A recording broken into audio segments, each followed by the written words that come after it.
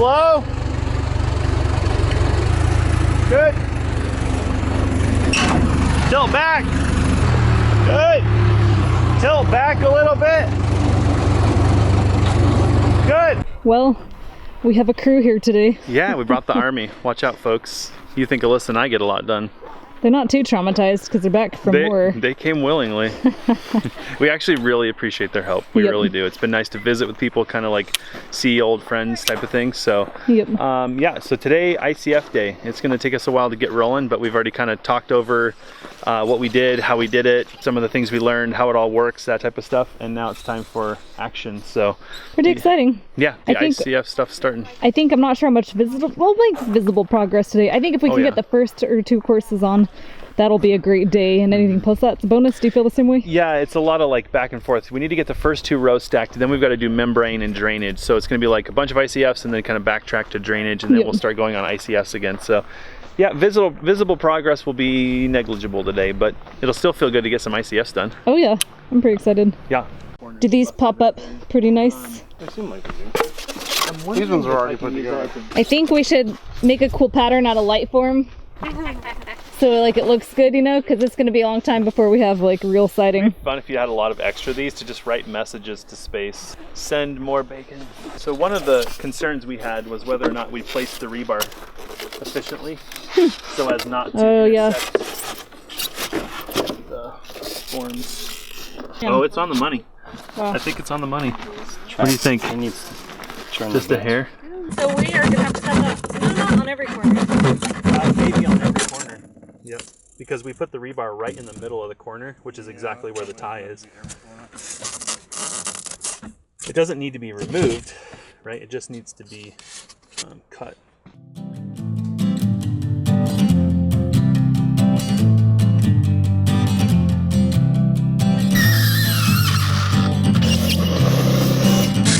Listen to that noise all day.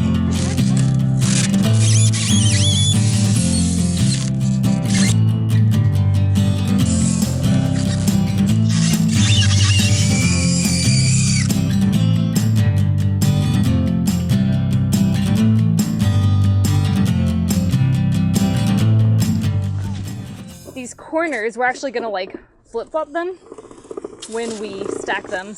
So we have the short corner here, but the next one we'll flip it upside down so that it's staggered. You're doing the 5-inch cut? Yes. Or ish? 5-ish. Is this a new block or one that we already cut off? We had to get a new block because the old one we used was like ½ an inch short, so we wanted it to be, I know.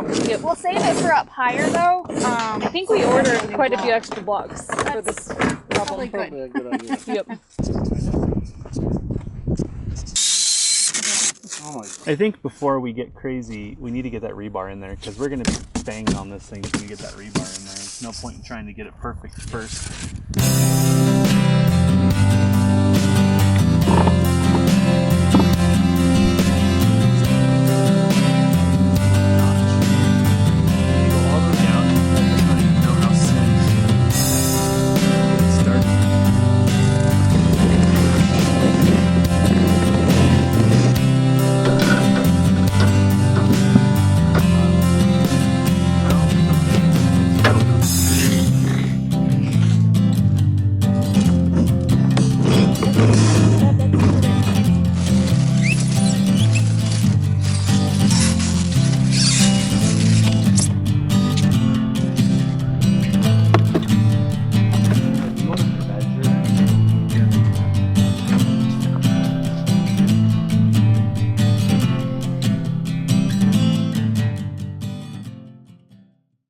Jesse's the project manager, which gets tough because Jesse's the only one here that really knows what he's doing.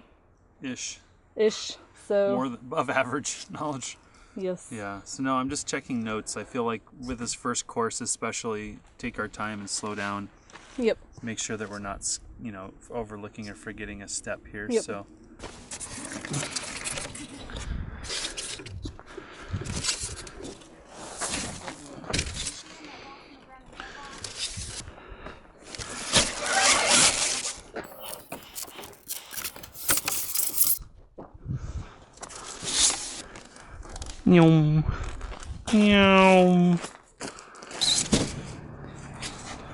That's a good one. Which means the whole building's going to be that way. So everything's going to be outside of our lines because it's four-sided. It's exactly the same. So Michelle was like, Jesse, the block's not on the line. And I'm like, how's that even possible? Like, it's exactly dead on. The lines are dead on. So after a bit of research, we finally concluded that the blocks are not exactly 4 feet. They're like 3/32 or a 16th over 4 feet. So as you stack, by the time you get to the other end, you're going to be over your line by a little bit. Not much, maybe half an inch, 3/4 of an inch. And there's no way that what controls that is these keys. In order for these blocks to sit on top of each other, they have to be the correct distance. So this is what happened when we tried to stack the wall. So we're having to push the walls out on each side roughly half an inch, expanding the square that our structure is built on so that all of our keys will fit. And that has to do with the block being ever so slightly too long, added up over the length of the wall. So we're going to be attaching all the blocks, and then we're going to be fudging on each side the distance. We'll split the overrun on each side of the wall so that the square remains square, but we can stack block.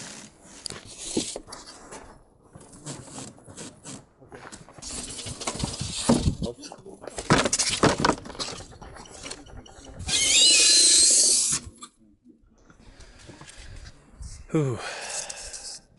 We just stuck the level on our forms for the first time. Mm-hmm. And in theory, if we did our work right, it should be level. And how does it look?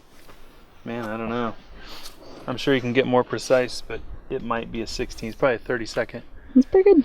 Not bad. Across a corner. That's usually a good sign. Working on the buttress on the back side, and we're trying to figure out how the T-block works to understand if we can just bend the rebar around the corner or if we need to do like cut and bent pieces. So I think I see how it just sits on the form. So this is your bottom block, top block. So that's gonna have to be cut. And the corners there, trimmed. And then this just sits over those. We're gonna go ahead and mark where our braces have been cut because we've done so many in the corner here. We think we're gonna wanna go back through and add our own bracing, maybe with wire or something, to reduce our chances of a blowout happening.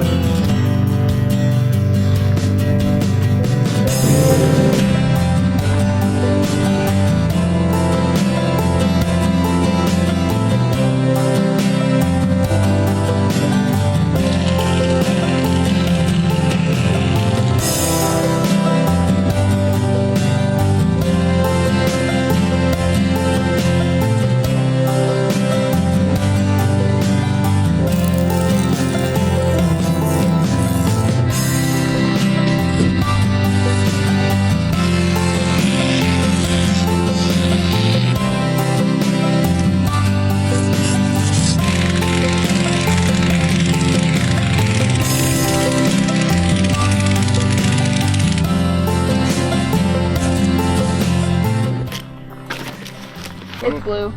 Is it blue? That's pretty sticky. Pretty sticky? So you're gonna pull the sticky paper off as you go. Yeah, that's, you're gonna try. That's gonna stick to it, yeah. Well.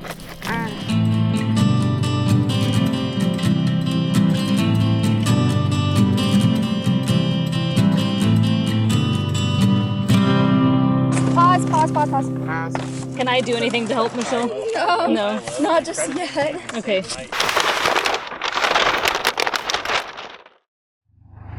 So it's a new day. Video tanked yesterday.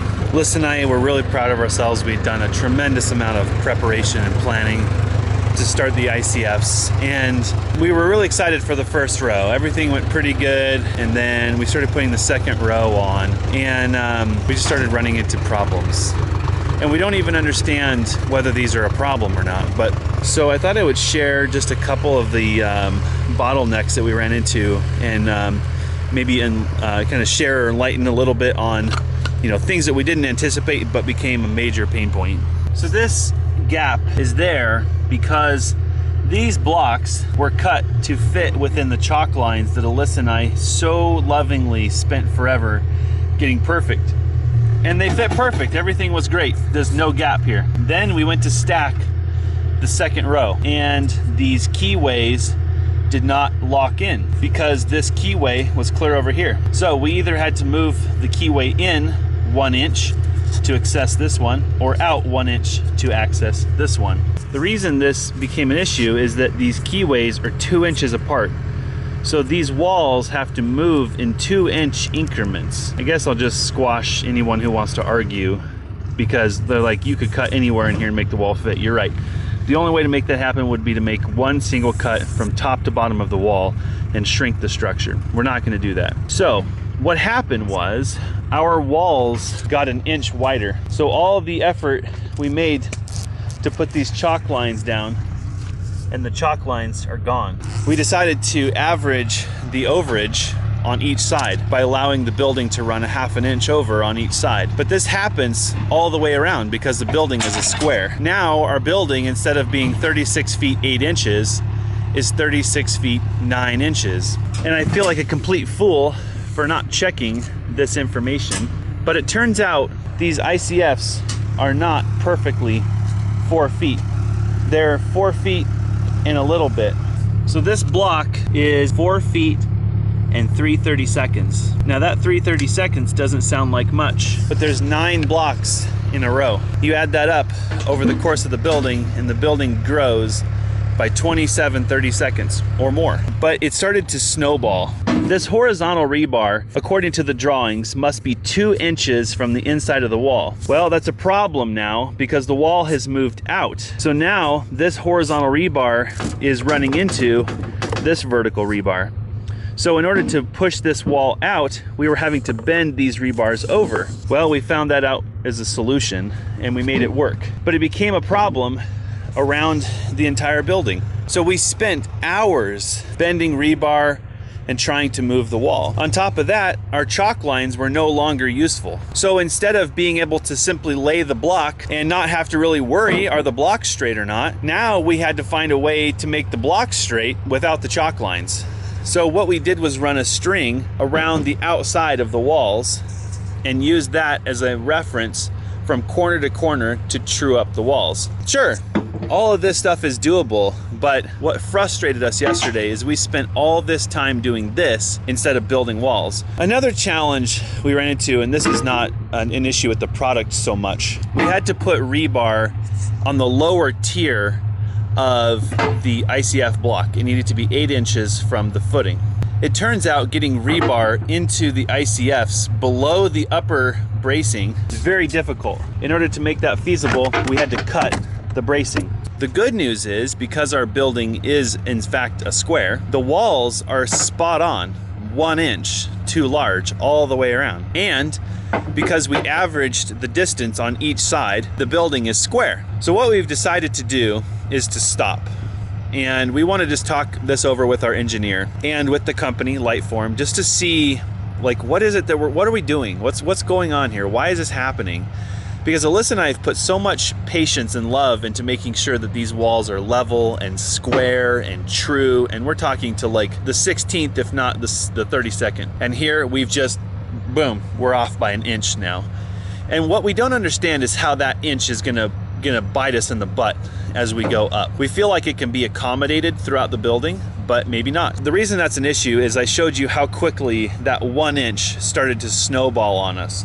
Pretty soon the rebars are running into each other, and other issues started to come up. So that's kind of where we decided to leave it.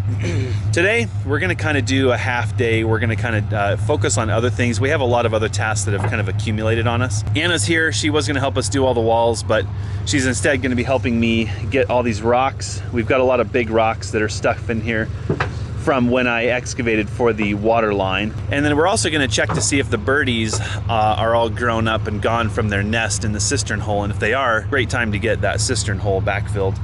So a little bit of a departure from what we were hoping to do, but we're gonna keep moving forward. Tomorrow's Monday morning, so we'll be able to hopefully get the engineer on the phone, as well as Lightform, and just kind of work through this problem and find out how big of a problem it is, if it's even a major problem at all, or if this is just par for the course. So we'll probably pick this task back up tomorrow. Otherwise, we'll try to get some other work done.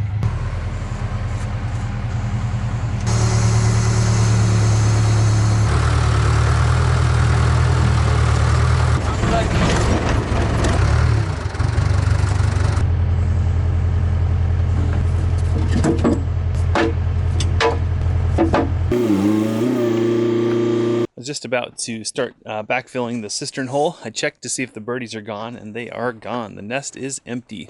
And then the engineer called, which surprised me, but I was extremely happy because it's a Sunday. The response went something like this: as frustrating as it is, where the product is not exact, is actually fairly common. Apparently this is also an issue with SIP panels, which are supposed to be 4x8, which is absolutely maddening and requires modification to make them fit on an otherwise precise structure. So the end conversation is that the building being 1 inch small or 1 inch large on the foundation will be okay. When we get up to the sill plates, we will correct the size to be exact. Again, I want to share something that my brother taught me. He used to take every board that he would get on a job site and measure them, and he would set aside boards that didn't match. Not every single board, but generally speaking, he would measure every single board. And he taught me, he said, these pieces of wood are never accurate. Never. They're always different. Even from one end of the board to the other, they're different. So he said, measure everything, because how can you possibly build something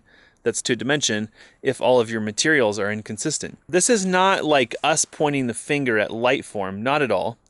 We do plan on talking to Lightform just to kind of inform them about our situation and talk to them and see what they think of it. But this is just a reality of materials. I'm glad this is happening to us early, because it really drills into my mind that when our doors show up, our underlayment shows up, our I-joists show up, everything that comes onto this construction site must be measured and checked for dimension. Spoiler alert, I just wanted to throw this in this video so there's no misunderstandings.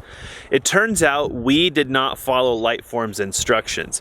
They're pretty doggone clear, but this guy researched far too many different companies who produce ICF, and they all do it differently.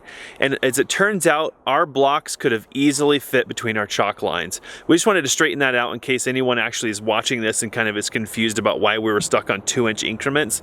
The only reason we thought that should work is because our building is actually in 2-inch increments, which very few buildings are. So it's an understandable mistake, but we wanted to clear that up. If we would have more carefully read the instructions, here there's going to be a center of wall common seam. So basically you stack your corners where the chalk lines are, and then you start stacking block to the middle of the wall.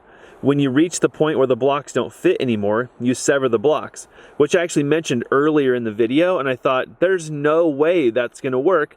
That would weaken the wall. But after talking to Lightform, of course, this is what they instruct you to do. So this was a major oversight on our part, and this one small mistake could have saved us a tremendous amount of time and effort. Ridiculous little scenarios like this are one of the reasons that we chose Lightform. We knew they had good customer service. They've been around for a long time. They have a great reputation, and we thought, we're owner builders. We're probably going to screw this up. It's really important that we have a company who will not just stand behind their product, but if we get stuck with something really stupid, they'll help us out. And thankfully, one quick phone call to them and got this sorted out. Casey was like, "You have a common seam, right?" And I'm like, yeah, no, we're good. It turns out we didn't have a common seam. I tried to explain it, and Casey's like, "I don't think you have a common seam, buddy." And I'm like, oh my gosh, no way. So customer service was a huge thing for owner builders, and we're thankful that we have that. Okay, now that that's clear, where were we? We do need to make a small adjustment to the buttress because of a slightly deviating line of number 6 dowels. we need to have 3 inches minimum here between the edge of the concrete and this dowel. And otherwise, we're back on track. Next, we're going to be installing the membrane on the back side from the step downs and all the way around. Yesterday, we started installing the membrane and had a bit of struggles. We'd been told that this stuff is stickier than snot and it's difficult to apply. So we learned a lot applying that piece, and we'll try to apply some of those lessons as we apply it to the back sides here. We've decided that the rest of the day, because we've got the go ahead to start working, but it's again hot today, we're gonna take a little bit of a break, a breather, this afternoon and come back and start over. But it sounds like from here on out, we got the go ahead to move on the drainage system, get the membrane installed, the drain tile, drain rock, filter fabric. So we'll check back in a little bit later and hopefully get this project moving again.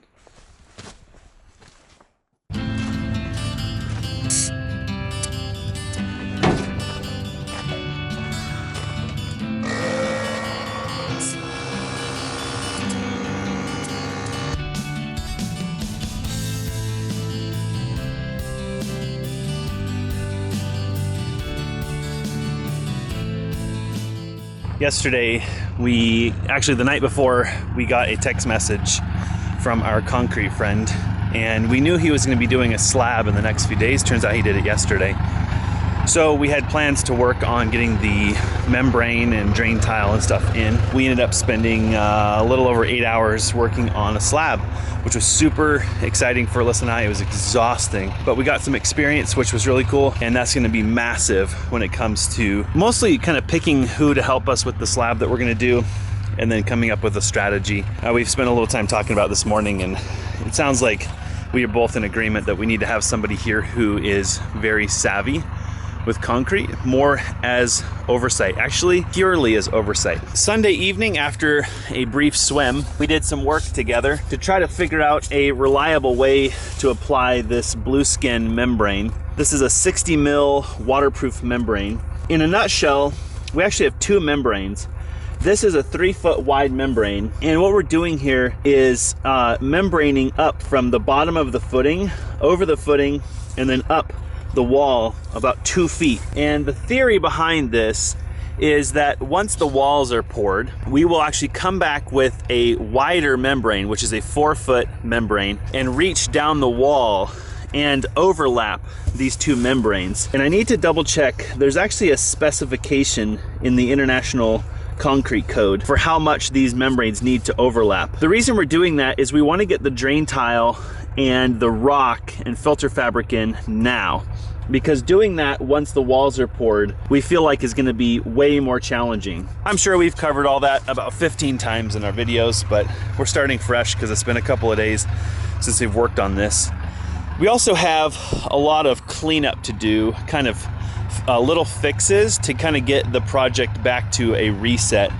I'm going to be working on this buttress. We need to move this buttress over 1 inch. I may do some measuring here to see if we can move it over 2 inches, because that would allow us to do a perfect chamfer here.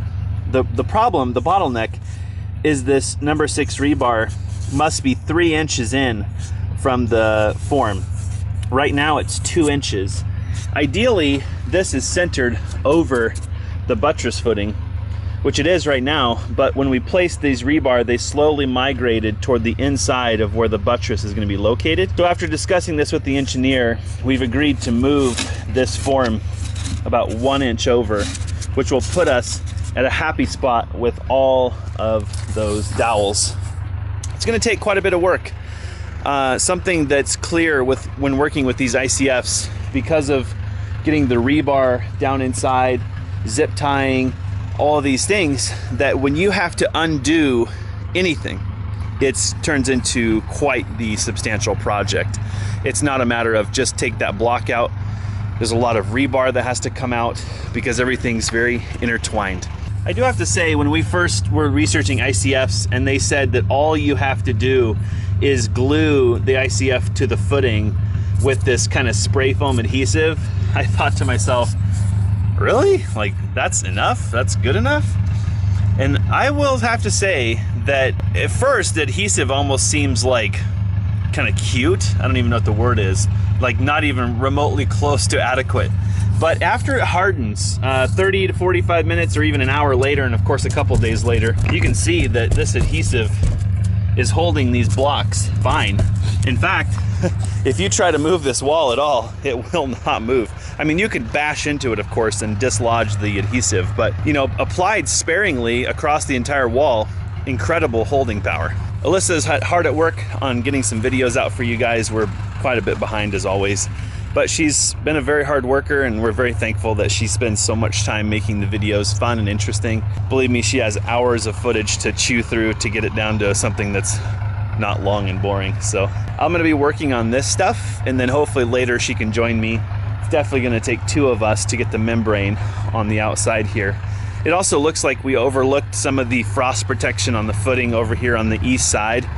It's really hard over here because the dirt is so powdery that getting the footing clean enough, long enough to get the foam to adhere out here is just a nightmare. It's like just pure silt. I forgot to mention, I knew this was gonna happen. We have been very fortunate / unfortunate that we've had long spell of dry weather. It's been very hot, we've been miserable, we whine about it in every single video, but it has been very conducive to getting this project done. Part of the reason we're pushing to get through the footing and the walls and the slab, I guess the concrete, is so that weather does not end up creating a problem for this project. And it looks like the next 2 to 3 days we have thunderstorms in the forecast. There's no clouds, and the weather says the chance of precipitation is none, but we all know what thunderstorms mean. They could mean torrential downpours in a very isolated area. So we're back under the gun. We do have some family that's coming into town, which is lovely. We love visitors. It's always hard to take breaks and enjoy life. We're not really sure what that balance is, or if there even is one. I mean, at this point, the balance is getting the house dried in before winter. We also have some wonderful friends that we really appreciate. They've been very, very helpful. They're camping this weekend. They've invited us to join them, take a break from the heat, and just spend a little time dipping our toes in the water. I think we're gonna take them up on that offer, but between now and then, go time.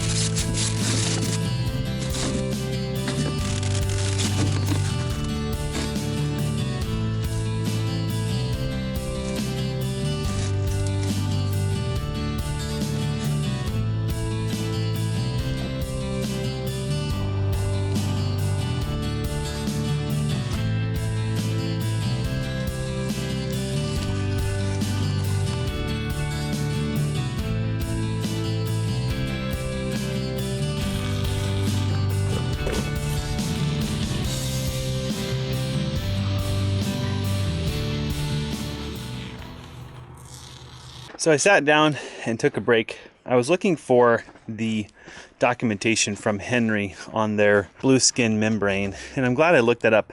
Found some super helpful information. And then I had an idea. I'll get back to the membrane in a second. This in-wall bracing, which is these ladder looking pieces of metal, they slide down into the ICF once the wall's built. Their job is to true up the wall. So instead of kind of having this jog, jog, jog, jog as you assemble blocks, they straighten the wall out. Well, this block, or this support or brace, wouldn't go in. Everything's too tight. And it perplexed me, kind of irritated me. I was a little frustrated because on top of all the other million problems we've been having, now our in-wall bracing doesn't fit. So I measured the block, and the block's about 7 3/4 on the inside, which doesn't make sense because it's supposed to be a true 8-inch block. So the gap inside is supposed to be 8 inches, and our in-wall bracing is about 8 1/8. So it should fit, but it should fit snug, which is what it's supposed to do to create proper spacing. Well, I had all of our workshop attendees go through and zip tie each block to the block next to it and the block below it. And they quickly figured out that if you zip tied them too tight, you'd end up pulling on these internal ties. And the net result is that the wall starts to collapse on itself like this. Turns out all that zip tying, I haven't quite tested this yet, but is what was keeping this in-wall bracing from fitting. So I've just spent about an hour undoing your work, guys. Sorry, I think you are supposed to zip tie blocks, but the order in which you do these tasks is so important. It looks like we need to put the in-wall bracing in first, which creates the trueness and squareness and everything. Then you can zip tie, because you can't zip tie too tight once the in-wall bracing is in. I need to reread Lightform's documentation because I felt like I've really combed this stuff over very carefully and I've tried to really make a solid workflow. But so far we've run into several problems where we're doing the right things, but we're doing them in the wrong order. And in the end, we keep going backwards, having to fix mistakes. Well, this is looking nice and dry and clean down here, so I think I'll go ahead and get that foam installed.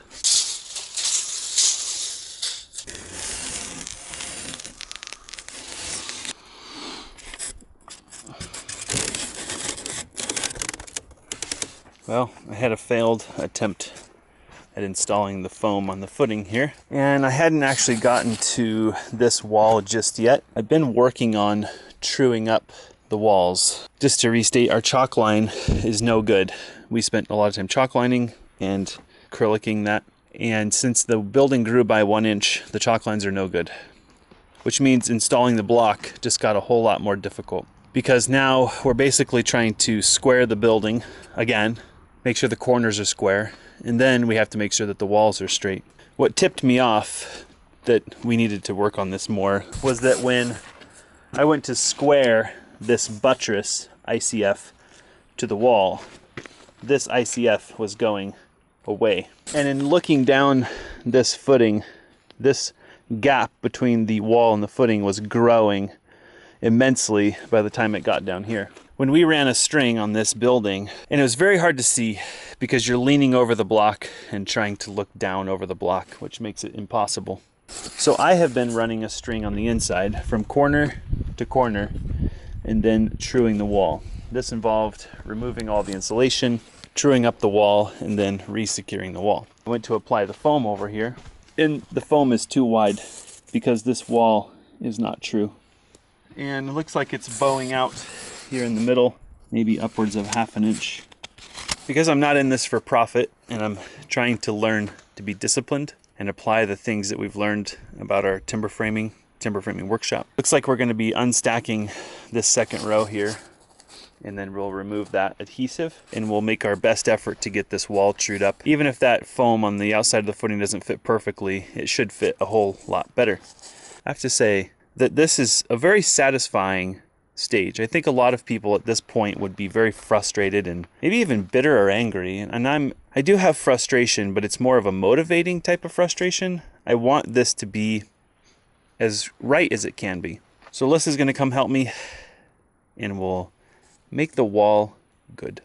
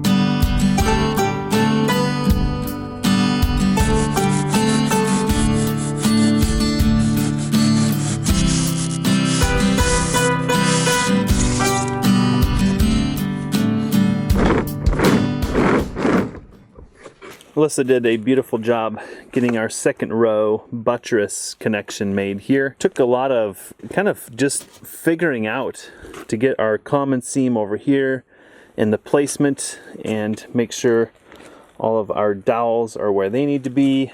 And then we inserted our rebar, got all of our bends made, and we've got most all of the second row stacked. The reason we needed 2 rows again is to install the membrane. The membrane is going to start somewhere around here on the back side of the block and go down the face onto the footing. We learned a couple things about the in-wall bracing, and I was right. I took all of these horizontal zip ties off that were doing this, and I'll be darned if the in-wall bracing fits. So definitely learning a lot about process. And then I got all this in-wall bracing in, real proud of myself, and realized I forgot to put the rebar in. Our plan calls for rebar at 8 inches and then at a 1/4 and 1/2 and 3/4 the height of the wall and the top of the wall. Our frost wall, which is here, is not actually in our plan. It's an as-built. So we're going to change the rebar schedule just a little bit and double up on the rebar here. So we'll actually be starting our 1/4 of the height wall rebar on this row, which means that there's going to be some extra rebar there. No biggie deal. So before Alyssa and I do the membrane, I'm going to work on getting the rebar and the wall bracing in here, which is going to make this wall a lot more rigid so that when we're monkeying around on it, it doesn't move and wiggle too much.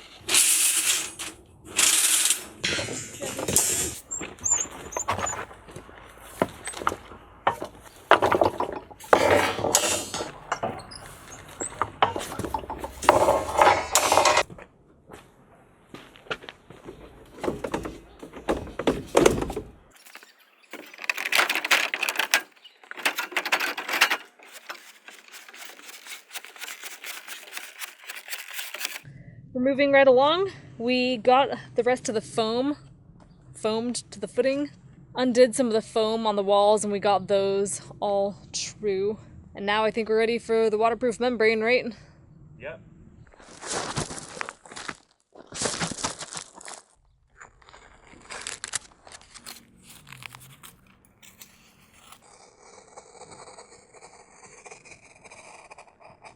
Yesterday we figured out a technique that worked pretty well. We're going to try it again, where we pre-cut a strip that was 4 inches. Alyssa already did that.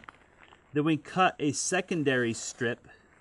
Basically, we pull the membrane back over the wall and remove the secondary strip, which is cut to the height of the footing. And then we adhere that while the paper remains on the very bottom.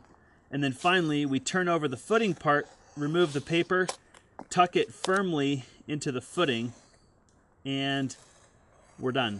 Worked pretty good yesterday.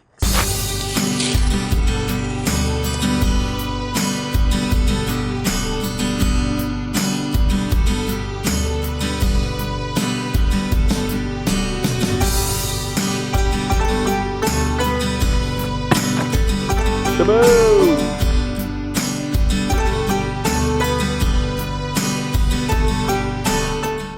Bugaboo. Okay, go for a ride. Okay, come on. Bugaboo, are you riding on a magic membrane? Hey. Look at him, he doesn't even care. This is the last exit. The last good exit. There's no on-ramps after this, Bugaboo. Pretty big rock, Bugaboo.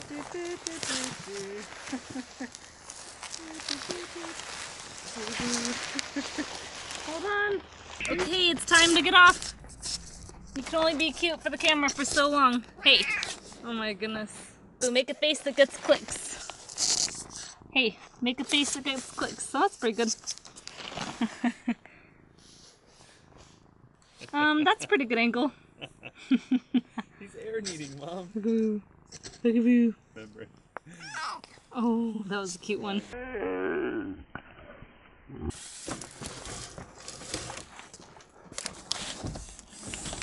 Good. Or you tell me when you're good. Booyah! I think that worked really well, do you? Yeah.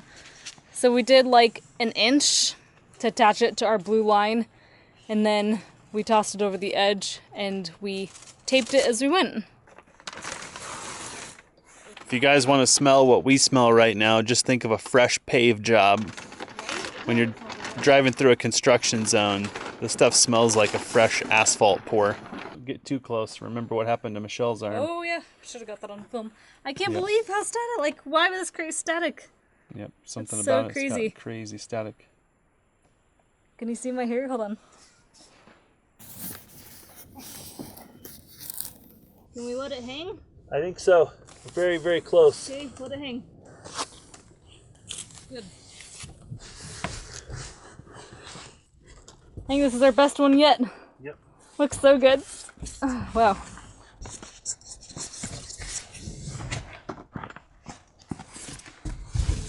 Pretty good. Well, it's nothing to write home about, but Alyssa's methods work. So we can keep going on membrane. There's a very slim chance we'll get this done tonight. So we need to do a little bit of cleaning on the footing over here. And then dig out a little bit of dirt that's fallen in, or I think it got pushed in. Alyssa's gonna troop her on and cut another membrane, I think. Should we stop? What do you think? How hungry are you? Starving, Marvin? I'm hungry, but I don't know, it'd be really nice to be done. Like we're getting behind and there's thunderstorms in the forecast. That's kind of why we're worried now. Yeah. Yeah. The membrane's definitely a big fish. And we're moving pretty good right now, whatever that means. We also lost the productivity of pretty much the entire weekend, so. And a whole day today, backtracking. That's why we're behind schedule, which there isn't even a schedule. We're just behind on a schedule that we don't even have.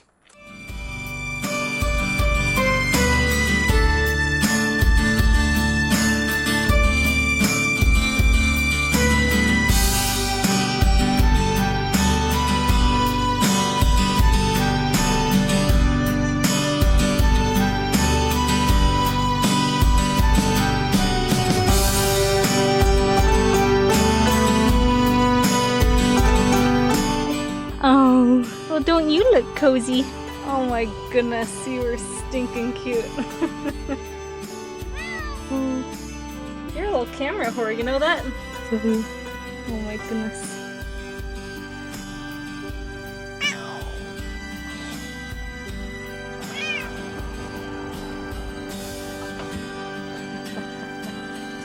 Let's move. I have to go back to work. Back to work.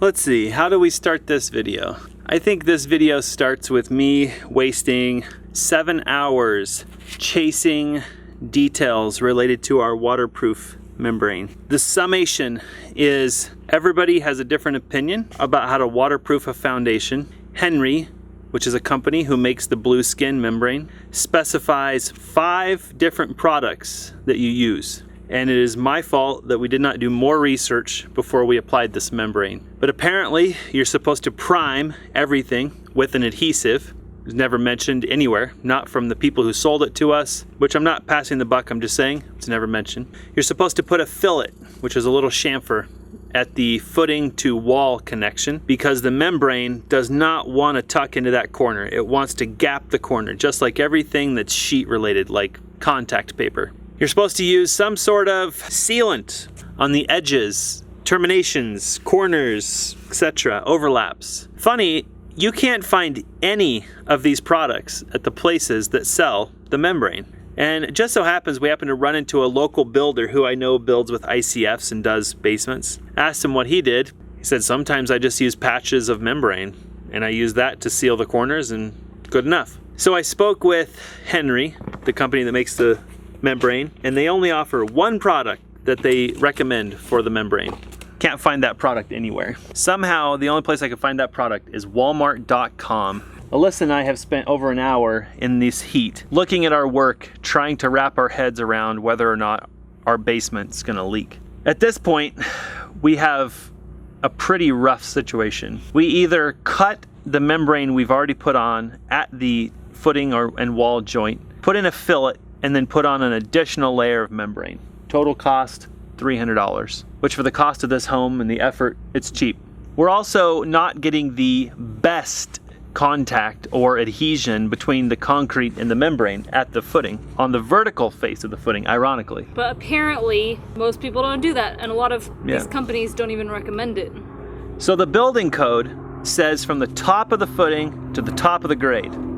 Fine. Henry says you should go down the footing 4 inches on the vertical surface. So basically, there's about 1 million different opinions on how one should wrap one's foundation. All I care is it gonna leak? So Alyssa and I have been scratching our heads, making phone calls, and trying to find the answer. We don't know that there is an answer. It's more a matter of what you decide is good for you.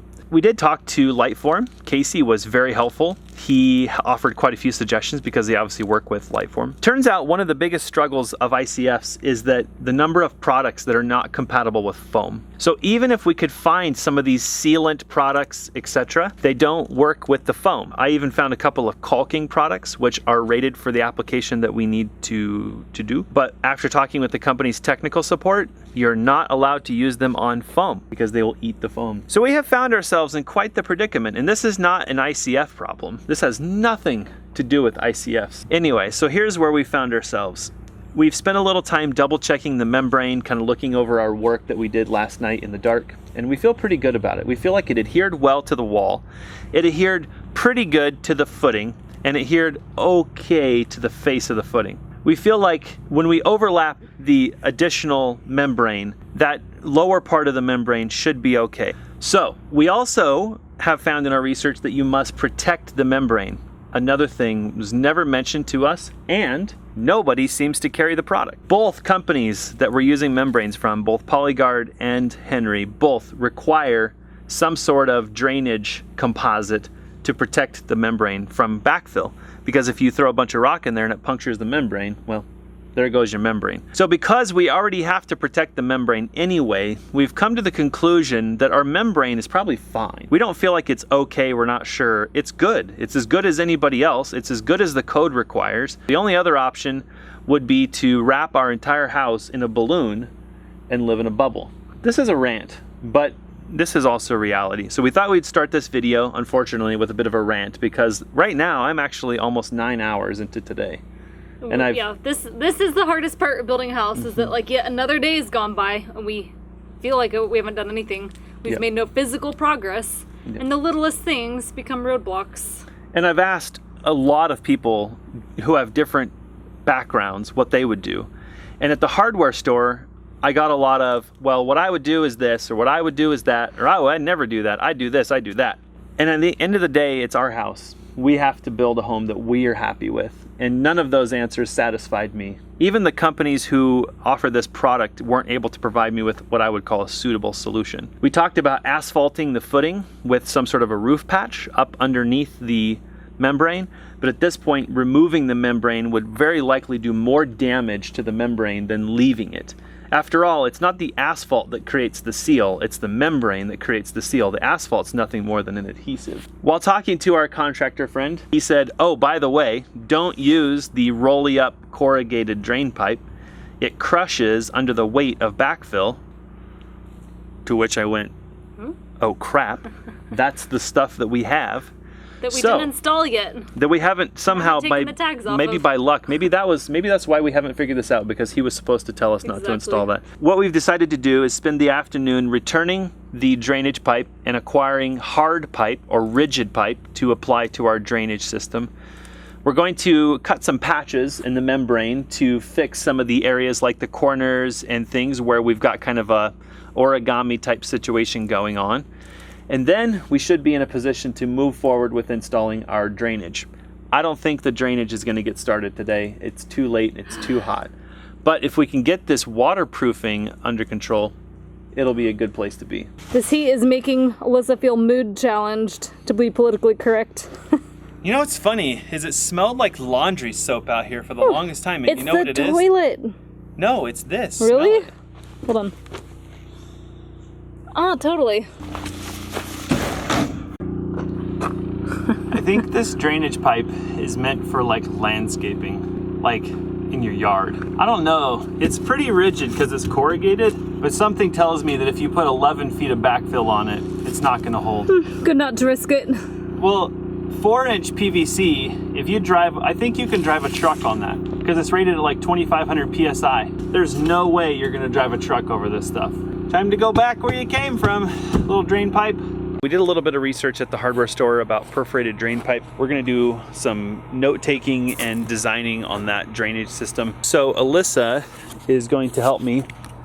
She's gonna be working on getting these membranes fixed in this corner. This membrane was so gapped right here that this is what a relief cut looks like. So she's gonna be creating a new membrane that comes down here, and then a membrane that comes across each side, basically healing this entire corner. And then we've got a couple other corners that need to be done also. At that point, we'll kind of reassess. We may be ready to put in our filter fabric and some drain rock in preparation for our drain pipe tomorrow. In this corner, I'm gonna do what you recommended, which is apply these lower patches first. Yep. So this patch is going to hug and lap over here, rolls down.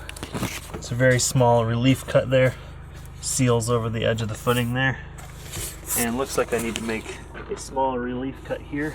Tuck this over the edge of the footing, and then this will seal over that. That's beautiful. I'm tempted to do one coming the other way. I don't think it's necessary. But I feel like, yeah, I feel like if I put this corner piece on now, it'll have 6 inches of overlap on each side. So let's try that.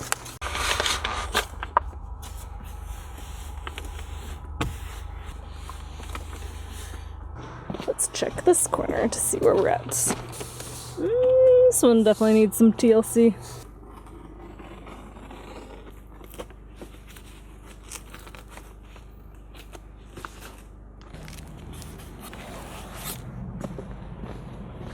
There you go.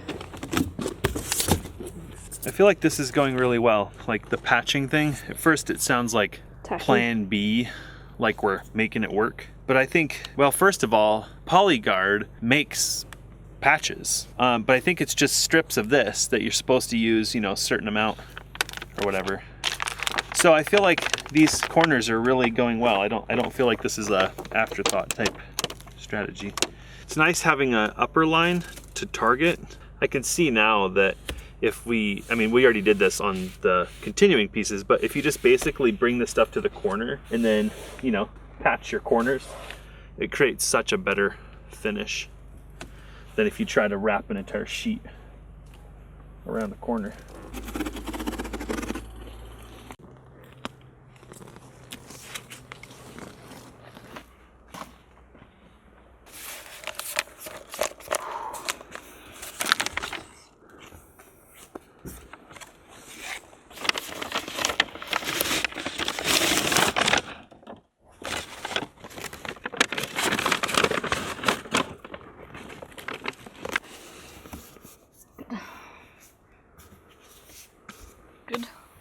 We think we're about ready to go ahead and lay our filter fabric and our drain tile, except since we don't have the pipe we're gonna use, we have to probably gonna price shop a little bit, see where we can get that tomorrow, and we really don't see any benefit to laying the filter fabric tonight. I don't know, it's a lot of work when we can't do the rest of the stuff, and what if it blows away?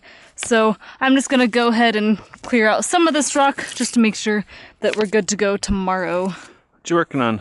Zip tying the second row to the first row. Oh, nice. Vertically. Yep. We need to put an angled piece of rebar in the top of this row. And then we'll put another piece of rebar in this row.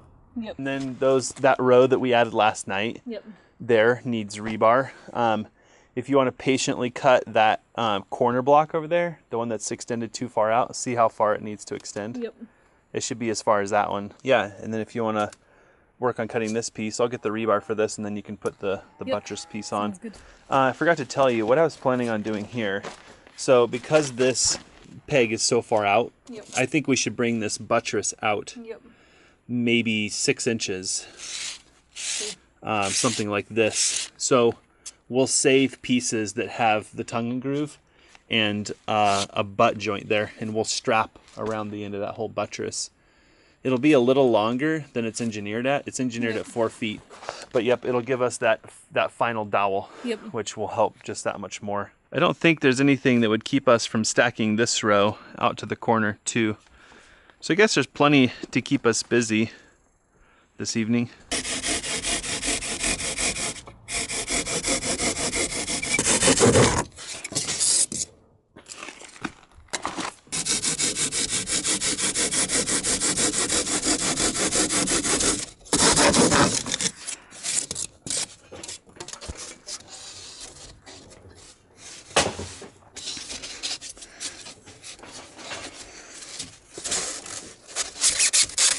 There we go.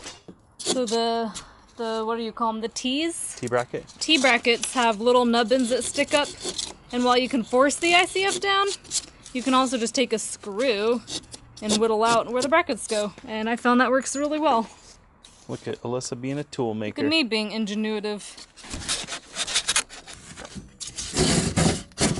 And you pull up gently on that end there.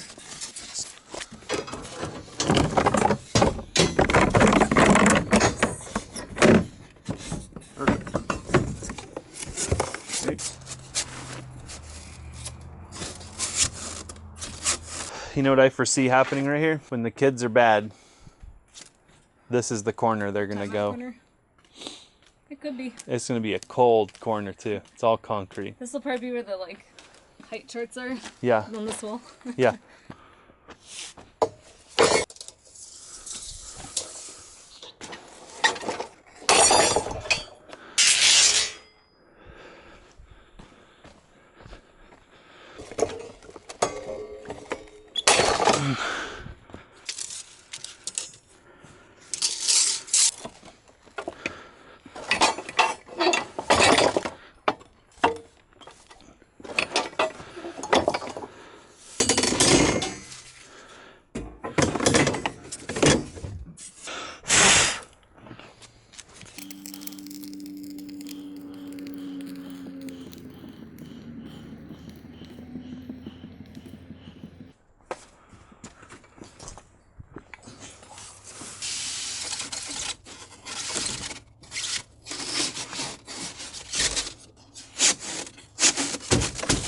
Is it dinner time yet?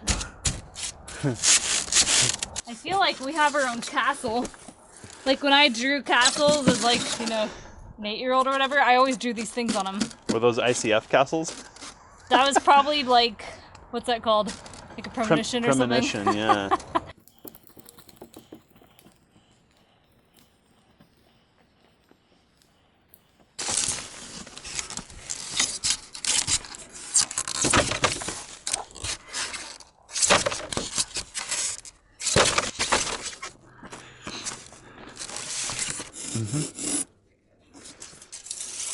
There should be a line there. Oh, there is. Good.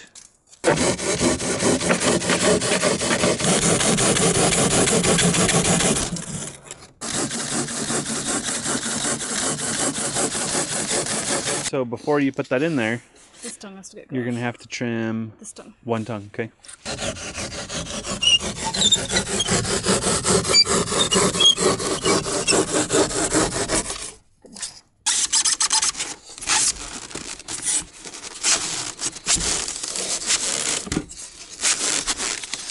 How's she looking? It's amazing once you get a little system down in your head how smooth this goes.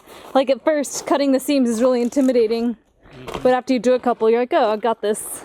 Yeah. I think it looks good. Hold on. What's up? You want to come into my foam house? It's super strong. It's made of strong stuff. Well, somehow, after a long day of seemingly low productivity, Alyssa and I have managed to put out 3 solid hours. Really? That much? Yeah, it's about 8:30. You wrapping up over here? You got a few more to go? I think so. This one I don't think we don't want to tie that down yet, but everything else is tied, so. All right. Tomorrow we're good to make progress. Good job. So row 2 in the back and row 3 on the step downs. Yep. It's pretty much good. Complete. Starting to take shape. What's really sad is that now we're gonna have to start building the bracing. And we're gonna slow right back down. That's probably true. So apparently it takes forever to get through the first 2 rows. You have 1 row where you're like, look at us go. Exactly. We're rocking, and it's like, never mind, slow back down. Yep. I'm excited though. Yeah. I'm excited as long as we're making forward progress. So now it's getting too dark to work. So what do? Get on our phones. It's time for research, because research can be done in the wee hours, the twilight hours. Yep. So we've got to cost out some of the drain pipe for tomorrow and get a plan in place for that, because that will be the bottleneck tomorrow. It's what's keeping us from stacking more block. We can't Hopefully go. we can pick that up around 8 a.m. or something. Yeah, or as soon as we can call and get a cost. Yep. Because we have to go back through this, we've had a few costs that were not budgeted, and it's starting to add up. So I'm becoming more price sensitive. So we'll do some internet research tonight to try to narrow down the big box stores, and then we'll call locals tomorrow, try to get some costs, and hopefully we can get drain pipe in the morning. Yeah, that'd be really awesome. And we're thinking about trying to put in a good day's work tomorrow. Yep. We've got some good friends who are camping this weekend. Those dirty dogs. I know. Why do they got it? Why do people got to go camping when we're building a house? And they're going somewhere beautiful. Yeah, they're going somewhere really nice and relaxing and cool, not hot, not dusty. And there's water. And there's water and friendly people and food. All right, back to research.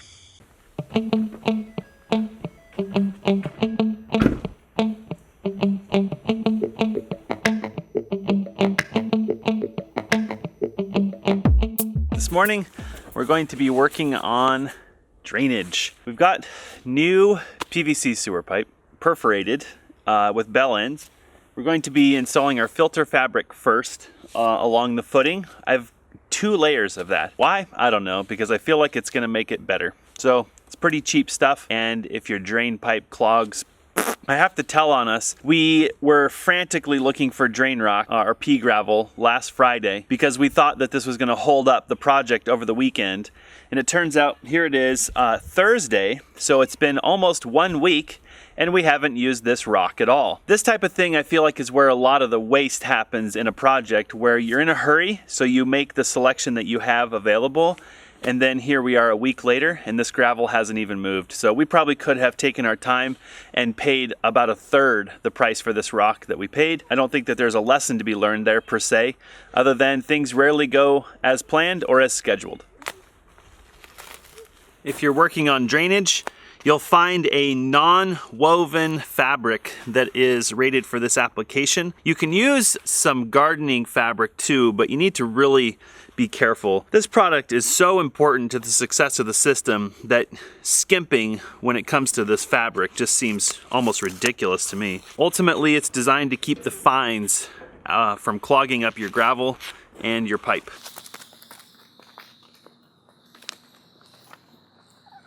A lot of these membrane companies specify to put some sort of foam or bubble wrap over the membrane so that you don't puncture it when backfilling. So drainage composite, which is another product that you buy from them to cover their product with more of their product. Exactly. And it has filter fabric on it. It's basically bubble wrap with filter fabric, and it's supposed to help the water move down. So it sounds to me like another membrane. In the end, all you're trying to do is protect the membrane during backfill. And we're gonna use foam. Well, we have lots of extra foam that came with the ICF. This is all packaging, right? So they put it in with to protect them.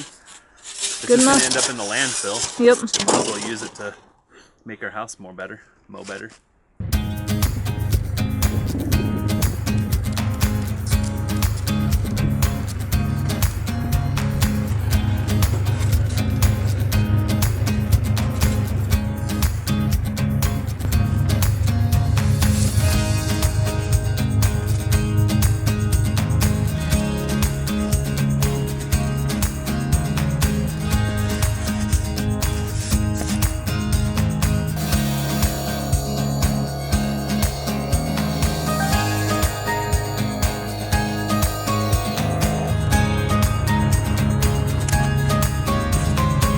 Where do you want these?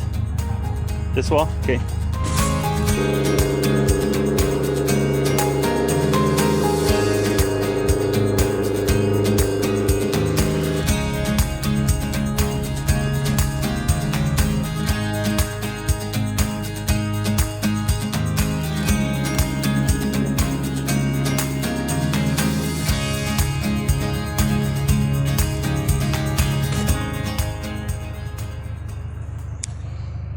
we're trying to create some sort of cradle with this filter fabric. So what I'm doing, this is pretty pathetic, but we're just kind of attaching it up here loosely with rock. Once we lay the pipe in there and then all the rock, it's okay to kind of fold this over. I don't know.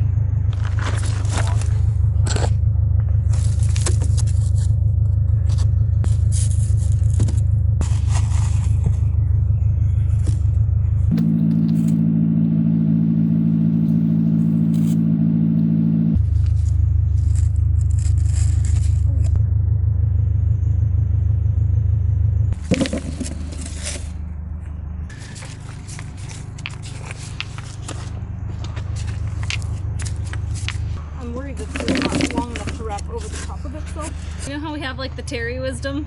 Yeah. I think we should have an Alyssa ingenuity. We should have an Alyssa. So rare. Well, I would say it's rare. It just doesn't find its way onto camera. I had Jesse build me a rock platter. Yeah. So we're using rocks to hold the fabric to the top of the foam. And believe it or not, when you need rocks, you can't find any. Yeah, we got rid of them all. So I can't really move to go to the rock pile on this side of the wall. Yeah. So I had Jesse bring the rocks to me. So as I move down, it's patented. Here's Alyssa trying to be ambidextrous. Sooner or later, those roots were gonna get trimmed. Sorry, roots. Oh my gosh, my hair and my shirt thank me. They look like really healthy roots, but they're in the way. Cross sawing. This is a new technique. Jesse said I can come out of the trench now.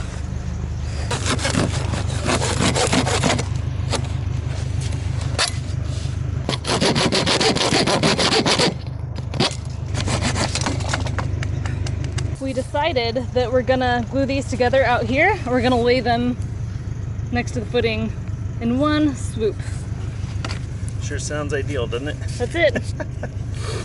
So yeah, we the contractor that we ran into locally yesterday highly recommended we do not use the slotted corrugated perforated pipe because in backfill applications like this, heavy, highly likely that the pipe will crush under pressure. So we decided to return that yesterday, and I spent the morning this morning calling around and getting the best price on this perforated PVC sewer pipe. This is the same pipe that you would use for a drain field on a septic. It has two holes drilled in it. And so when we glue this pipe, these holes need to be oriented exactly the same.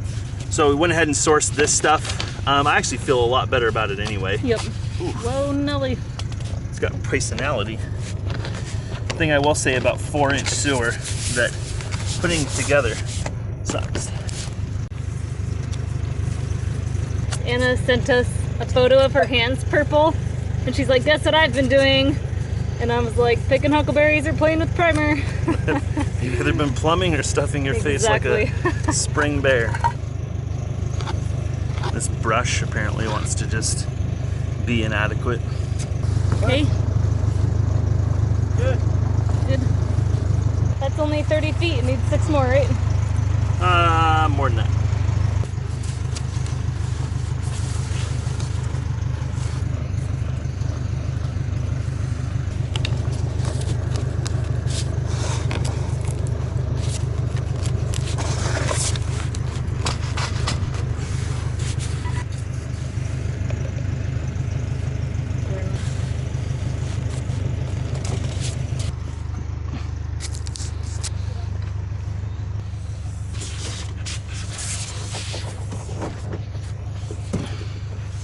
Okay. You gotta pull yours to the corner. Okay, hold on. Okay, you good? Okay.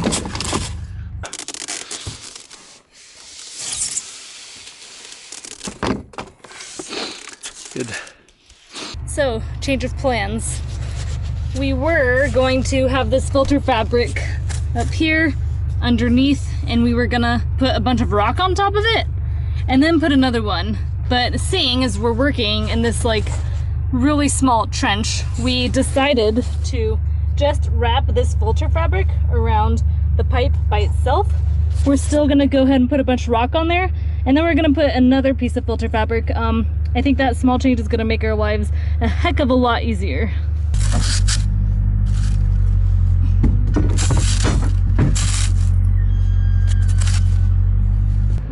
check out our drainage slug.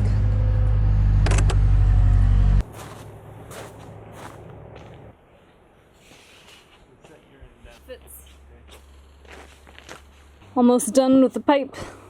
Yeah, let's just say it's a good thing we had about half a dozen couplers laying around. When you're working with rigid pipe, an inch matters. And orientation matters on the drain pipe, which we managed to turn the wrong way. I think that's part of just working in the heat for us, is just like clarity of mind just gets away from you.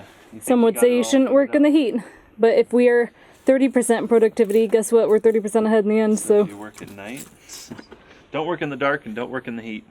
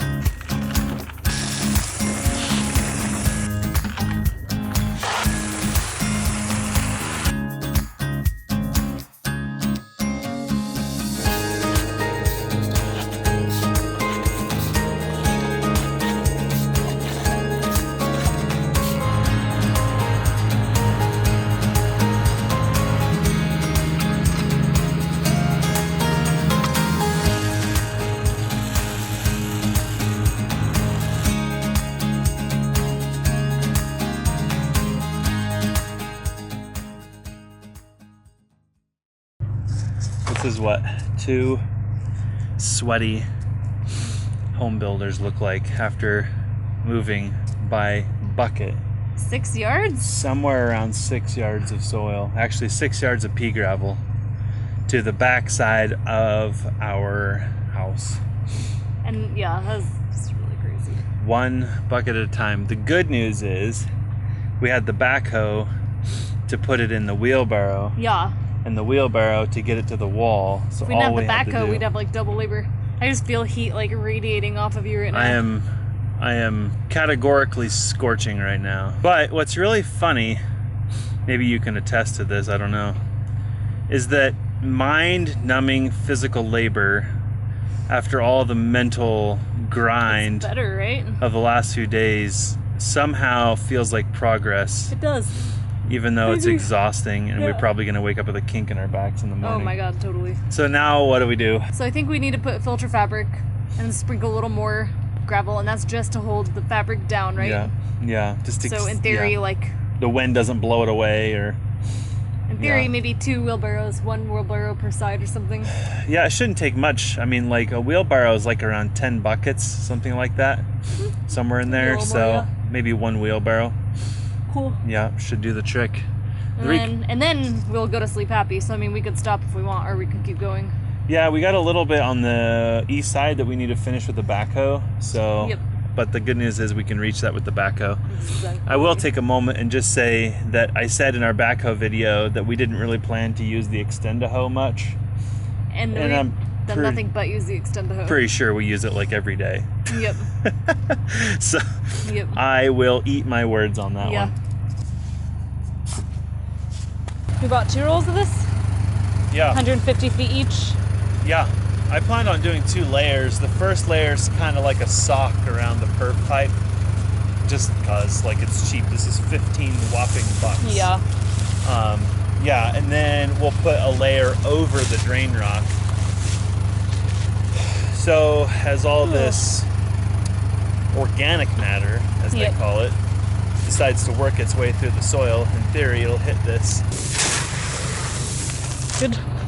Oh, gotta go on this way. Oh, we need to sprinkle, right? Oh, you're right, okay.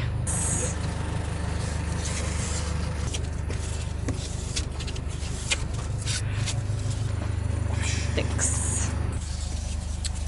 Whoops. There.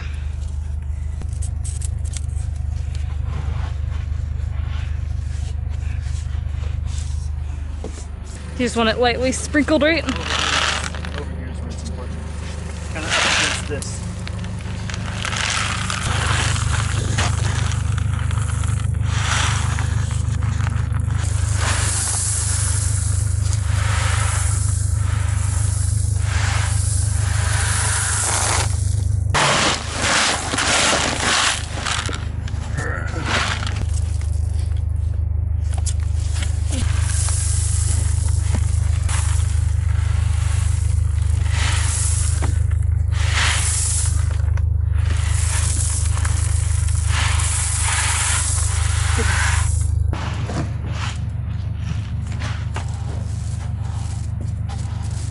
Last one.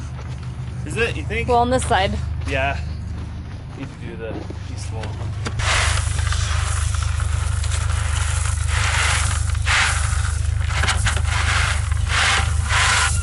So the answer is a full wheelbarrow full. Yeah, for one side, huh? Yep.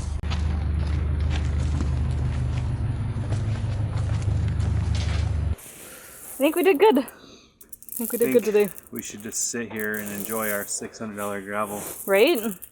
Just think about. I love when kids come by like they can't help but play in it. Yeah. Yep. It's like a big adult sandbox. Yeah. Yeah. So we'll be back at it tomorrow, so no need to give too much of a summary. Well, but I wouldn't promise too much because friends be camping, right. yo, and tomorrow will be Friday, you dog. You're right. So our goal was we might work in the morning and wrap this up. Yep. If we can get the water, the drainage done, that will Like be completely. huge. Yeah. Yep. So And then back to flood, ICFs. Yeah. And quickly, we're gonna need to work on bracing. So Yep. So that'll be now the we next have to hurdle. figure that out. Yeah. Good job today. You too. And we forgot to mention there was a small smoothie break in there somewhere. Yes. Neighbor, friend. Julie She doesn't knows. watch her videos. But Julie, Steve does. if she ever watched our videos, she would know that we said thank you on camera. Smoothie was freaking incredible. All right, good job today. Backhoe served us well. It's out of gas, which is a great time to stop. We're out of gas, which is a great time to stop. And we're ahead, which is a great time to stop. Exactly, yeah. Stop while you're ahead. See, we've learned something. I think the pipe went good. We made some mistakes on our cuts. We learned a lot from backfilling with the wheelbarrow of like everything else. By the time we got done, I think we were finally getting pretty good we at had a it. pretty good flow. Shower's preheated, so I'm gonna go shower. All right, see you tomorrow.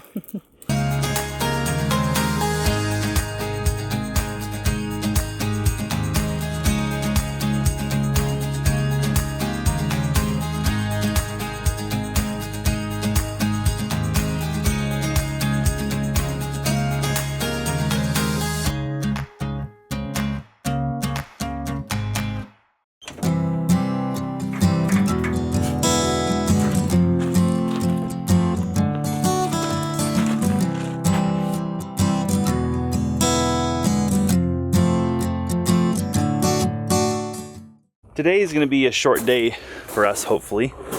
We weren't quite able to finish the drainage last night, so I've got a little bit of work to do on that. Looks pretty good over here. So we got all the cloth and the gravel on this side. The back is done, the north side, and we stopped over here where the wheelbarrow was no longer necessary. So I need to use the backhoe and drop a little gravel in here, and we conveniently had the dump truck put a pile of gravel here as well as over there.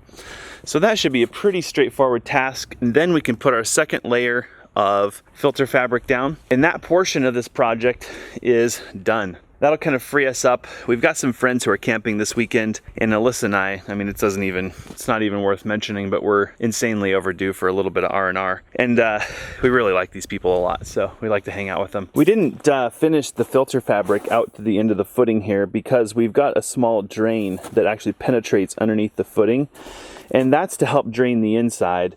We won't be putting the inside drainage in until we're done pouring the walls. It'll go along the footings here, but our bracing for the ICFs will need to sit on the ground there. So if we were to put that in now, they would conflict with each other.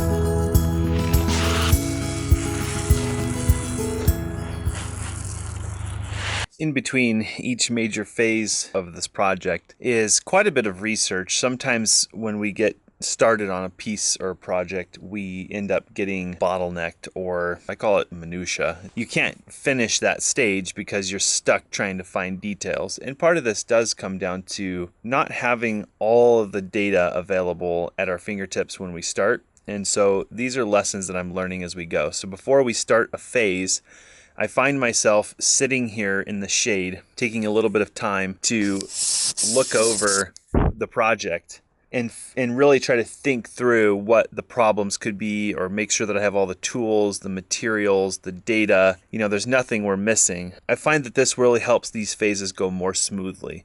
When you kind of jump in and just start going, which we've done a little bit of that, like with the membrane, we were delusioned into thinking we could just jump in. Well, we ended up backtracking by like 3 or 4 days before we decided to move forward. So I'm going to sit down and look over the plans, look over my notes, and kind of think about where we are with the ICF portion, and make sure there's nothing here that I'm overlooking or forgetting.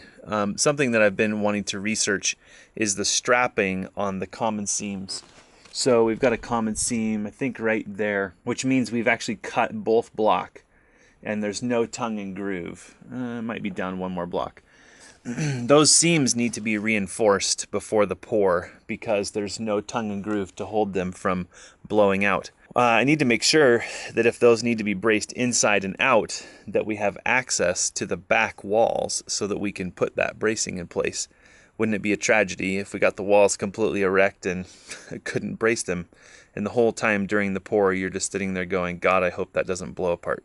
One of the things that we've learned with this project is that it's not necessarily the steps that are involved, it's the order or sequence of steps. So what I'm processing right now is how to get the zonts, these braces, attached to the ICFs. I think that instead of trying to stack the ICF and then install the Zont, it may be easier to install the Zont on the ground and then stack the ICF, because the instructions say to thread or poke a hole in the side of the ICF and wrap either a zip tie or 16 gauge wire around the in-wall bracing and around the cross ties inside the wall. And that's what you secure the vertical braces to the ICF with. This Zont and Zuckel's bracing system is a little different than the vertical bracing systems that a lot of companies typically use. So we kind of have to invent or somewhat figure out a way for this to work for us. So I'm kind of just processing this and thinking of a way to make it easier, because if we try to attach this cam lock onto the wall, once the ICF is on, you're going to need a ladder and to climb up onto the top of the block and reach in to make the wire contact. This is one of those order or sequence of events things that I think if we do it right, won't be too bad. And if we do it wrong, it'll end up being a tremendous amount of work. So after thinking about it for a minute, I realized that the wall basically has to be assembled before you can even start installing these braces. According to the instructions, we need to poke a wire through the wall, wrap it around this in-wall bracing and these cross ties, and I'm going to assume the rebar too, because that's what's, part of the structure of the wall. Poke it back through the wall and have these kind of pigtails sticking out. We'll put our brace across here and then wire tie that to the wall, which means we can both push and pull on the wall. You're not supposed to pull. That's not what you want to do. At the worst, you want to push. But that's according to the instructions. The reality is if your wall's bowed out, you're going to have to find a way to bring it back to true. So I'm realizing that while I'd love to install these cam locks on the ground and then attach the block, the wire tie portion going through here is going to have to be done after the rebar is in and after the in-wall bracing is in. And of course, that all can't be done until the wall is built.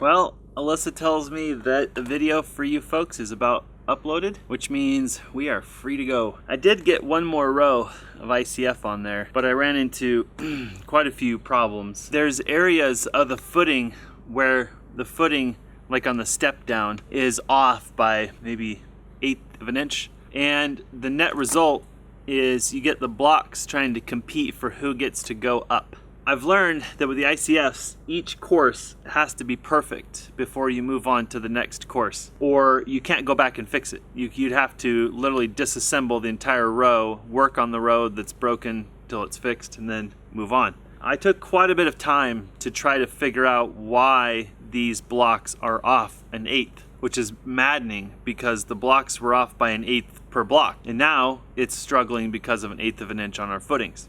And I suppose this is just par for the course. So I'm going to be taking it a little slower from now on with these upper rows of block, because those small inconsistencies are going to begin to magnify.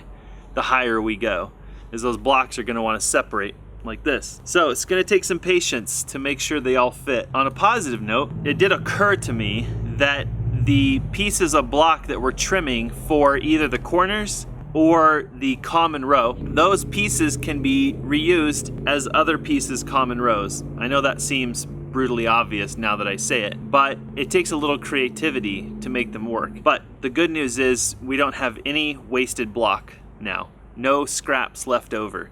So hopefully we can continue that trend. And I actually need to do an inventory. At this stage of the project, we're at a very specific stopping point. So I need to take inventory and make sure that we do have sufficient materials to finish the job. Lightform did make sure we had a few extra blocks, and we haven't made any miscuts. We've made a couple of cuts that we weren't happy about, but we decided to just move those to the top of the wall. So they're still okay, but maybe they're not ideal for the bottom 2 rows.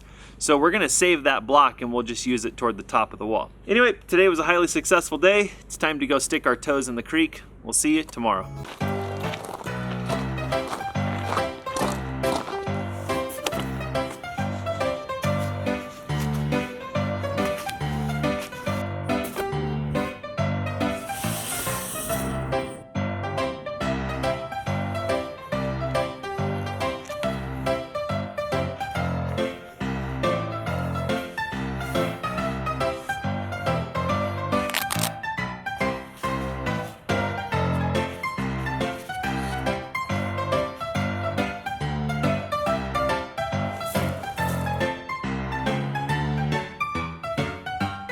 Can you wash this?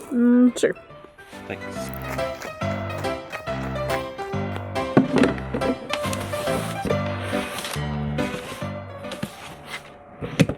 What would you say if I told you that 2 redonkulously large mushrooms popped up in our home site last night? Really? Not even kidding.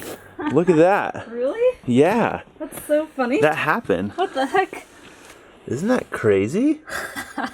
They like grew overnight. Yeah, they came out of nowhere. Those weren't there yesterday. Wow. We need to put like a night time lapse out here and keep an eye on what's going on. Yeah. Are they edible? I don't think Maybe they're morels. I don't think so. They don't look like morels. Should we leave them? I would. What do you think? Just leave them. So we got a little R&R in last night, spent a little time with some good friends by the creek, had a few beverages and talked about building stuff. Turns out we're not the only one building stuff and having a lot of setbacks.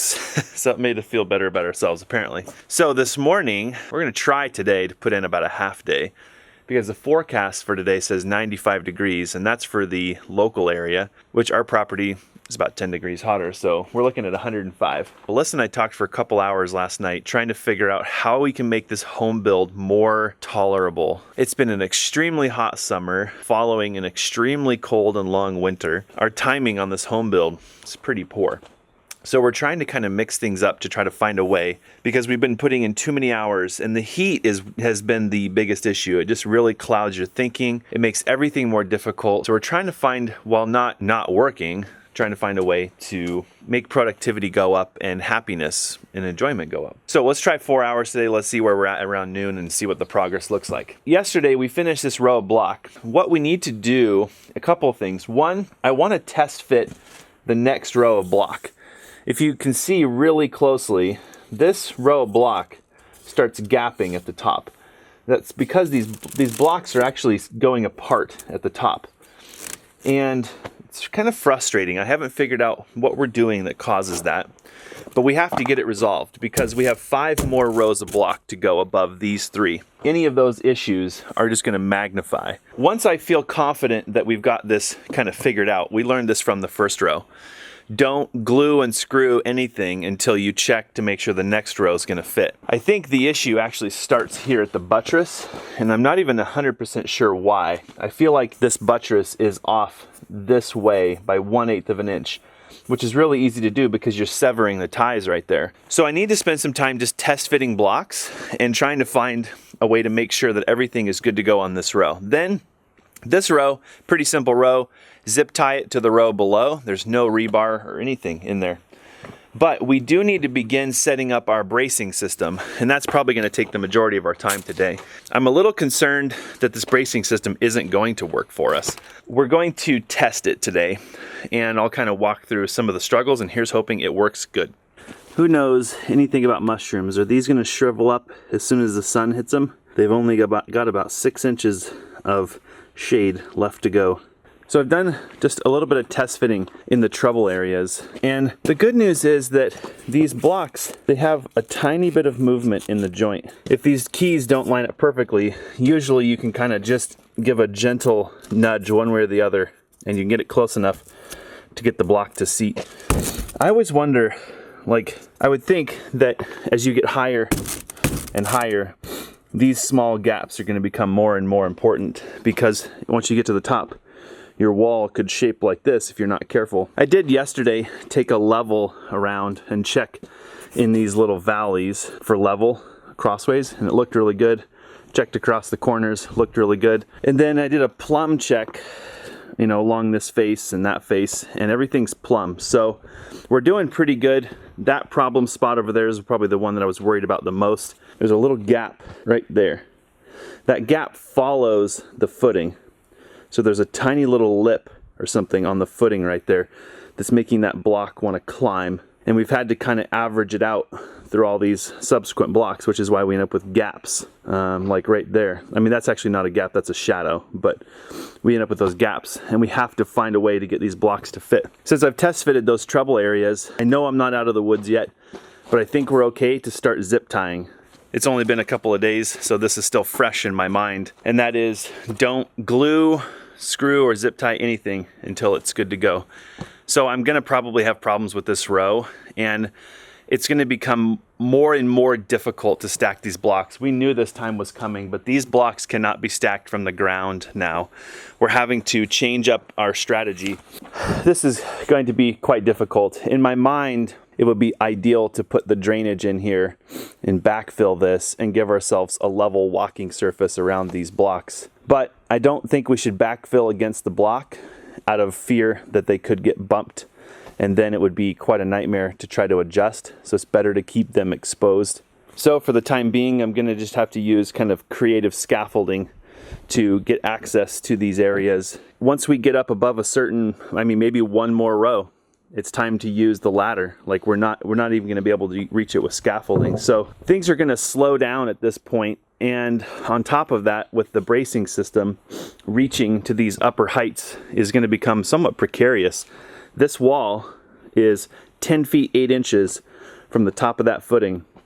This one is 12 feet because it has an additional row of block. So we're gonna have to get some tall ladders, which means we're gonna have to find a way to get this ground to be more stable.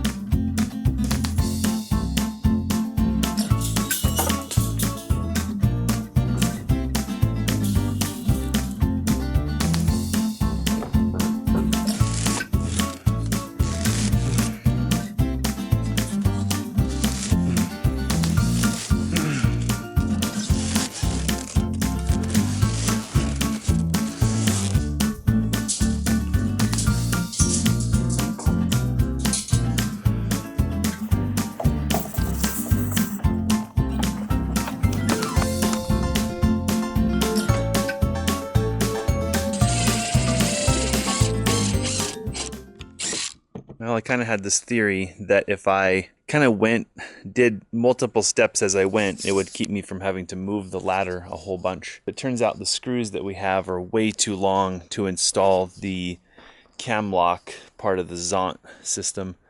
So that means a supply run. I think to just keep energy high and productivity high today, I'm going to not get distracted by supply runs. So I think today I'll focus on just getting the zip tying done between the two rows. And I may try to explore a little bit putting the wire that they recommend through the block and tying it around. You're supposed to secure that to the bracing, only their instructions are for vertical bracing and we're using a horizontal bracing system. So maybe if I can work the bugs out on this stuff today, maybe tomorrow will be more productive.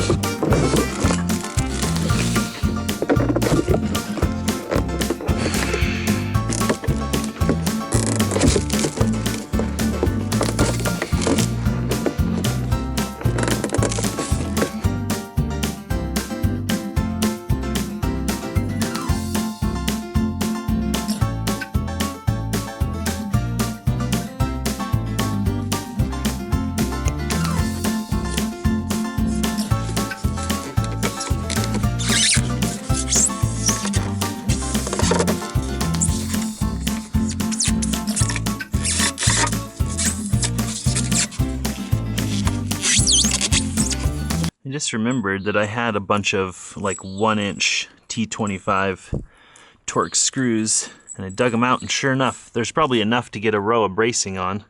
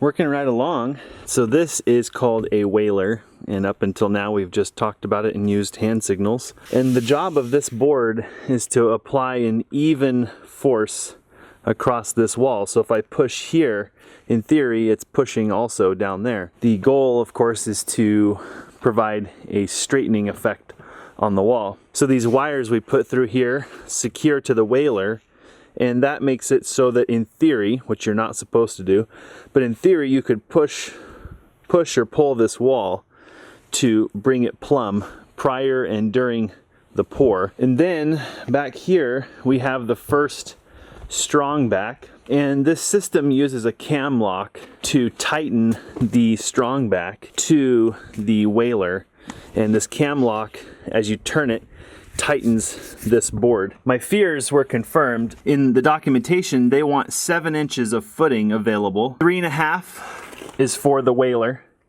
and 3.5 for the strong back. And they want us to attach a plate here to the footing, straight to the footing, so that you can attach the strong back to the plate. Well, maybe they didn't consider every option, because in most places we have about 4 inches, give or take, of footing available. So as you can see, we only have 1 inch of this board sitting on the footing. So I have a couple of choices. I think I can notch this board out so that it sits down on the ground, but even that's not very ideal, because the ledge that it's sitting on here is the ledge from the forms where the concrete went underneath the forms. I was thinking that if I put like a Simpson bracket or something around each one of these and attach the Simpson to the concrete and to the strong back, that would be a pretty adequate solution. So far, we've learned a lot about how the drawings that people use are often cartoons, because they're not real world scenarios. They're like, okay, this is how the engineer built this system, go. And pretty much as soon as you start applying a system to your job site, everything on the drawing goes out the window and you start to have to really work your brain to find a way. So next, to make this system complete, we're going to be attaching a second strong back diagonally down to the ground here, and that's where the zuckle or turnbuckle comes in, and that turnbuckle will allow us to push and pull this wall to make very fine adjustments. It also triangulates that brace, and later on we're going to have to build scaffolding on these strong backs. And that scaffolding is what we will walk on during the pour for the walls. If you're thinking, have you got that all figured out? And the answer is no. I haven't figured all this stuff out yet. To add insult to injury, the lumber that I purchased for our whalers is 14 feet. I don't know where in the earth I got 14 feet from. I think they should have been 12 footers. I have no idea. So we're going to have to scab a piece from here to here, and then of course affix it to this cam lock. That's understandable. Anytime you build whalers like this, even on regular concrete forms, you do a lot of scabbing because your boards are just never the right length, and you just use what you have and make it work. The sun is getting very close over here. My shade is disappearing. That usually means it's about time to wrap it up on a short day. But before we wrap it up, I forgot to check on our mushroom friends. Oof, they are not doing well. Hey little guys, I feel ya. Yeah, you're shriveling up, huh? Oof, already crunchy. Before I keep going though, I'd like to get a beverage. And I kind of wanted to check on this cooler. So this milk has been in here for 4 days. This ice has been in here for a little over 24 hours. And there's another bag of ice in the bottom here. That ice has been in here for 4 days in this cooler. I'm really happy we made this investment because we keep the cooler full of drinks and things, and it's always in the back of the pickup, which makes it really convenient. I don't have to go in and harass Alyssa, and I don't have to go without.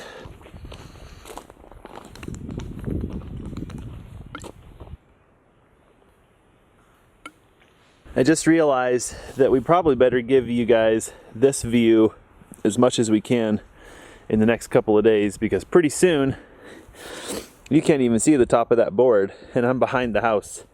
The walls are going to be about this high, and we won't be able to see in there with the camera anymore. So hopefully you enjoy this angle.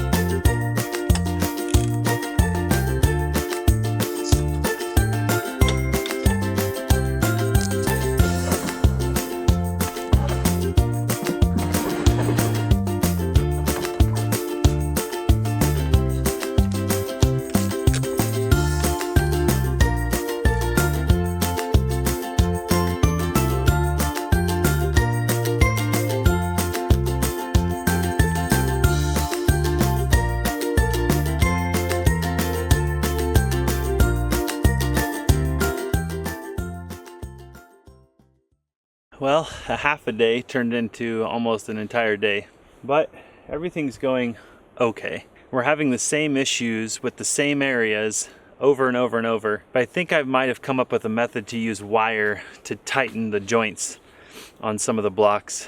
I don't know, we'll have to try more tomorrow. The heat is really starting to build.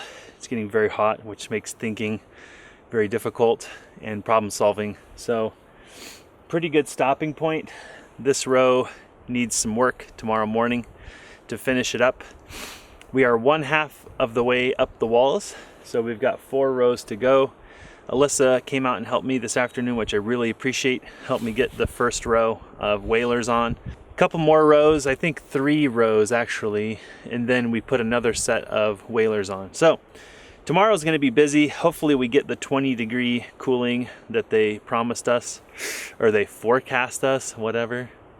For now, I think we're off to the river to enjoy some coolness and some fellowship with good friends. See you guys tomorrow. Hey, what the heck? Alyssa!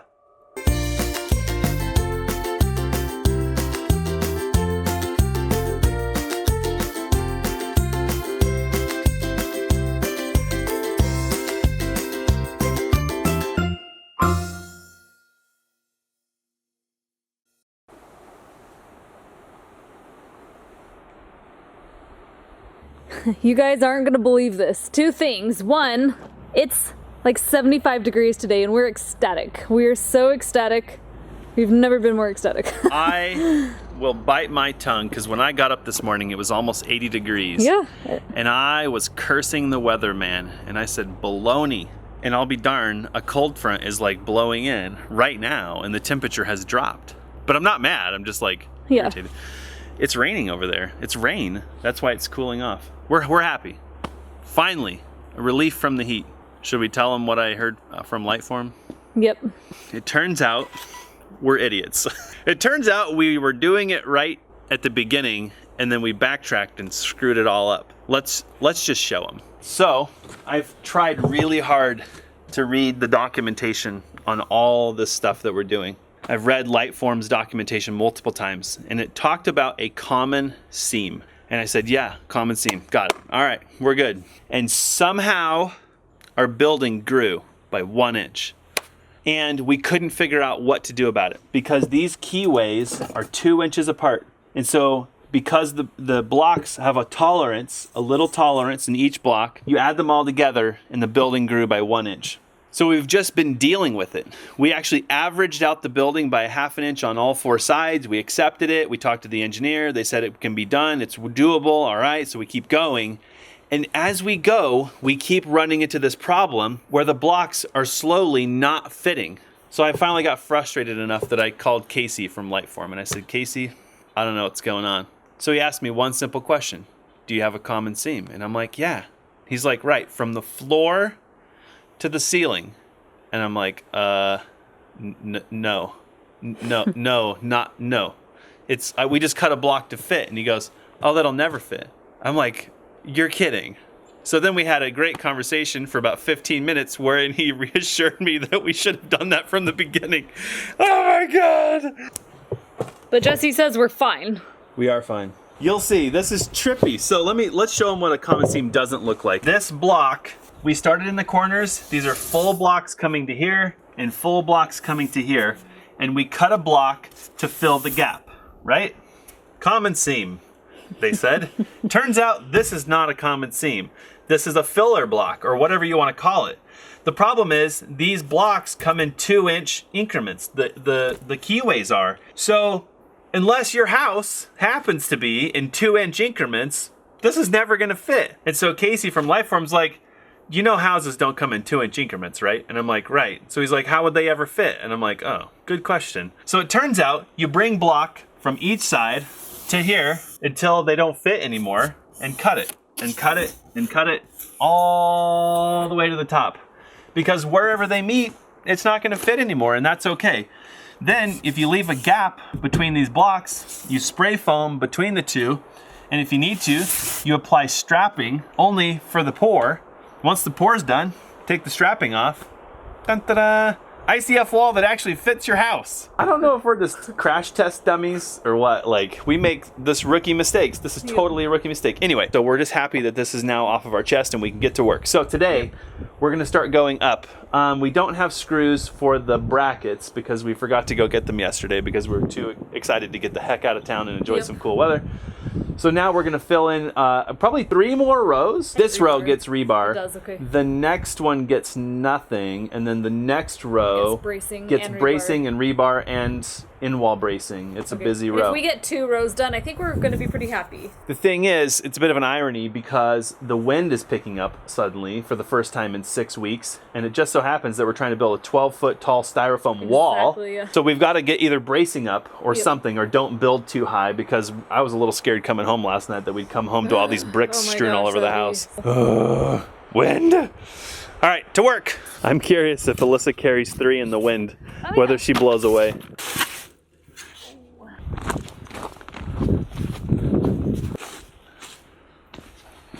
We've been finding that these forms like to sit up on their notches and we have to bash them down, and I don't have enough strength to do it and it hurts Jessie, so we're attempting this method and it's working a little better. Hold on. So you need to cut this side. You need to cut the tongue off on both sides, on this block and on this block. Okay. Yep, otherwise it's not gonna fit.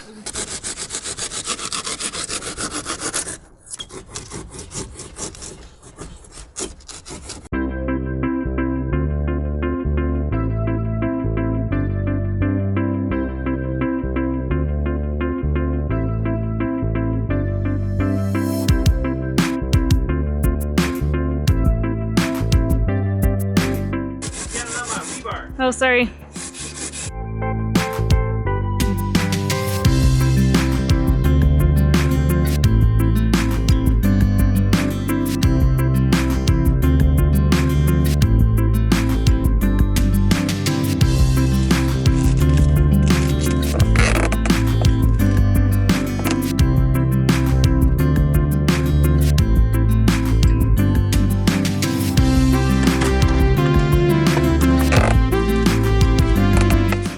These corners are always a booger because you always forget.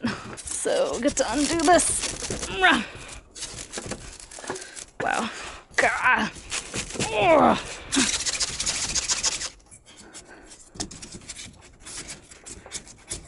I found that whittling out where these plastic tabs go with a screw works insanely well.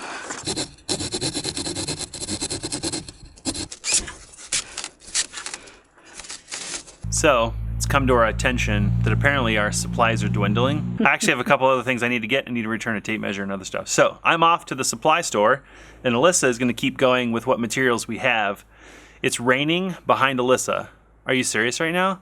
Like, the wind just came up and blew all of our blocks off of their Our loose blocks that weren't attached to anything. What the heck? Like Alyssa said, you get one or the other. You get beating hot sun or wind that wants to blow everything over. The only thing guaranteed are problems. Yay, job security.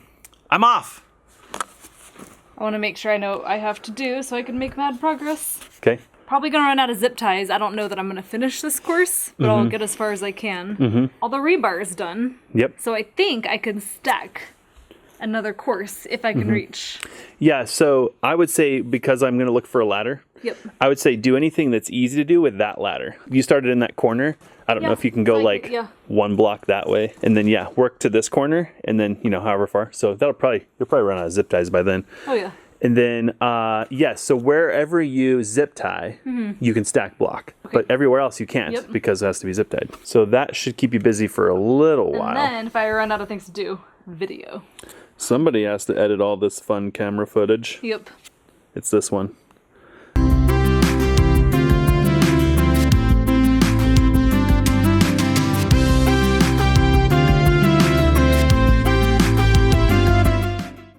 And just like that, Jessie left about 5 minutes ago, and I'm already out of zip ties. Dang it.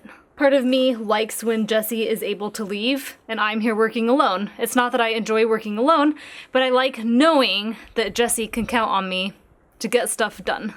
There's been a lot of women that have asked me how they can help and support their husbands while they're building a house, because in our case, Jessie's carrying a lot of the weight on his shoulders. He has a lot more experience than I do, so a lot of the critical decision making comes down to Jessie. So in addition to working almost as much as he does, being out here every single day, slaving away, something I've really taken upon myself to do is understand what we're doing, ask questions, so that if Jessie does leave, I can continue on my own, or just be extremely mindful of the tools, terminology. So most of the time I'm the one that goes to do the errands, and it really helps that I have a base knowledge of what we're doing so that I know what products we need, how to ask for help, and I don't have to call Jesse every 2 seconds asking him what we need. So even if you're not the one doing most of the work, simply understanding the terminology is a huge help, because believe it or not, sometimes there are bottlenecks, like life or death bottlenecks, and the solution is going to the hardware store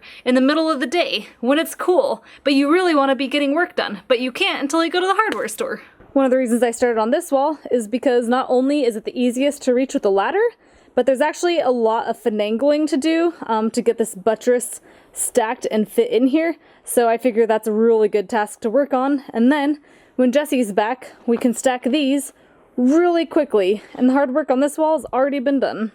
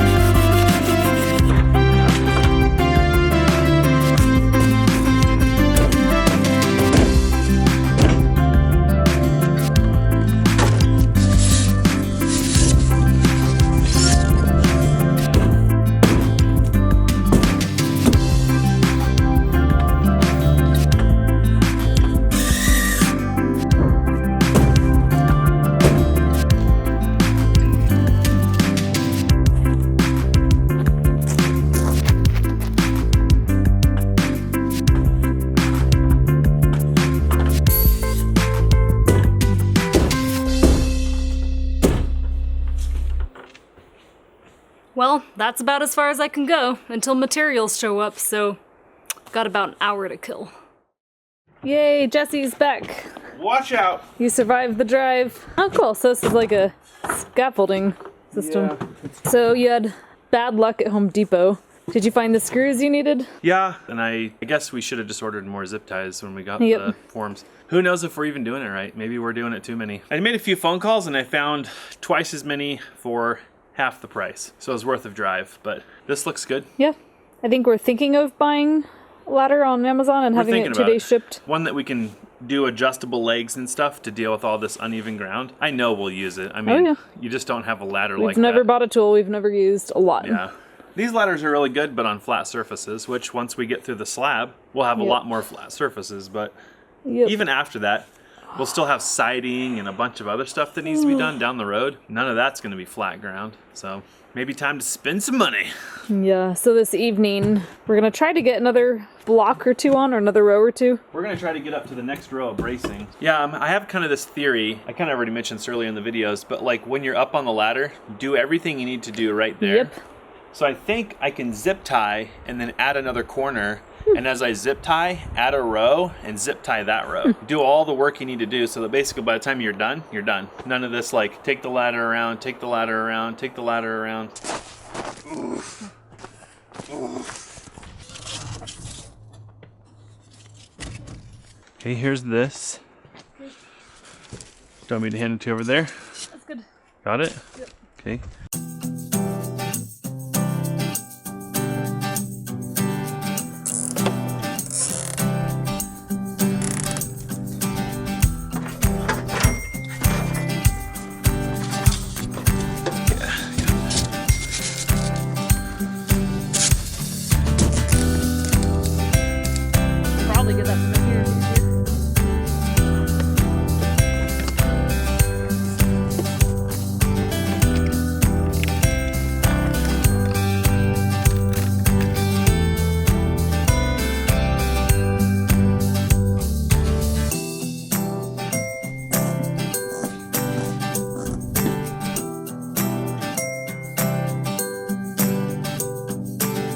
Can you reach this, or is this bad?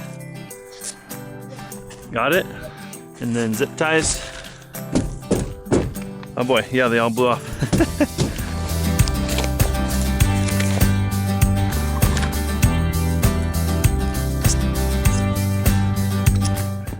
I'll just put a couple.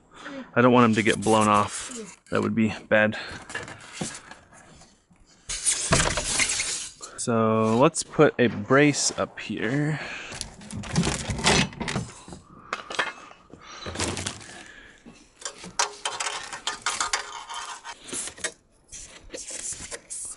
Let's see, this actually isn't supposed to go on this until the in-wall bracing is in, because it goes around the in-wall bracing. So getting just a squeak ahead of ourselves here. But I can put this bracket on. Can you hold that impact driver there? Just hold it there.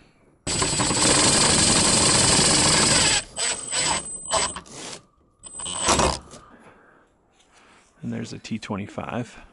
And you can screw that in straight. You just need to turn the cam lock to where it's not in the way of your drill or your driver. Good. So what I'd like to do is get the bracing like this on the top row, and that will help us install some verticals and kind of start to stiffen the wall, which will make everything more windproof and stuff. And that's this row right here. I think that's pretty good. Yeah, I just tap in here a little bit more, like right in front of you, kind of across those two blocks. Yep, nice work. So we're kind of at the end of the scaffold now, right? Okay.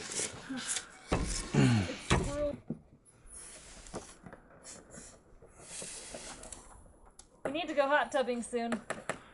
You need to fly the drone over this thing soon. Do. That should happen tonight. That's about the only way We it's... haven't flown the drone with ICFs yet at all. No, we're pretty much... thought, like, yeah, tomorrow, and tomorrow, like, oh crap, it's done. The lighting's not that good. Shadows are harsh.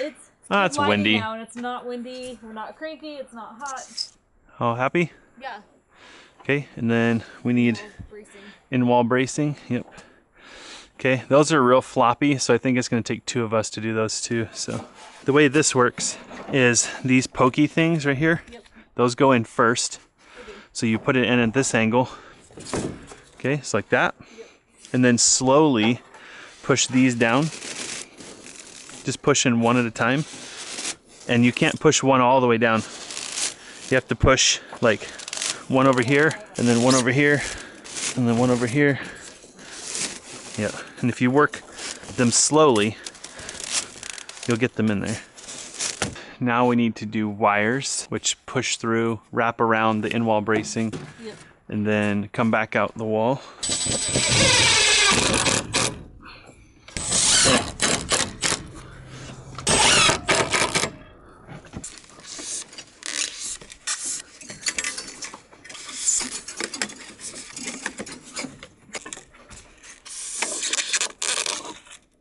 Time to put our whaler on. The wane needs to go out. Okay. Like this? Yep, just sit right here. Oh, okay. Good? Yep.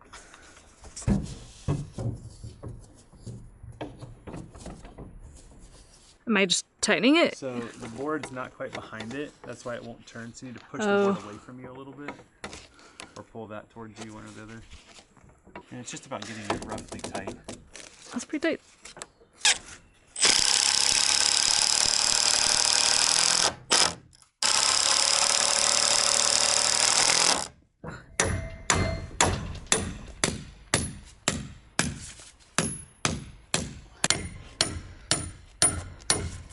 We put one in each direction so that if it tries to push or pull, it can't. Very nice. You can put screws in that one if you want. Okay. I'll build another one real quick here.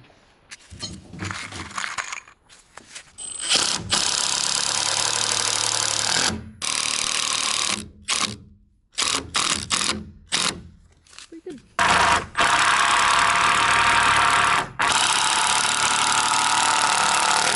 Are we done? Yeah.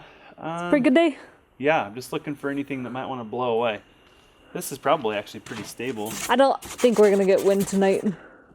Nothing worse than waking up in the night hearing the wind blowing thinking, gosh dang it, what did I forget to strap down? Right?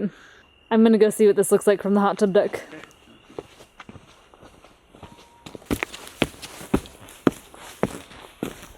Wowzers.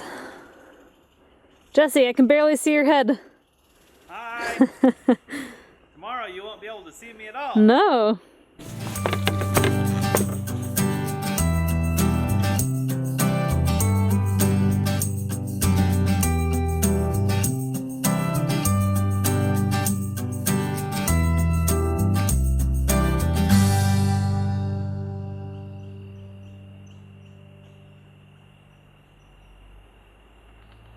Now also seems like a really good time to just go through our inventory. In theory, we did our job right, but I guess the side of me that wants to be sure wants to count everything up because we've got maybe 4 or 5 days of stacking block and finishing the forms.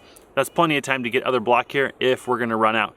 We also want to go through some of our lumber. We did what was called a pull and hold, which means they pull it, band it, and then when you come to get it, they just drop it on your trailer. If you're familiar with lumber, a lot of times you actually want to go through the lumber. They call it picking through the unit. A lot of people don't like you to do that. You know why? Because a lot of the lumber is crap. And so you end up picking all the good boards out and leaving all the crap lumber, which they can't sell. So what they do is they band it all together, you come get it, and then you get to discover how crappy the boards are on your job site. So I need to go through some of that lumber because we're gonna return some of it. It's got so much bow and wane and crown and stuff that it's just not usable for what we need it for. So we get to waste time and take that lumber back. Yay!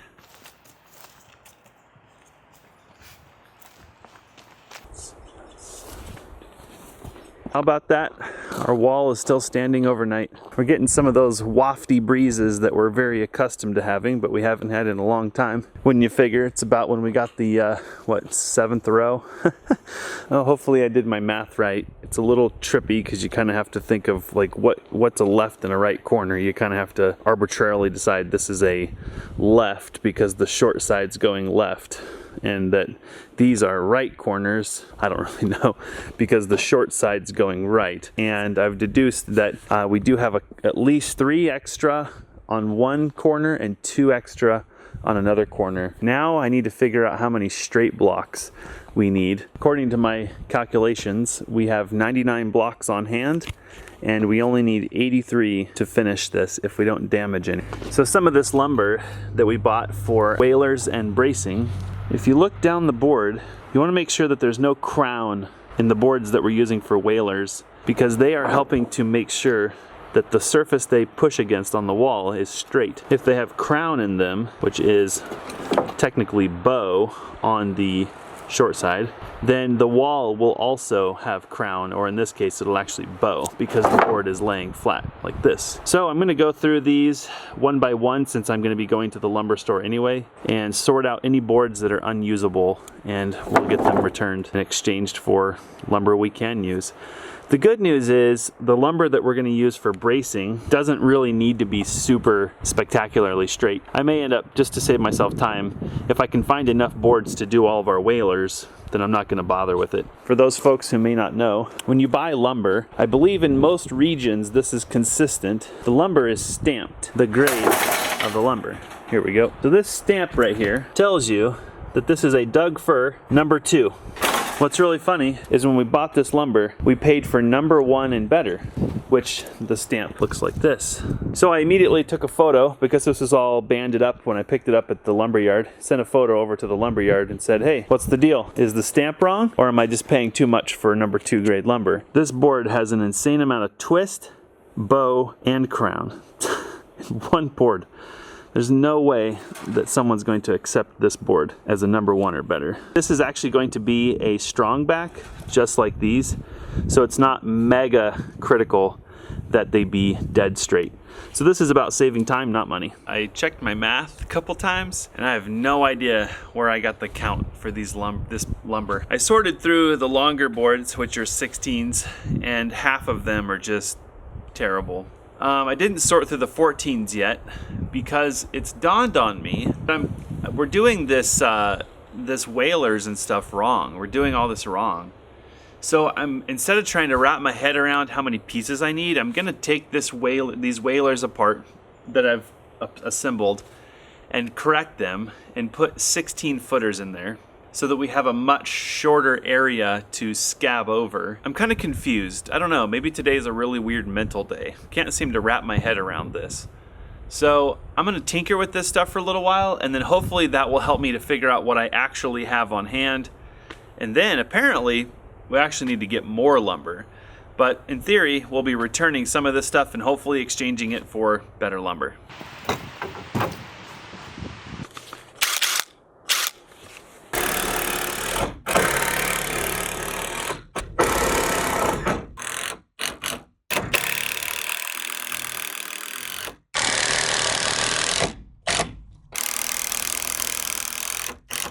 So I just made a few tweaks, took some time to sit and count and do some math, and I think I know what I messed up. In my original plans, this is how I had intended our braces, with a triangle and a vertical strong back. But there's actually what I'm gonna call a flying strong back, which actually comes out and is what supports your scaffold bracket. And then your diagonal brace here is what actually braces the wall. So there's actually three vertical pieces of lumber, and I think in my original plans I'd only accounted for 2. That said, it looks like we can actually use some of this twisted and mangled lumber because those flying strong backs don't need to be perfect. They're just gonna hold a scaffold bracket and mount to the plate. So we'll stick with them. Same thing with these 14 footers. Pretty sure there's enough good lumber in there to get us all the vertical and the whalers and everything that we need to make it happen. I feel like this took, actually it took almost 4 hours to inventory, clean up the garbage, and something else. All that stuff. And now I'm off to town, which will probably take the rest of the day. So if Alyssa and I are lucky, we'll get a couple of hours of work in today.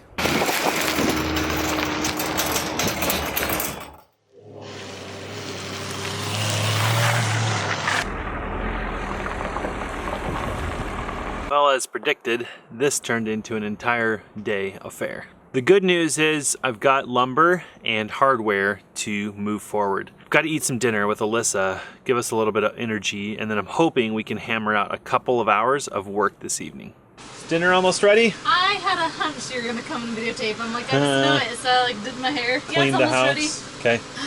All right. Trying to get back on an eating schedule. I know we've been eating like bachelors lately, which is stupid, but I'm not gonna complain. Can only prioritize one thing at a time. All right, I'm gonna go work on some stuff. Holler at me when it's ready. Okay, I can come out and help you after dinner if you want. Yay! One of my big to-dos is I gotta check on the batteries because they're not getting topped off. We did have a really poor solar day yesterday, but I want to double check their waters because we've been having triple-digit heat for a long time, and I have a hunch we're running a little low on water. Not too bad. Certainly could be much worse, but...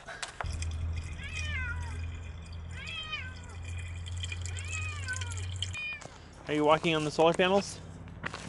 Looks to me like the solar panels need to be cleaned. Turns out all the dust we're making is coating the solar panels. Huh. Yeah, this way you don't put solar panels on the ground.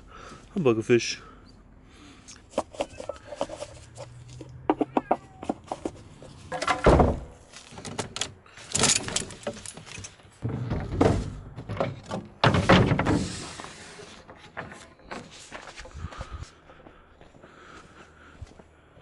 So the first priority tonight after we have dinner is to get these fascia boards onto the footing. And I wondered how they were gonna do this with the strongback system. You can see this strongback is barely sitting on the footing. And I looked really carefully at the plans, and it calls for a fascia board. So this fascia board screws to the concrete here, and then we're going to screw a plate onto the concrete and onto this board. These strong backs are going to sit on that plate and toenail into it. And there's also going to be the flying strong back that I mentioned earlier that creates the triangle for our scaffold. Probably one of my least favorite tasks in the world is drilling concrete. I actually have a pretty cool hack, but I'm not gonna share it in this video. I used to do some transition metal flooring repairs in a previous job. and I came up with a method of attaching stuff to concrete that was awesome. But we're not going to use that this time. Instead, we purchased screws, good old concrete screws.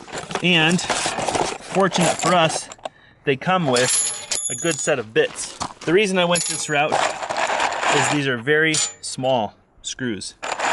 So there's not much to drill. We'll get started on this after dinner. Dinner was amazing, and I'm gonna mark the depth that I have to go to on the concrete with this guy. That will help me make sure that I don't spend a whole bunch of time drilling too deep. My lumber is 1.5 inches, and I want to drill at least 1 inch into the concrete. So I'm gonna mark my bit at 2.5 inches. Sometimes tape, like bright blue masking tape, is actually a better way to mark your bit, easier to see. Unfortunately, wait, holy smokes, we just got lucky. I was totally just gonna comment how Alyssa and I don't have a hammer drill, and a hammer drill is what you really want for concrete. But would you look at that? This Makita drill has a hammer setting. Ha! This whole entire time I was dreading this task because I'm like, we don't have a hammer drill. All these tools in our storage unit, we don't have a hammer drill. Lo and behold, Makita, you haven't let me down. So, kind of cranked the tension up a little bit on this guy. And let's see how this goes. Gonna drill the board and the concrete at the same time because aligning the two holes later would be pretty challenging. Oh, we didn't get very far, did we?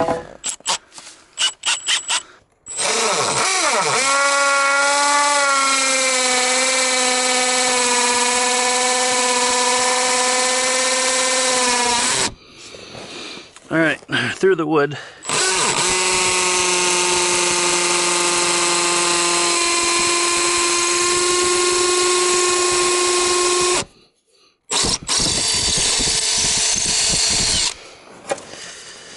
Well, that was tolerable. Okay, definitely don't want to ream that out. So it should be good to attach our first screw. Probably would be easier if I were to over drill the board slightly large so that it doesn't grip the screw. Let's try one and see what happens here.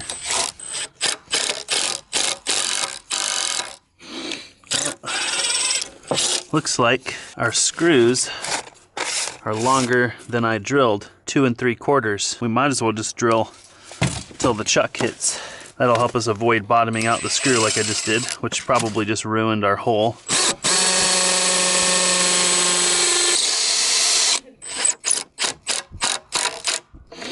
Good. Trick with concrete is do not drill the same hole more than once. Get it in there, lock it in, and leave it.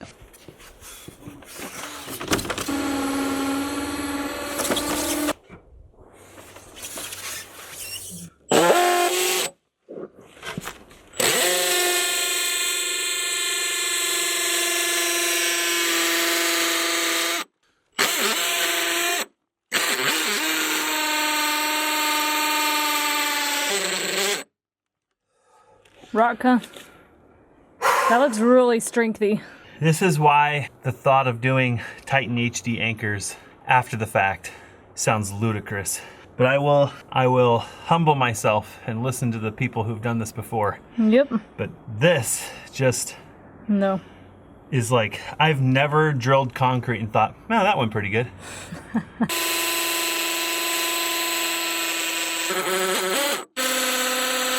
One hole. I'd smell that like crazy. One screw.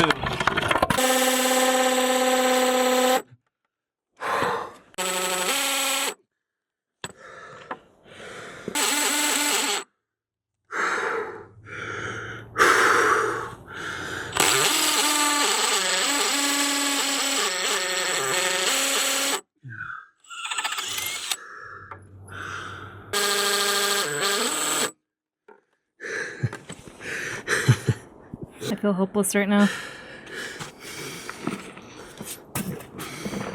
You will love this footage when our house is built and we're sitting in our living room right here watching the snowfall.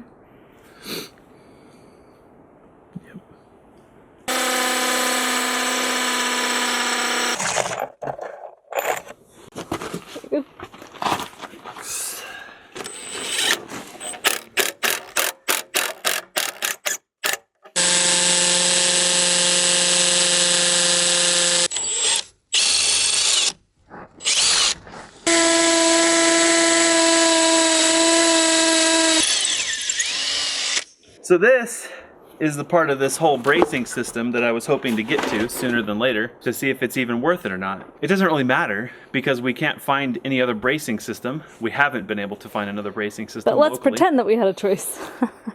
We tried, contacted a few people, but the selling point of this bracing system is that it uses a whaler on the wall to push the wall for plumb. The theory is that you have all this, I don't know what I'm trying to say. They're saying that it's horizontal bracing, so it's better because every other system is vertical. So when you adjust a vertical brace, your wall dances, basically.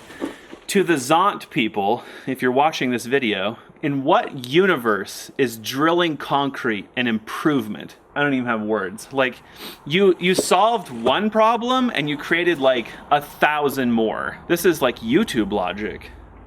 I know how to make it better. Use a whaler, and all you have to do is drill 1,000 holes in concrete. Trust me, your wall will be straighter than you've ever seen.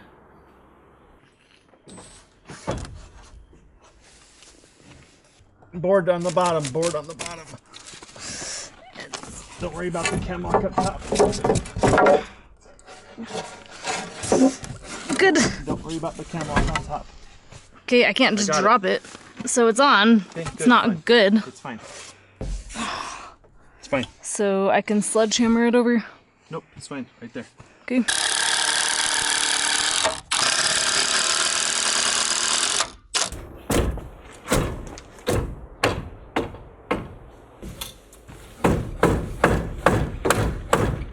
From here, we need to cut the scaffold brackets, and I'm thinking, I wonder if those flying strongbacks are going to actually intersect our old scaffold.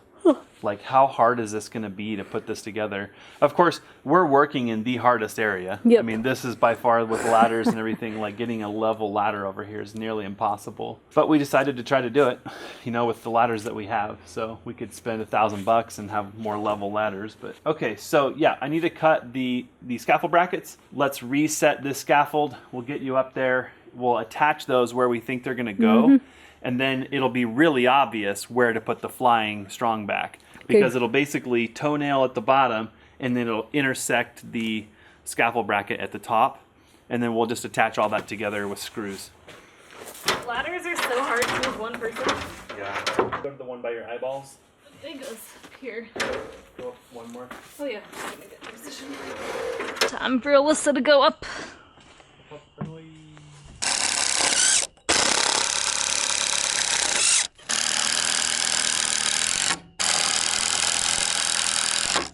It's gonna be a little harder. Okay.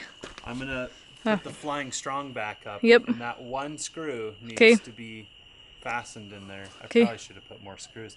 I just didn't know with the angle. Yep. That's okay. So.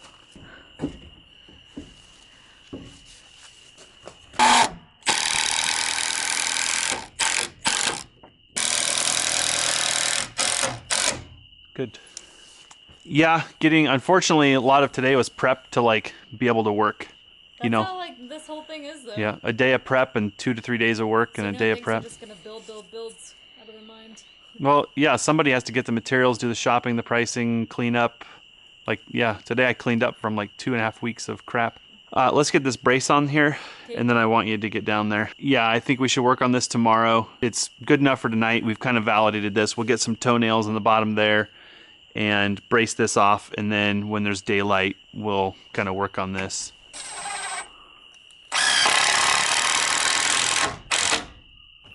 Battery's dying.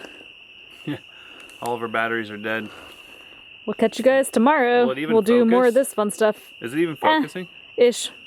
It's past focus 30. We're done. Yep. Time to clean up. Hasta mañana, amigos!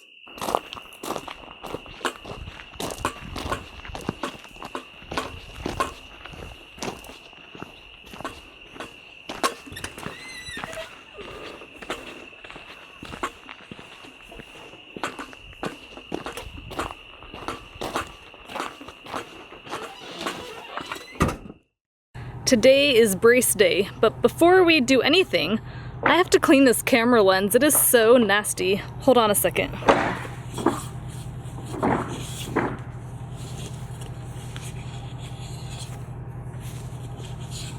That's pretty good.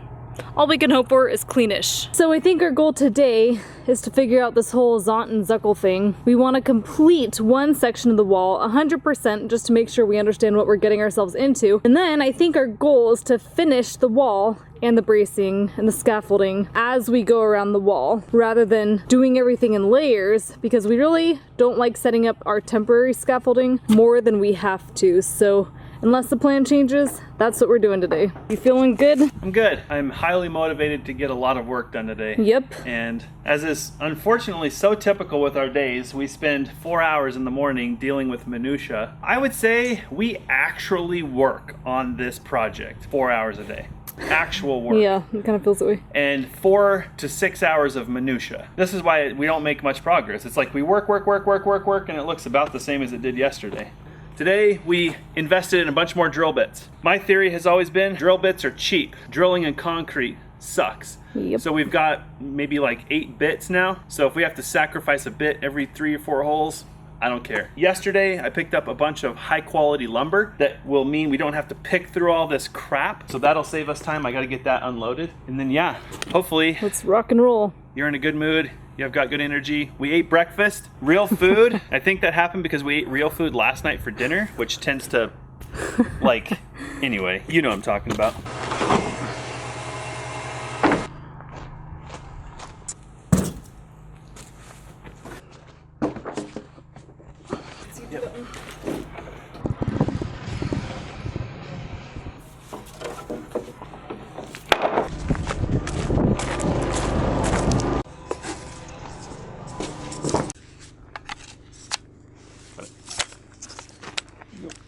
In my morning 1 cup of coffee brain, I think I put the drill bits not there. Where did I put them? Aha, I did put them somewhere non-intuitive. Shabam.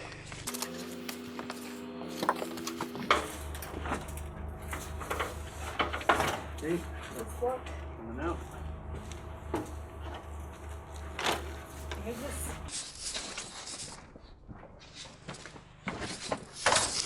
It is. Oh, it's pretty good. You probably can't even reach that corner, huh? Because that ladder's so big.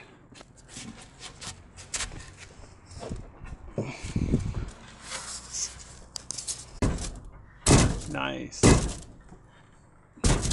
Happy? Yeah, looks good. Okay. And we'll run the tape down the other side. So Where do you want me to hook it on the far back of the wall. That might be challenging. All right, you happy? Yep. Hey. 36.9. It's right where we're supposed to be.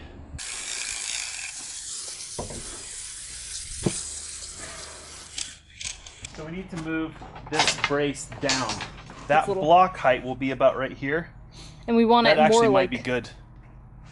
Yeah. Because if it's too high, then the pump guy is going to have a hard time getting the hose down in there. He's going to have a hard time reaching down in. I think what they don't want, they don't want to like ankle height, so you topple over into it. You don't want it here where you're falling in, and you also don't want it here where you can't reach. So there, we only have 2 more blocks. 2 blocks minus the thickness of that brace. 2 blocks is 32 inches, which is approximately my waist right here. Yep. So minus the height of that board. So the block will be about right here, which would be perfect for floating. So remember, if you can just get 1 screw, yep. And then I'll hand you the level. So now we need the flying strung back? Yep. Looks like it needs to go in at the bottom a little. Okay.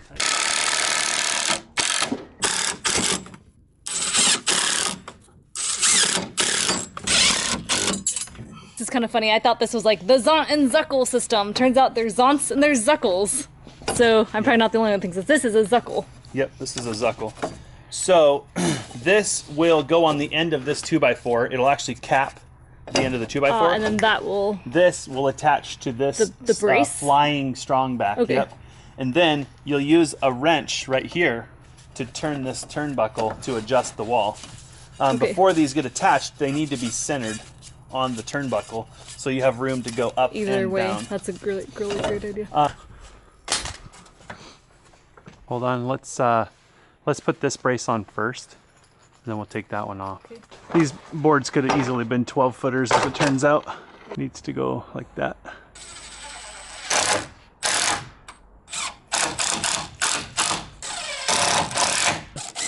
Okay, good. Okay, coming up.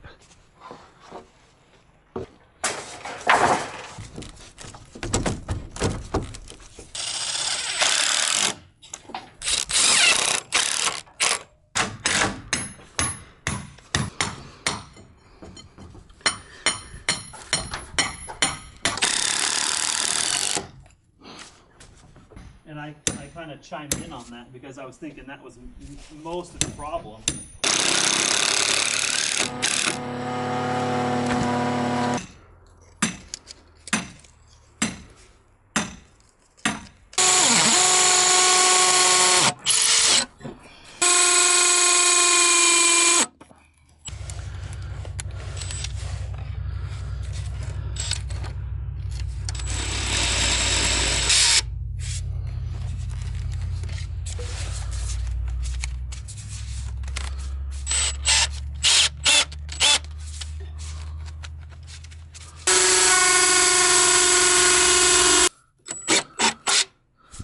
Almost like we've stripped a tooth or something inside of it. Well, your days may be numbered, Mr. Makita. Yeah, so if you work on just the block and the zip ties, that's plenty. If you want to just bring yourself block, that way I can leave. I should be able to finish 2 rows here, which won't take me that long. Yep. In theory, you shouldn't be going that long either, though. Nope. Good luck. It's a walk of shame. I know, we're very accustomed to the walk of shame. Take drill bits back because I bought the wrong size. Oh well. Okay, see you soon. Bye.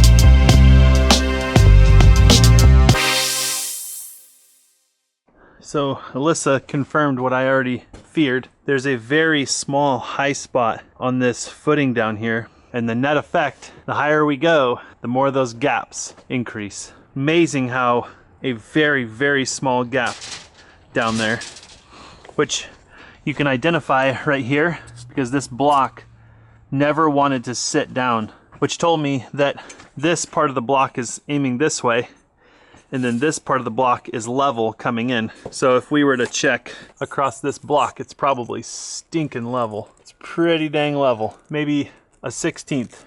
There might be an 1/8 there, maybe. But this side over here, it's probably quite out of level. So this side's too high. So this side needs to drop like this. No, I don't know. I'm gonna talk to Casey and see what he recommends, because so far we're learning. Call Casey instead of making assumptions. There's a high spot here that started clear down there, and these blocks just want to separate on their way up. And you would think that there's no way that the building's not growing as we go higher and higher and higher. Although it is conceivable that this is simply tilting like this, and it's not, but doesn't make sense to me.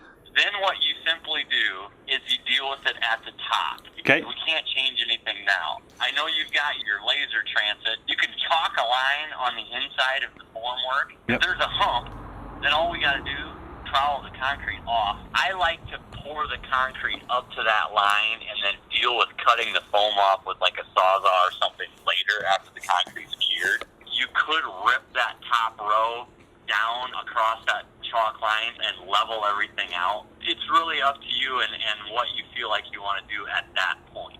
Cool. Okay, great. You betcha. I think that's everything. Thanks. All right, see you, Jesse. Yeah, see ya. Pros know how to compensate. Like That's pros. it. It's all about how to fudge it. I mean, at the end of the day, you want to be as close as you can be. You don't want to become like a professional fudger. Yep. Unless you do fudge for a living, in which case fudging is a good thing. That's fudge. So we'll fix it later. We're going to keep going. I kind of like the man-made shade we have here. We're making shade. we found another challenge.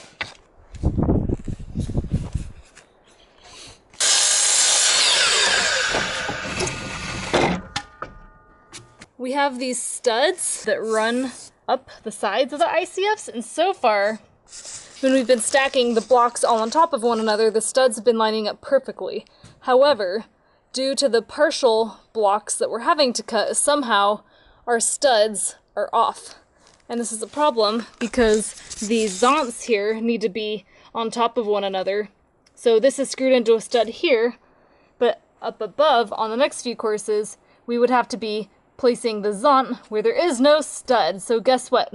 There's nothing for the screw to grab onto. So instead, we're going to place this plywood on the back of the ICF, and we're gonna screw into it from the studs, and then we have a place to attach our zonts.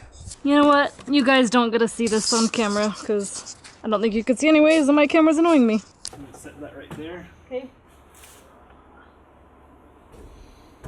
You probably want this all the way to the end. Yeah. We actually determined that this north wall needs to come in a little bit, and that will account for some of our growing wall here. This whaler here is all the way to the edge, so we actually need to unscrew that and pull it down about maybe, I don't know, an inch, so we have enough room to move the wall. And I think there's one more in this brace right here. This time we're gonna try building our bracing on the ground and then lifting it up as a unit, right? Yeah, just the scaffold bracket. Okay. The strong back. Or yeah, that seems really hard to do. Strong back has to go around the scaffold, so okay. It won't. Yeah. Yep.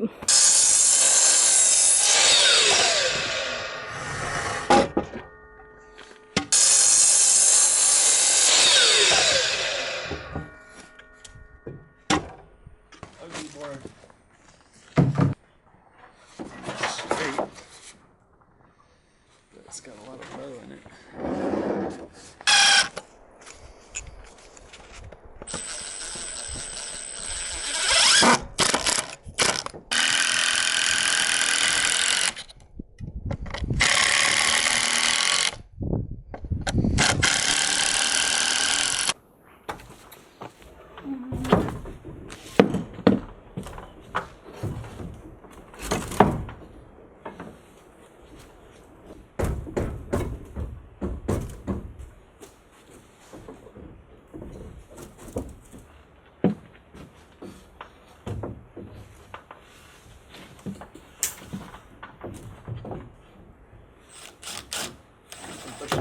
Sorry. Wiggling is what I'm doing. Wait.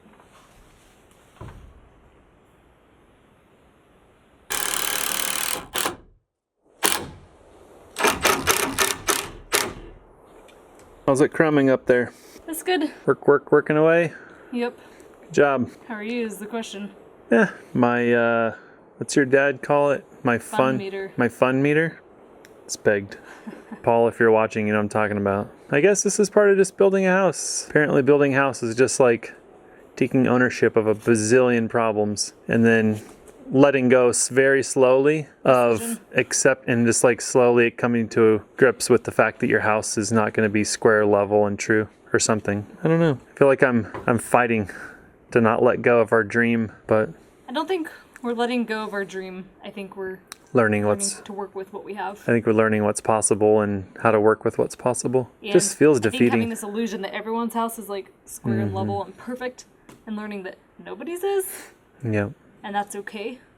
I guess. That said, nothing's wrong, right? We Right. just have to, like, this is all fine. We had a mistake, we corrected it. Yep. Our wall's leaning in, but that's what these zuckles are for. Yep. Right? We'll get it fixed. And we're not to the point where we need to push it out. So at this point, I say the sun has set. It's Yep. t-shirt weather. Take off your hat. Yay! And I doubt we'll get Here goes my hat. the back wall done before dark, but we can try. All we can do is work hard every day. Well, scratch that idea. We're done. And why we're done, I don't even know that we want to share right now. Do we want to share this right now? Maybe we'll share in the morning. Let's say tomorrow's video will be on why we stopped right now. That's a good idea. Maybe I should tell you in the morning. Cliffhanger. There'll be there will be more clarity and less bumbling. We're very hungry. Yeah. We were hoping to work until dark, which was about 9 o'clock. So we had to stop a little bit early, but we haven't eaten since 8, so... Yeah, we hit a snafu, and that snafu has kept us running in circles, calling and texting people for the last 3 hours. So why postpone nutrition? Exactly. It only makes us more grumpy. Ask Kelsey. Kelsey knows. Kelsey Kelsey does says know. You need to eat snacks. You get angry. And we still haven't learned. Right. Oh, but guess we don't do it. Guess what I found? Huh. I was looking to see if we had more Trader Joe's seasoning for our veggies, and I found my hidden stash of coconut cashews. Things are amazing. I was gonna ask my mom to send us some, but now we don't need to. End of the day win. It's kind of fun when you like do the squirrel thing and you kind of stash snacks. And it then worked later well because on you you're didn't looking, find them. Yeah, later on you're looking for, I don't know what, Dixie cups or something. And you find snacks. And you find ginger. And then you don't tell Jesse and you sit there and eat it all, and I come in and you have a little chocolate on your face. Mustache. All right, let's eat dinner. Let's regroup. And let's try to sleep. And we'll do it all of this. More fun tomorrow. Sounds good. Yay. So last night, Alyssa and I had had enough. We were tired. It's been a long day. Seems like, and I don't know why this happens, and I probably could figure it out if I looked at patterns. Phone calls and emails and chores and things seem like we can't ever get out here first thing in the morning unless you just don't pick the phone up or don't look at your computer. That solves that. So last night we were pretty tired because for some reason, another pattern, problems seem to always develop around 3 o'clock in the afternoon. Maybe that's because most people get tired by 3 o'clock in the afternoon. And it's the heat of the day and problem solving becomes more difficult. Tiredness sets in. But we spent a little time, had some dinner, kind of nourished up, talked about it a little while. I tried a few things and we've come up with a plan for how to solve the out of plumb on our north wall. We've been yammering about this gap. You can't see it very well because it's in the shadow right there. And it turns out, off camera last night, we spent a lot of time just trying to work through this. We ran a plumb bob from this corner down, and it turns out that per block as you go up, this wall is coming out of plumb about 1/8 of an inch per block. Funny, that's exactly that gap. I'll try to keep this brief, but basically, Lightform, their installation technique is to have a common seam, floor to ceiling. It just so happens that our building is in a 2-inch increment, which these blocks are in a 2-inch increment. So if our wall back here were plumb, that gap would not exist and these blocks would fit perfectly. Most buildings are not in 2-inch increments. We just happen to have one, and that's why we thought their blocks would fit perfectly, and they would, except our back wall is not level. So after a good amount of time, we started checking things, and I said there's no way this gap is going to close unless this corner comes up to help close that gap. That's just how squares work. That would be bad because this wall is, our north wall is dead level. In fact, in this corner, both walls are plumb, and our east wall is dead level, or darn close. We think it might be about 1/8 of an inch high, right where that step down is. But look, that block fits perfectly, right? And this block has fit almost perfectly. That means that these two walls are very happy walls. So if we raise this corner, that's going to jack up this wall and the east wall. What a mess. This is a situation where if you do it wrong, you'll create a tremendous amount of work for yourselves on top of what you already have. There's a theory. You can either shim 2 walls or you can cut 1 wall. We talked about this for quite a while, and we brought the laser level out to confirm what we kind of suspected. And it turns out that our west wall from the step down to the corner is 1/2 inch high. This corner, if you thought about it, seems like it's low. And it turns out this corner's correct. So is our east wall. For some reason, somehow, this west wall is 1/2 inch high. So we screwed up. And it's got to be the forms, because I know that we tried very hard to float those forms to level, being the most critical thing. So what's happening, the wall is actually rising to meet that 1/2 inch, because we set the height on our step down to be 16 inches because that's the height of the ICF block. The conclusion we've come to after trying to push and heave and do a bunch of other stuff on this wall, it is the least of all evils to finish stacking the walls, and then we're going to make a relief cut in the 3rd row that will be a wedge. That will actually cause this wall to drop and that gap to close. The net effect though is that from the step down to the southerly side, that wall is going to be a 1/2 inch too tall. That's easy to fix. All we have to do is run our laser on the top of the wall and trim that wall to the correct height. Cutting foam is very easy. Shimming walls is very time consuming. I'm not sure if, I don't even know, this all hasn't even sunk in yet. I'm not even sure we could have identified this early on with our lack of experience. If we would have lasered our footings, we would have known. If we would have double checked those before we started building on them, we would have known this was a problem. And it didn't become obvious until now. And if it would have been 1/4 inch, I think we probably could have got away with it. But being 1/2 inch high has created a substantial problem with the wall. And the reality of it is that 1/2 inch is forcing our north wall to be out of plumb. That's a bigger problem because that gap represents the amount of out of plumb our rear wall is. So we're going to make a strong attempt to fix that today. I'm actually going to jump on the phone with Lightform and confirm all these details with them, make sure that they're aware of our plan and strategy, see if they see any holes in our plan, and then hopefully Alyssa will be out here and we can get to work. For what it's worth, really quick, the reason shimming this up, I just restate this, shimming this up would mean we have to shim this wall and this wall. That would be an absolute nightmare. We already have our drain tile and rock and fabric behind these 2 blocks. There's rock up about this high.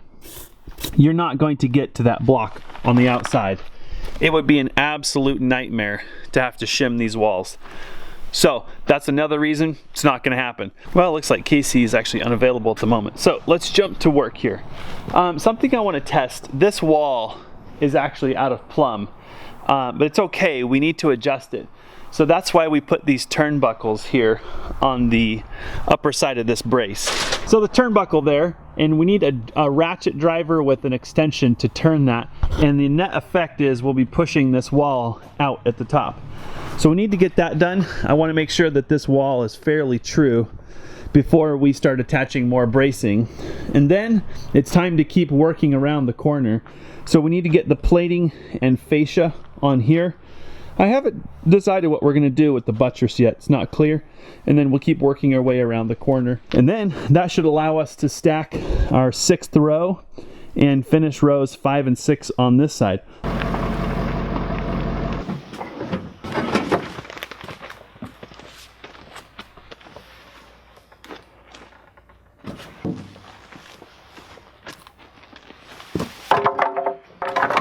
Thank you.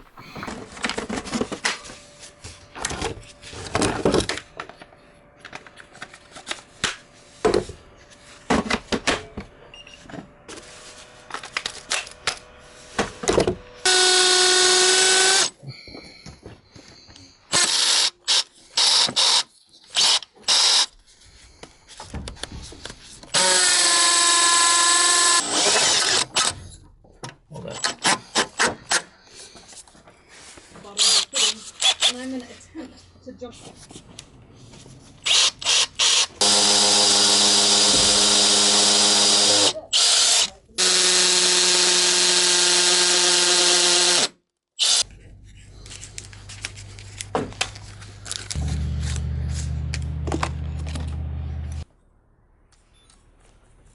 This box all sorts of fucked up and backwards, doesn't even know what day it is. Well, the fit. Yeah. So we're only going to the 6th row on the buttress, right? So just one more row with the T-block and then we're done with the buttress.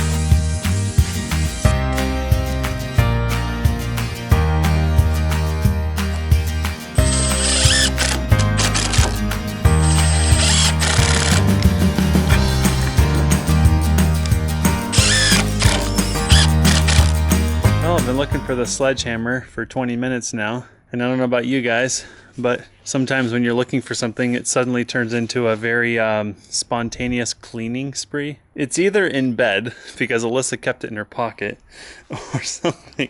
But I think Alyssa may subconsciously be hiding tools now to keep us from getting this house built. I'm not really sure. Apparently, cleaning happened because I finally, after 2 weeks, picked up a bunch of rock that was all through here that you're tripping on every time.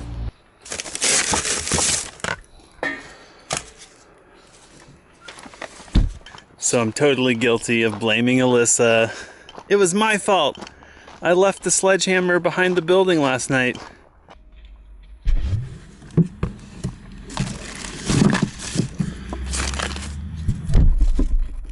Ready? Yep. Granny through. Good catch. So this was my attempt last night. Staked this, turnbuckle, tried to push this wall to close that gap, but it's just too rigid. It's very rigid right here because all these blocks are interlocked, and you know what? The wall's doing what it's supposed to do. It's just doing it at a slight angle. So here's hoping somewhere in there we can make a relief cut and drop that wall down. In the meantime, I found a whole bunch of stuff up here that I must have just gave up on last night. Oh geez. Oh, there's the sledge. Gloves, tools.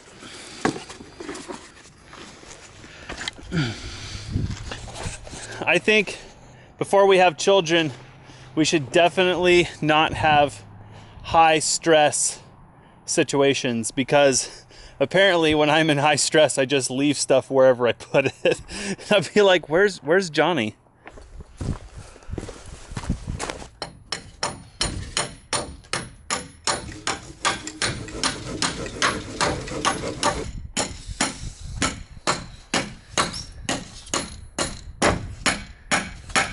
All right, last blocky block on the buddy buttress.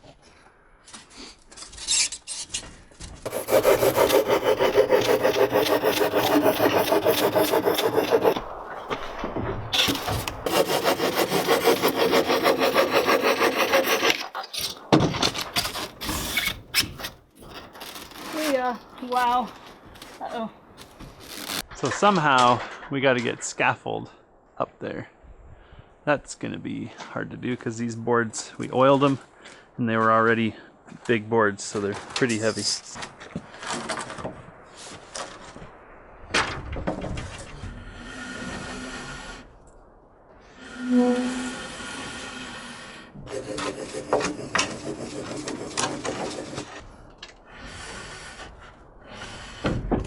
Sixth course done. Looks like Jesse's working on getting our scaffolding up. That's pretty exciting. So I think next I can work on putting the zonts on this wall, right? Yeah, let's do it all at once. Let's do zonts, bracing. Okay, well we can only work on one section of wall at a time. Unless I go ahead of you with zonts. Oh, I mean like the in-wall bracing and the Right. Yep. rebar. That can be done all at once. Okay. We actually decided we're gonna go ahead and put the last 2 rows on the east wall, and then we're just gonna focus on bracing. I don't know about you guys, but if you try to do too much at once or too much as you go, it starts to get overwhelming. So sometimes it is best to just pick one task and do it all the way around the building. This is really funny and worth mentioning. We're now referring to this as a building. That's really exciting. Before we were calling it the home site, and now it's graduated to building. It's moved its tassel. Yeah. But it's not a house yet. We should update our Facebook status Totally. to like building. It's feeling building. How are you feeling today, Jesse? Building! I feel like a building!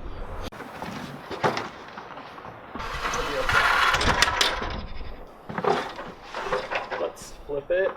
Hey, guess what? I found shade. Holy cow. There's a windstorm for you. It feels good. And she stands. Give your worst, wind. We have Zont and Zuckle bracing.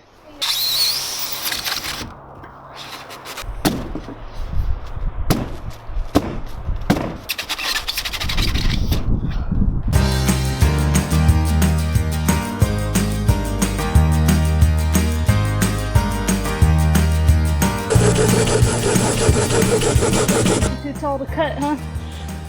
I gotta put my big boy pants on.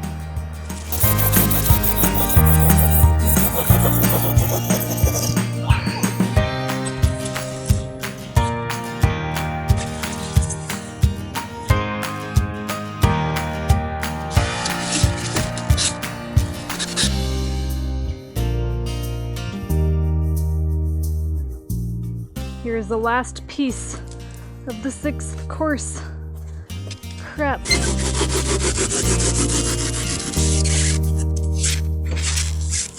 Cool. I think I can stay up here and add the Zonts to this wall. Okay. Thoughts? That'd be great. I'm already up here. Here's your Zont assembly kit. Cool.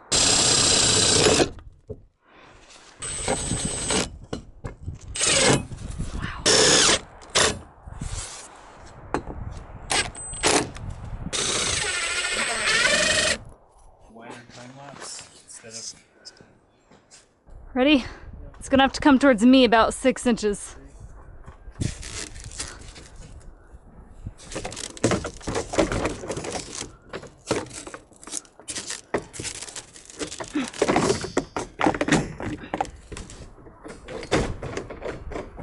I'll work on it. It's stuck in the middle. I need to lift it.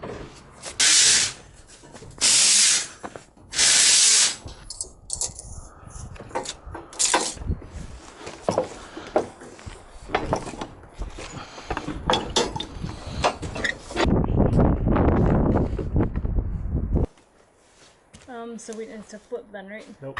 I thought this end, this is the end you're pushing down.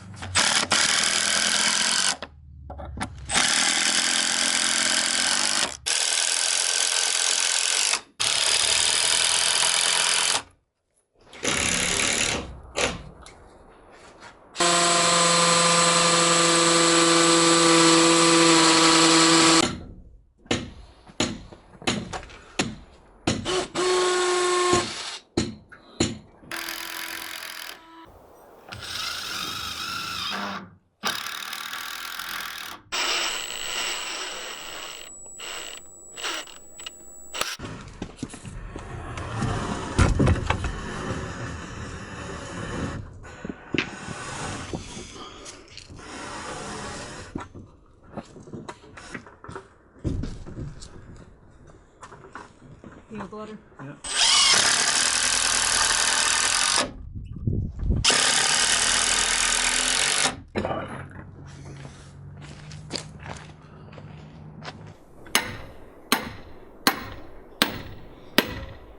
I bet you thought we were done with stakes. I kind of did. I kind of thought we could get rid of these. Not get rid of them, but give them to our concrete guy. And nope.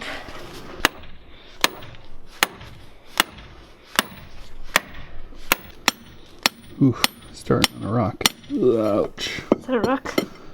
What isn't a rock? Wow, look at the soil bounce. End of game That's pretty good. for tonight. I should probably stake this one. I think it'll be fine.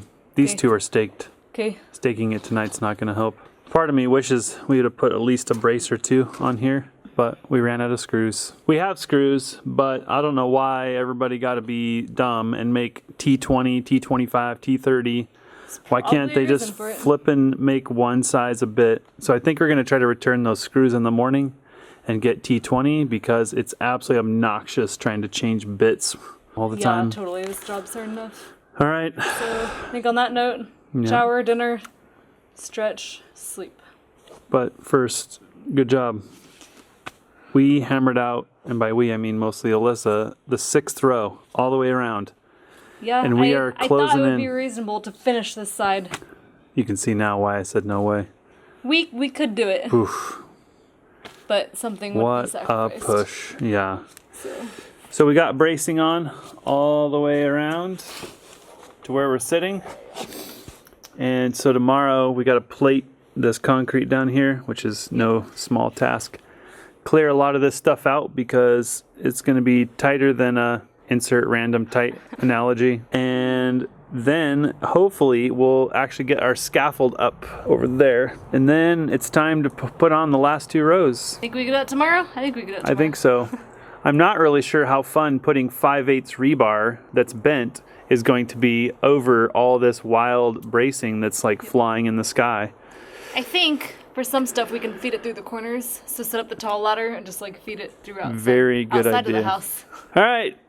It's been fun, y'all. Hasta mañana.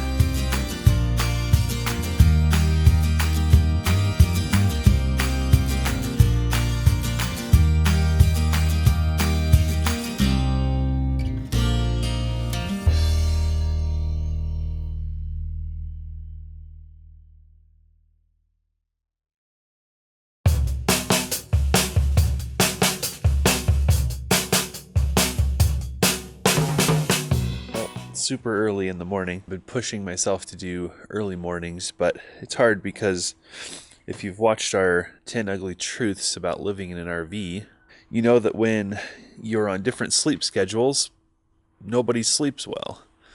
So Alyssa has been staying up after we work hard all day to get video edited. And so I don't think she got to sleep before midnight.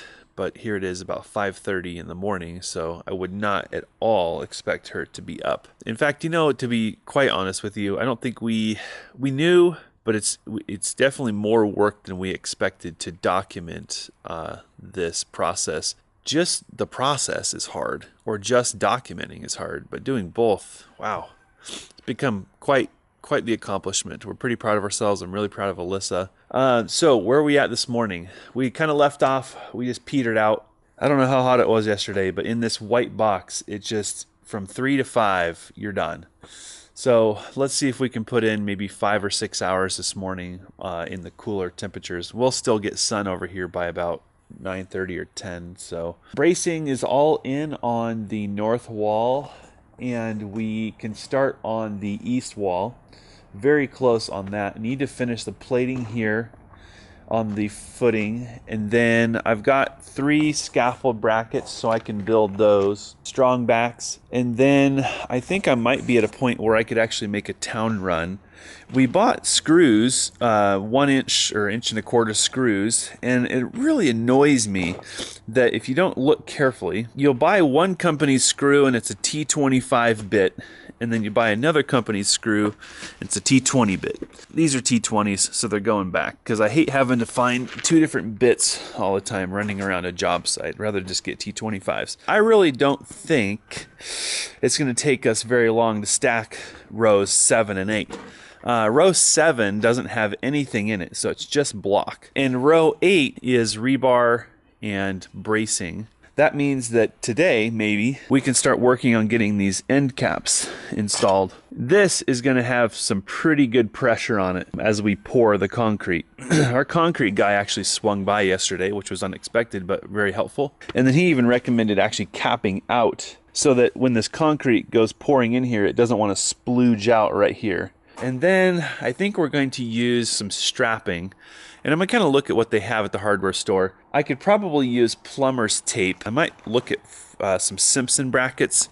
They have some Simpson straps, so that might be necessary. We've got to cap the buttress. And then we need a little bit of time to work on the penetration over here for the sewer. And then we've got to locate one other penetration on the east wall, and that's for our boiler. Right now, we're going to leave the door open for ourselves to use a central boiler outside because wood is just so prevalent for us that we want to keep it as our primary heat source. But the nice thing about Radiant, which is what we'll be using for our primary heat, is that you can put redundant systems in. So we'll probably have some sort of propane or natural gas boiler that's a backup, and it will allow us to go on vacation. We don't have to sit there and feed the wood boiler.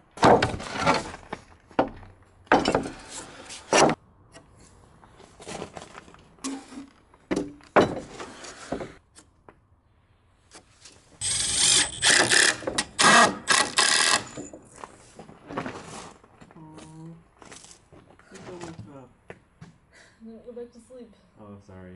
That's good. I tried to sneak out. No.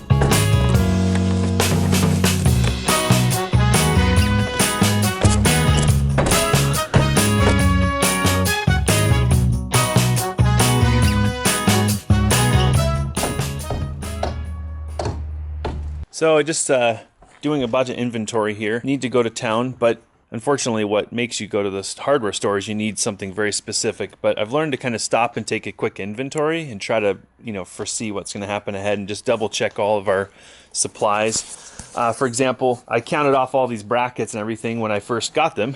I just want to make sure that we actually have enough, because wouldn't that be terrible if at 2 o'clock we ran out of brackets? Doing a lot of that stuff, and because we're working on ICFs and we're working on such a tall scaffold, I wanted to make sure that our pump guys are cool. They've got a lot of experience and they know what they'll pump. So I don't want them to show up here. We've got trucks on the way, and now we've got all kinds of stress because they see some problem with how it's scaffold. Because I mean, they've got to hold the line pump up that high. I don't know how much that line weighs, but it's heavy. It's full of concrete. So hopefully get them to stop by today. Sounds like they've got a job in the area. So kind of squaring up for the day. I think Alyssa's ready to jet to town, and then we can finalize all this bracing. Then hopefully we can jump up on the scaffold, get the hand railing installed, and eventually get those last 2 rows of block installed. We're definitely not going to pour tomorrow, but if we have all the materials on hand, I think Alyssa and I can push through the weekend. Basically ready to go to town?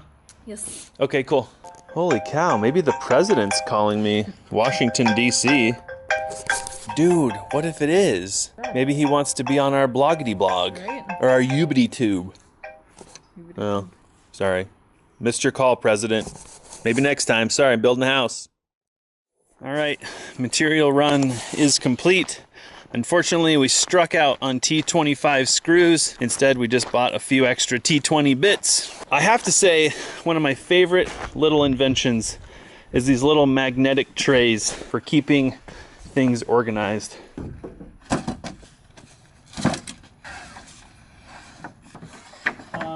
Yes, on that side. Bashed my head on all the lumber sticking out of the truck. So of all this dangerous work that we're doing, that's when you hurt yourself. So hopefully that doesn't stop us from having a good day today. We ended up buying a bunch of 12-foot 2x4s. For our angle braces, we were using 14-foot lumber, except we have our piers in the middle, or actually it's offset to this side of our building, and 14-foot lumber will most certainly run into them.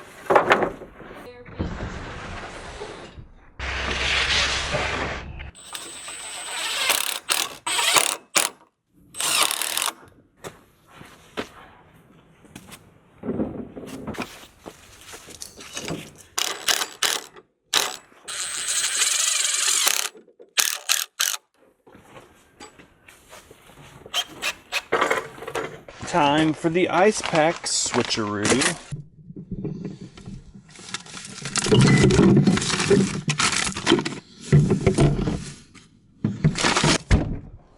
All right, it's time to go crazy with flying strongbacks.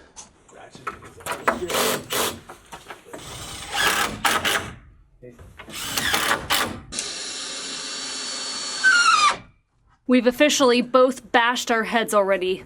Once today each, and it's pretty early. For now, hats have been canceled.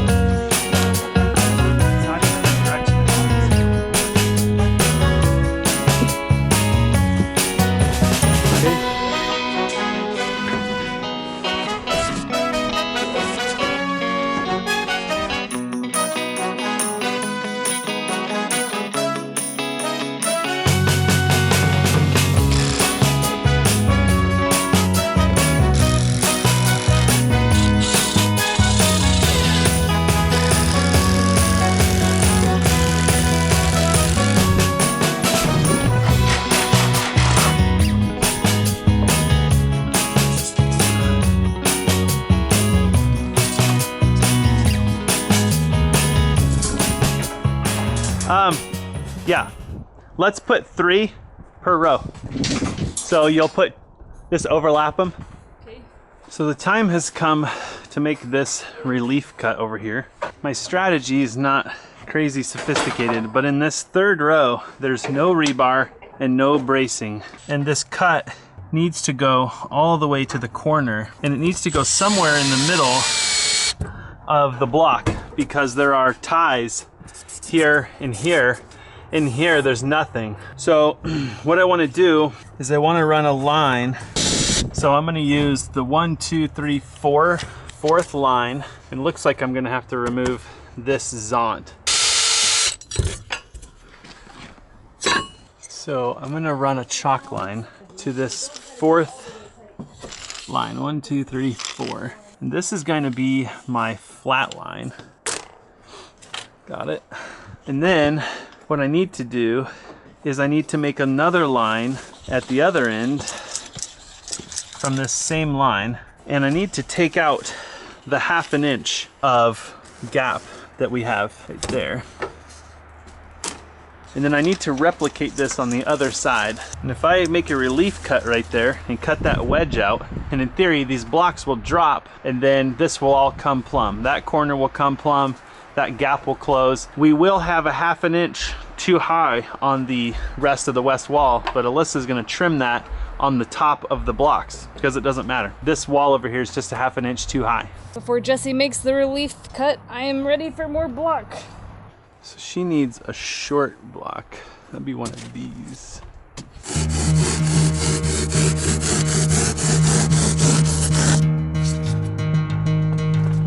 Uh-oh.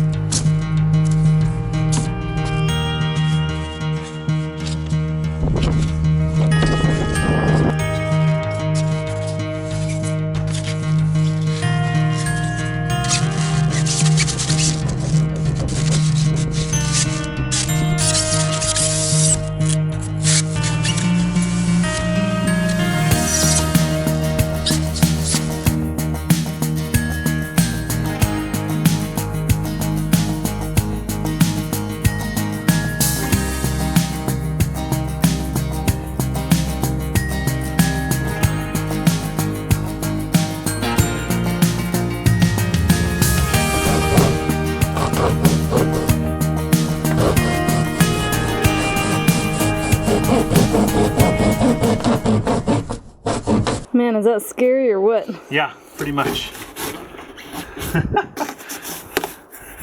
Don't show Casey at Lightform this video. This will make him cry. Be like, yeah. Our beautiful blocks. Yep. Be like, nah, we just went DIY on it. Yeah. It's good.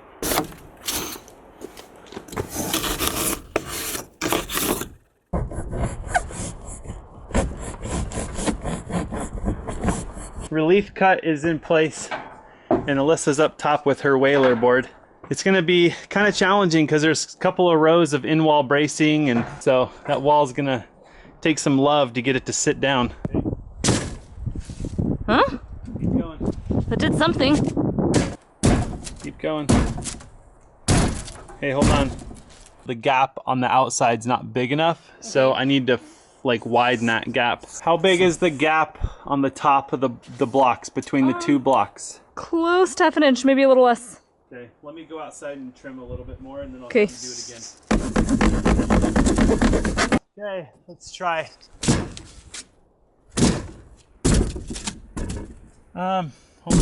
Hold on. Okay, that's it, you're good. Do we get it? I think we're there. Really? So we've dropped a half.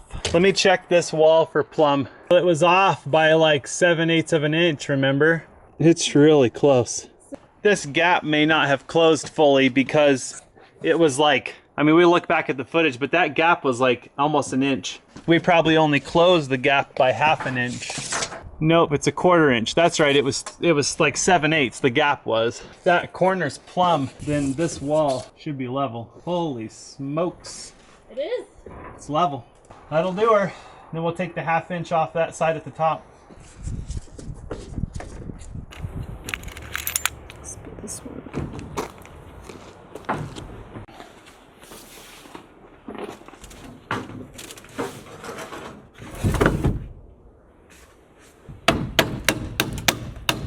Our zonts are a little low now because we've lowered this wall. So we're gonna move them up just to be safe, even though it probably doesn't matter. For those who are interested, this is how 1/2 inch starts to chase you. Yep. Because we're reusing this line right here as our reference for our zonts. But now this line is moving up.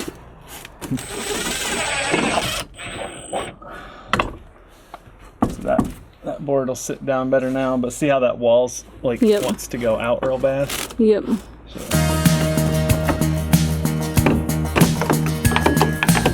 Ready for a handrail? So. Okay.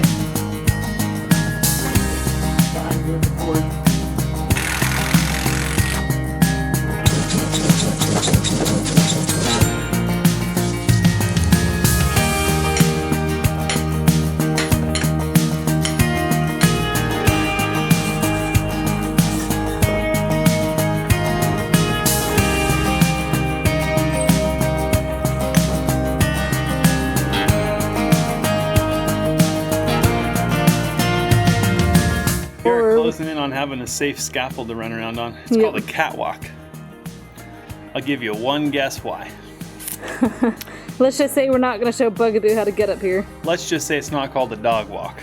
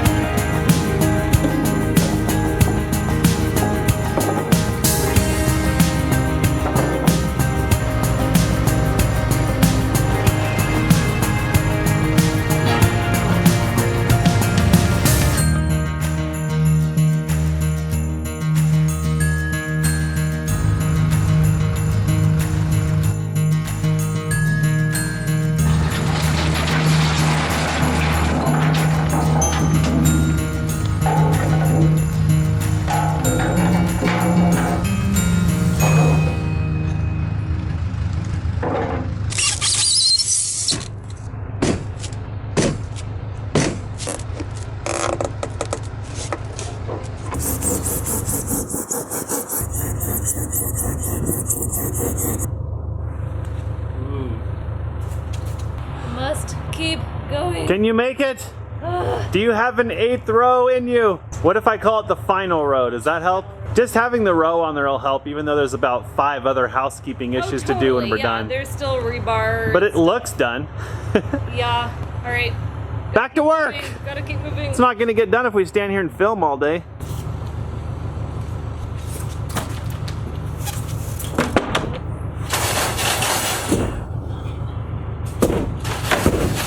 So I think you should just call it a day right now. So yeah, come down, wash up, I'll take you to dinner, we'll have a margarita, celebrate the 7th row. That sounds... I almost think every row deserves celebration. Basically, Yeah. And we did start the 8th row. And we started the 8th row. The 8th row is almost 2/3 done, or 1/3 done, Yep. whatever. So you can't even count anymore. Come down off the scaffold, young lady. I'd say this is the walk of pride. I think so too. I'm following you all the way around so people know what it's like. Go ahead, take your victory lap down the ladder. You know what would be really fun is if that was a slide. Boom. You killed it today. You did too. We did good. Don't be fooled. Yeah. Just because Jesse wasn't up on the scaffolding I was thinking that. I was thinking, somebody's probably going to make a comment about how I make my wife go up on the scaffold, but man. There's so much work to I have been humping you down were in here. the sun bowl all day. Like, it's freaking hot in here. Yeah. Up there, at least there's a breeze. Passing materials up, cleaning up trash, staking. Like, Jesse finished bracing all this morning before the sun was up, before I was out of bed, basically. Close, yeah. So... Good job today. This is the momentum we needed a week ago, but we're finally picking up steam, which is typical. Typically, the first few days on a project are just like, might as well just get a rock and bash your head against it for like a week, and then suddenly everything starts clicking. Yeah. So we do have some measuring and some leveling and stuff to do at the top of the wall, so life's not perfect, but... There'll be a couple days to tidy up for sure. Yeah, the weekend. I think we're good. So earlier, I used the backhoe to move lumber and rocks and a bunch of other stuff. So I think tomorrow I'm going to move those buckets with the backhoe because I'm too tired to move them with my arms.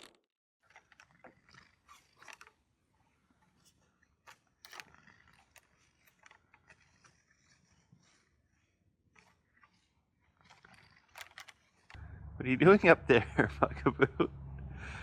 Huh? Mom said you weren't allowed to see that. Yep. Didn't take long, did it, Bugaboo? Hey, Rubbelotopotamus. Did you find the catwalk? Was it inevitable? Were you? Are you pretty happy about that? What are you doing? Huh? How'd you get up there? Huh? Hey. Hey. Don't get in there, you little stinker. Bugaboo, you coming down? Okay, I'll come get you. Huh? Are you ready to come down now? Are you? Huh? Bugfish? You're so silly. Okay, we gotta get you down. Come on. Come on. What are we gonna tell Mom about your little adventure on the catwalk? Huh? Should we even tell her at all? Oh, you just want to get in the Zont bucket? Okay. Alright. I won't tell her if you won't, okay? We'll just keep it our little secret. Friday morning. Beautiful day. Got up pretty early this morning, and we actually have been having a hard time getting all of our cards cleared at night just because we're exhausted. We grabbed dinner last night, Alyssa and I had some ice cream and passed out. This morning I took a break from the camera and just got a lot of prep work done. Got all the lumber and everything cleaned up out of here. Moved all the block in that we need to finish the eighth and final row. Got all the corners set. I started working on some of the 5/8 rebar, which the top row actually has 2 rebars in it side by side, and it's more like a grade beam or a bond beam. And it's a little more complex because our normal rebars, we've been bending around this corner right here. So it's a very sharp bend. It's one bend. But this corner out here is more radiused. It's a longer, more gradual bend. So you couldn't do that and get the rebar in the same spot. So since the rebar needed to be 2 inches in from the wall, I had to work on figuring out how to make a more gradual radius. And I finally did figure it out. I just used basically 5 bends to create these radiuses. I set this block over here as a way of just testing it. So I'd bend the rebar and then just check my bends on each one. Way easier than sticking them up there and having Alyssa test them at the top of the wall. Alyssa and I are pretty sure Monday morning's gonna be pour day. So we made the commitment this morning and ordered concrete and also ordered the pump truck. And it turns out both are available Monday morning. So it's the eclipse. Is that the eclipse? The eclipse. As it works itself, I don't care. I want this thing poured. I don't give a crap what day. I don't either, but other people do. What time is the eclipse? I have no idea. Someone will tell us. Maybe we'll pour this thing in the dark. I don't know. So the clock is ticking. Start the timer. And I was sitting and making a to-do list this morning, and it's still pretty substantial. But here's the thing. We want to go into our pour on Monday rested-ish. You don't want to be burned out, wake up kind of stumbling all over yourself trying to pour concrete. So we're going to try to do like maybe 8-ish hour days or so the next 3 days. That way we're getting some rest. We're kind of recuperating. And Monday hopefully will be not too stressful. You're looking a lot better this morning. You don't quite have that like bushwhacked look about you. I've got you pretty much set up, I think. So I can work on handing block and stuff up to you. Yeah, we have a lot of other errands to run in town today too. So we'll kind of work for a little while and kind of try. Our goal today, I think, is to get the 8th row stacked, rebarred, braced. You ready to go? Yes. All right. If you see kitty cat prints on the catwalk, Bugaboo doesn't know anything about it. He's pleading the fifth. I did realize something. We are gonna have to buy more rebar. I'm realizing now that when we cut these little verticals right here, we could have actually cut the verticals, the long verticals for the wall, and then use the excess to make these little shorties. But we didn't. We just cut full lengths to make the shorties. So now we've got 20-foot lengths of rebar, but our wall is 12 feet, which sucks. So every time we cut one of these rebars, we're gonna have an 8-footer left over. Big lesson learned there. Really look at the scope of the job and try to figure out how to maximize your materials. We probably could have come out of this with next to nothing for rebar, and now we're gonna have to buy just a few rebars to finish this, and then we'll have a bunch left over. A lot of people have asked how we're going to close off this area for concrete, and the plan right now is to build basically a form, a piece of plywood with 2x4s with plywood that we will strap to the end cap here, and it will be strapped around to the ICF. That's less important than how they pour. How they pour will be the biggest factor. I'm hoping that what we'll do is kind of seal off, you'll hear that term a lot with pouring concrete, this corner over here, and let that mud kind of go off a little bit and set up. And then we'll pour in lifts. So we're gonna pour maybe 2 blocks or 3 blocks, something like that, and then let that mud set up. And then we'll pour up and let that mud set, etc. So what'll end up happening is the first bit of concrete will actually support the concrete above it, and then so on and so on. So this form, all it has to do is hold back the pressure of the lift of mud. It's not like we're gonna be pouring 12 feet of constant concrete in one shot, and that form has to hold back all that weight. Before I make mad progress on the 8th row, I have to pick up where I left off yesterday, which was getting the in-wall bracing on this 7th row here.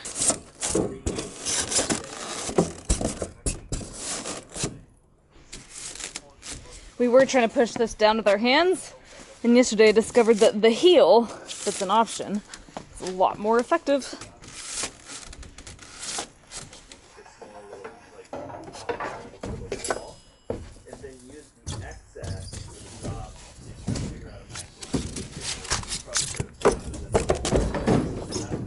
Alyssa is becoming quite wise to the shade management strategy. Yeah. So she could either start over there in the sun, or while there is some shade, she can work over here. She has chosen the shade.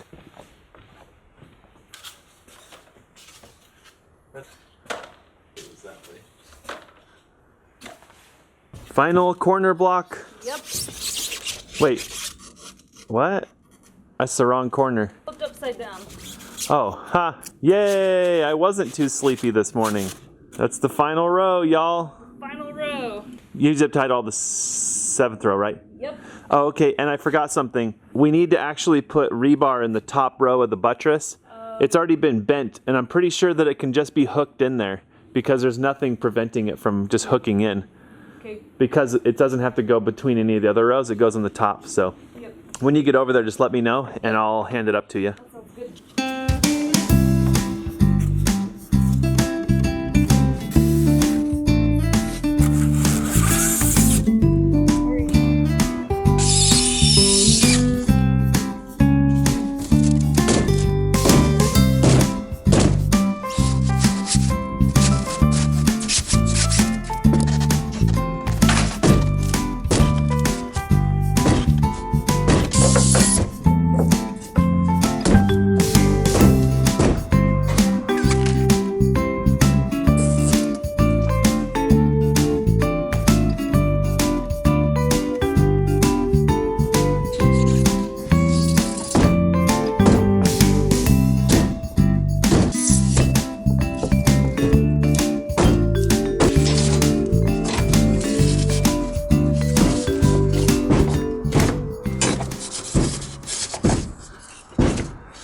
It's going to be quite the day dismantling all this scaffolding. My gosh. Maybe we'll build a tiny house out of all the lumber. You ready for some water? Okay. And then I have a zippy tie for you too. Got that? You can toss that up. I will try. It'll probably not go. Ooh! That's pretty good. Time to check on our ice condition. All right, they're still frozen. Good stuff. We'll switch all this stuff out, even the gel pack. There's a little bit of ice left in that gel pack. Ooh, there's 2 Gatorades too.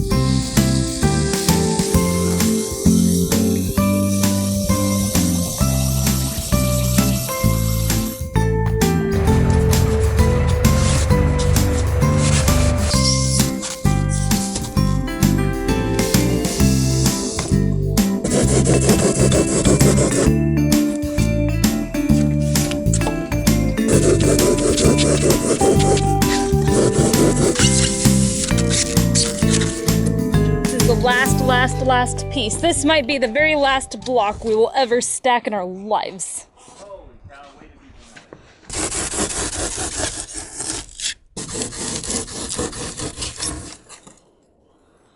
Sorry, no dramatic moment. Got it in. It fits. Have to do a little foam here, but that's okay. It feels really amazing to have this 8th row on. I'm pretty happy we didn't do it last night. I think it's just a row of foam, so it seems like it's not that big of a deal. And it's really not, but I'd say it took me another full hour at least just to get that on. And that's not even including the rebar. So, wow, so much dirt in my face. So we're gonna get the rebar laid in next. We're not positive that we have enough. So we wanna figure that out early in the day so we can go get more if we need to. We have a straggler. The straggler, ready? Come on, straggler. Ah! To the straggler pile you go. Send me the ice hook. Ah! We could probably send this down. I don't think we need this. Yeah, ready?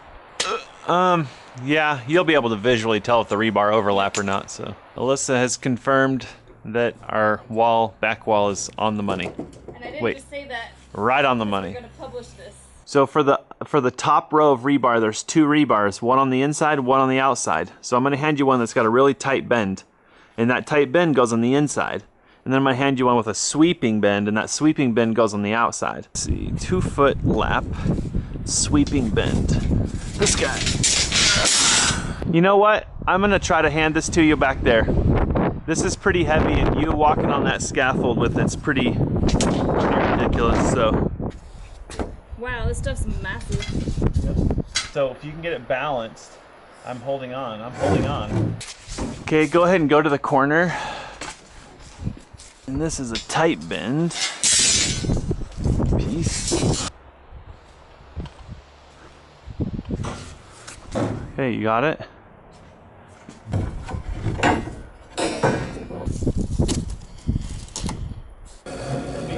Let me climb the ladder. Does that help? I don't know that it's necessary.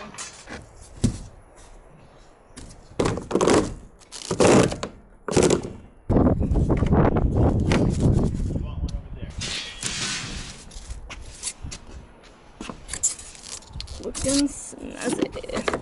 Okay.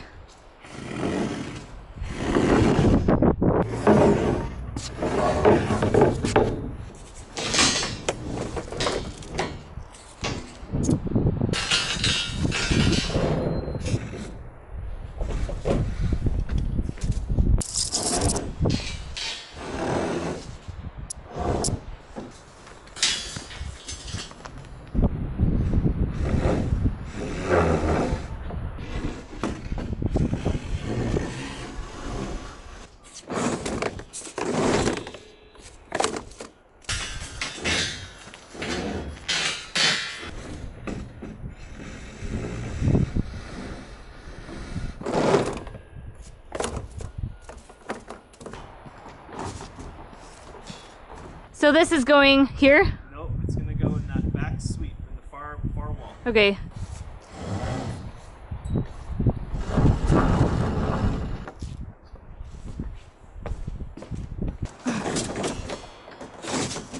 Come on.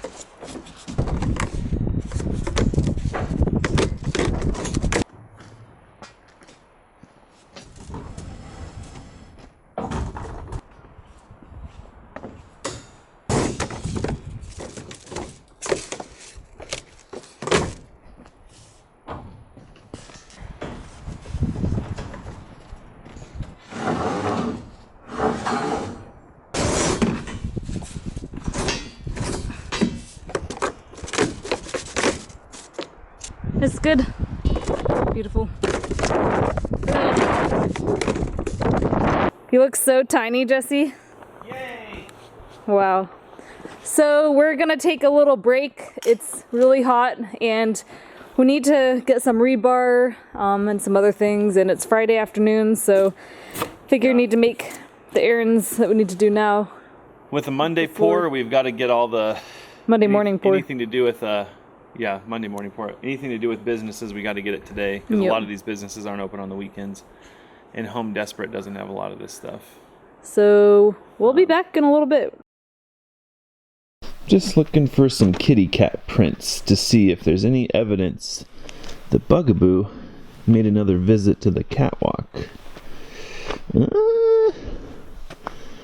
This dirt would be an immediate giveaway, so I'm guessing he didn't make another foray. Those are thank me laters. Got a bunch of them. Yeah.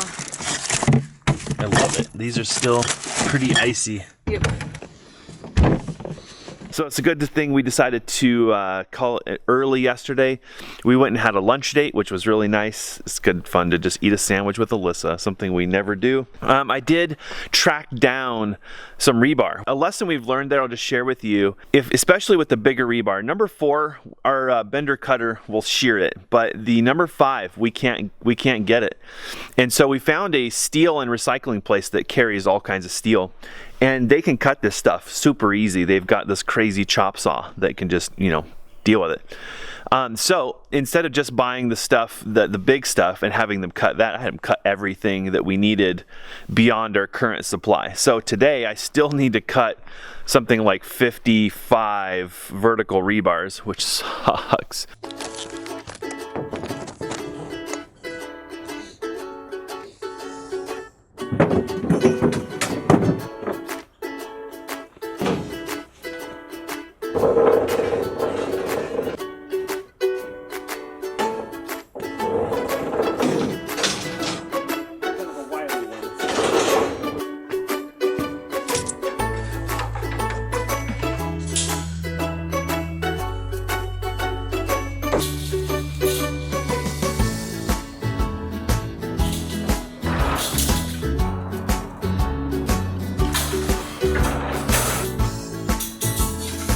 Probably wait a little bit to hand you zonts, right? You're pretty cluttered up there. You've got bracing and rebar and for probably 15 minutes. yeah, so let's wait to put stuff up there so you're not tripping over a bunch of stuff. Yeah, that works. Okay. I think some wire ties would probably be good to tie these together.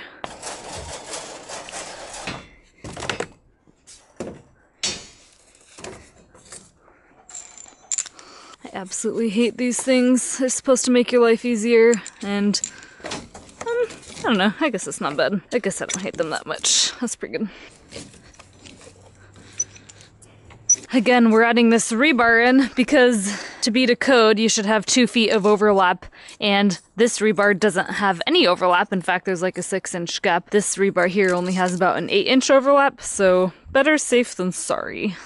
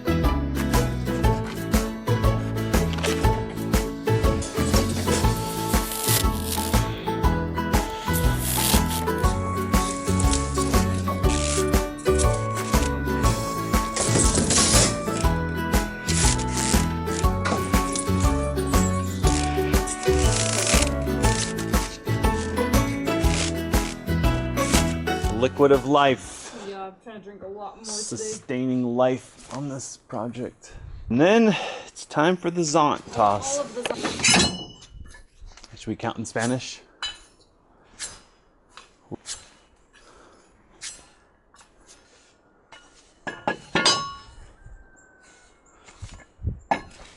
We've been putting the zonts at this top line here, but since we're planning on cutting the top of this block to make it level all the way around the building, we're probably going to put it on line, I think Jesse said maybe line 3. That's not too bad. Are you trying to figure out how to get up here? Hey, buddy.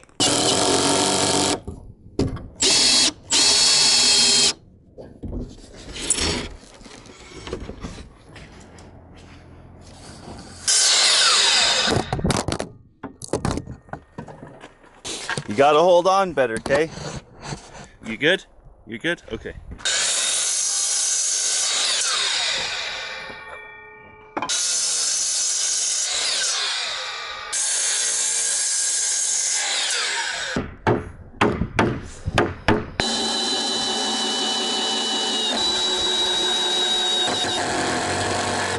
Jesse's working away down there.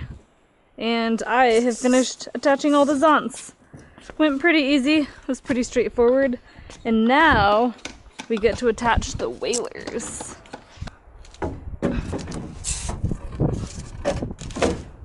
We're leaving a little space here. We're not making it flush because we're planning on bringing this wall in a little bit to make it plumb.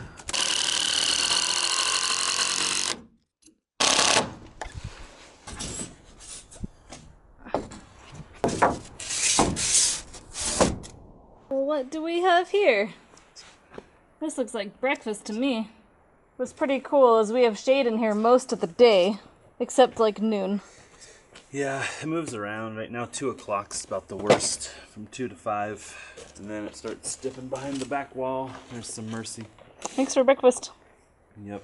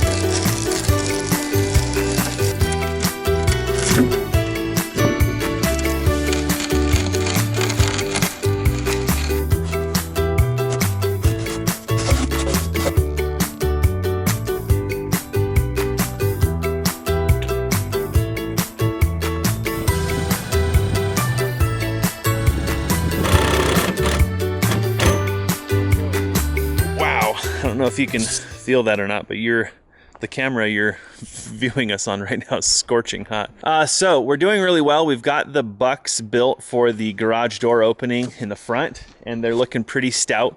But we ran into a problem. We have screws that are too short and too long.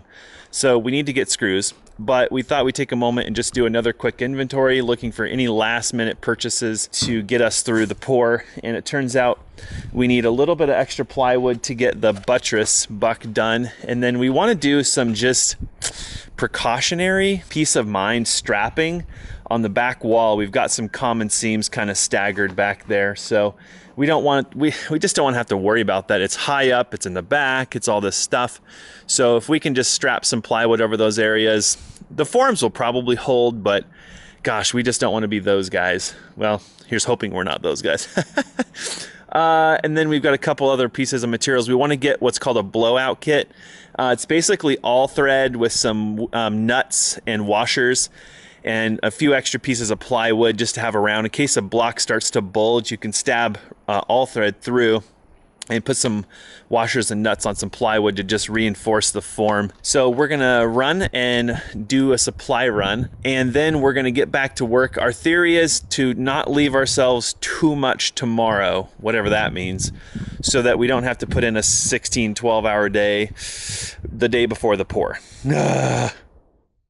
Well, we made it back from supplies, and one of those wind gusts just came up and just blew this block of foam off the top of this.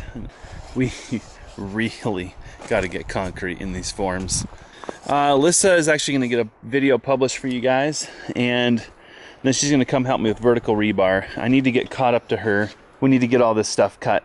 We got to get this stuff cut down, and I was going to try to do that when it was cooler out, but here we are. So I might still do that. I don't know.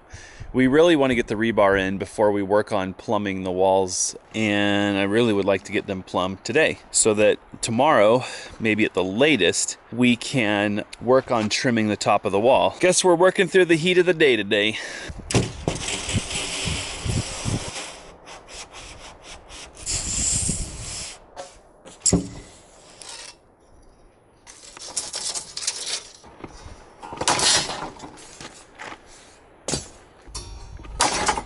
Cutting rebar for me? You betcha. Taller ones go on this side of the step down. And shorter ones go on this. Shorter ones go anywhere past the step down. Sleepy people shouldn't be on top of scaffolding, but I had a chai with coffee in it, like a caffeine-infused chai. So hopefully that'll give me the kick I need to not fall off the scaffolding. Oh, you got it. That's perfect. First shot. And it's dead even with the top. Of the top of the wall? Yeah. That's bad. No, not the wall, the rebar. Oh. Perfect. Oh, whew. Don't scare me like that. Hot diggity dog. Sweet deal.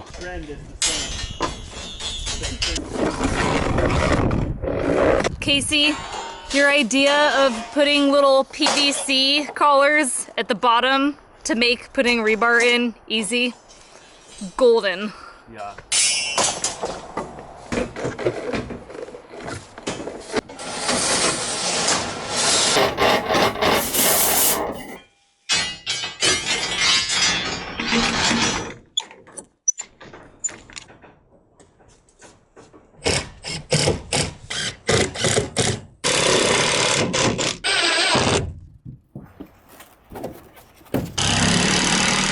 One of the most popular questions on Facebook, and honestly, I don't read YouTube comments, so has been, how the heck are you going to close off the garage door openings? Most of the day, I have been working on basically building the fourth side to the forms. A lot of people call these bucks, door bucks, window bucks. The major challenge, in theory, if we pour this correctly, the pump will start pouring mud somewhere down here, and hypothetically it'll actually flow into this corner here. So we won't be dropping mud straight down. That's not the proper way to pump concrete. With a line pump, you can do this stuff. A boom pump, from what we understand, is not so easy. So we'll flow concrete into this corner and then leave it and let it start to go off a little bit. And ideally, I need to figure out when the pump guys get here, we're actually gonna leave all this buck stuff off. We're gonna put the flanges on, but I need to find out if we need to pump this frost wall on the front side first and kind of fill that corner up and then put the buck on.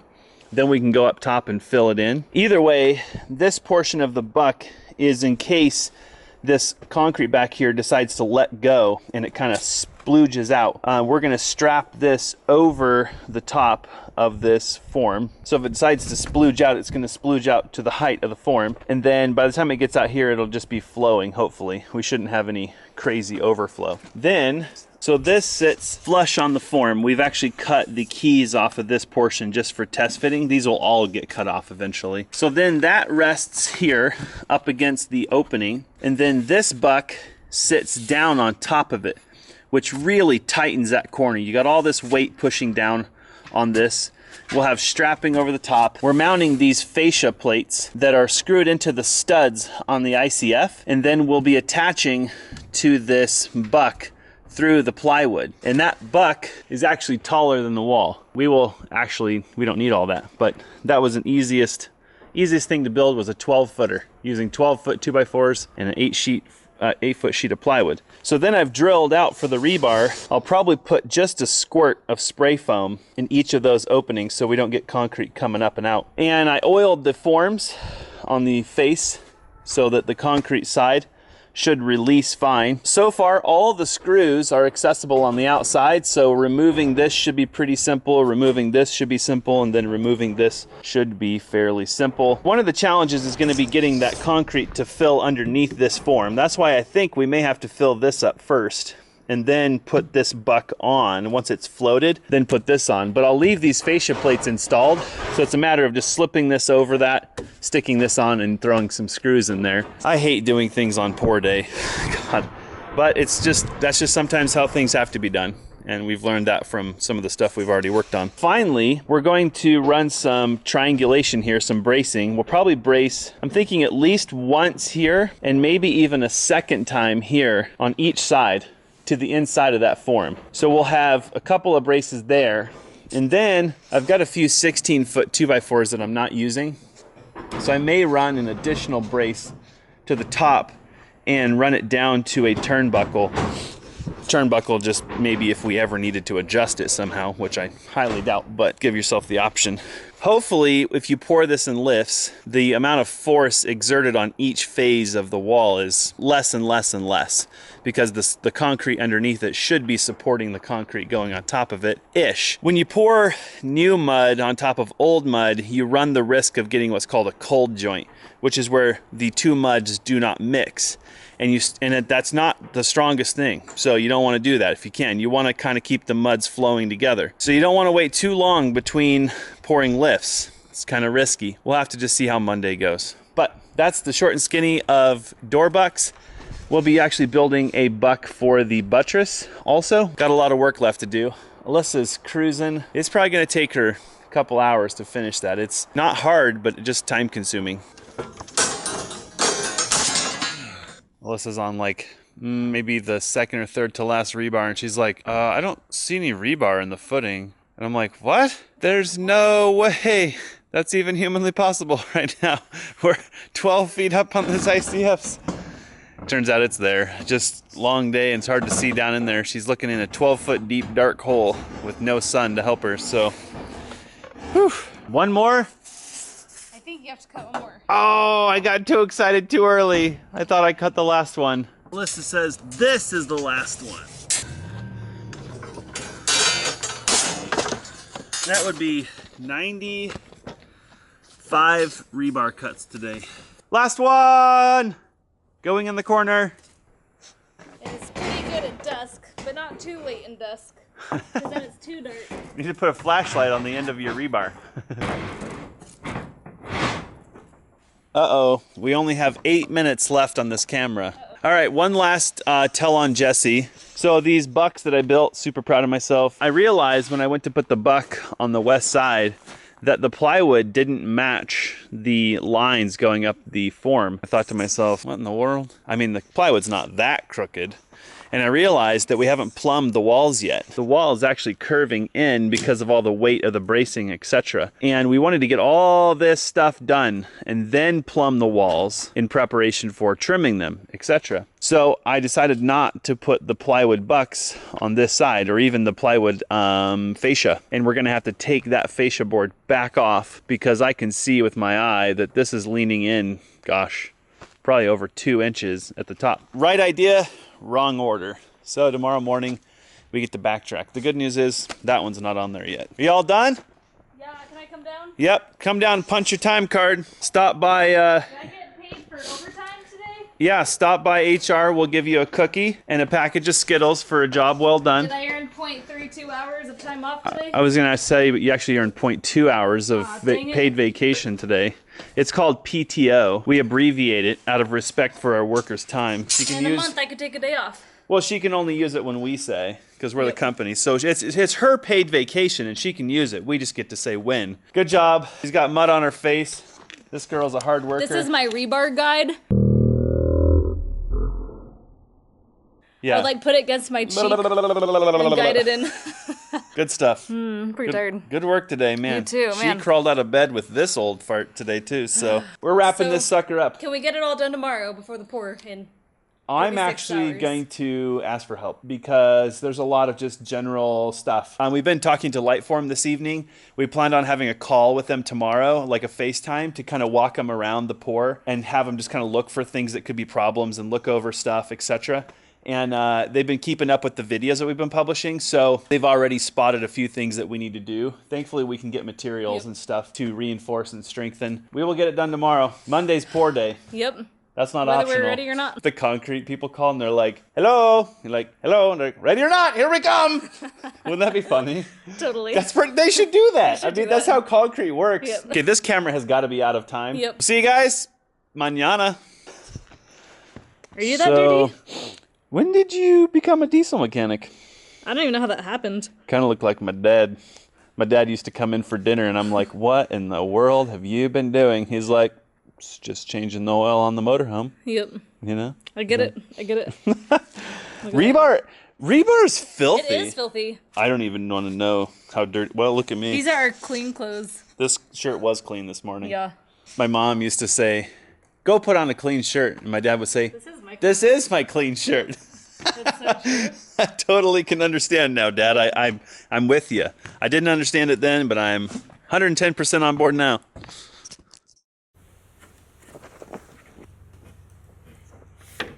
Bacon. How else do you think we have the energy to build a house? Well, we haven't been eating breakfast. Nope. I might have got a little bit of chalk in the bacon. Uh-oh. But I think the chalk is edible. There's chalk in there.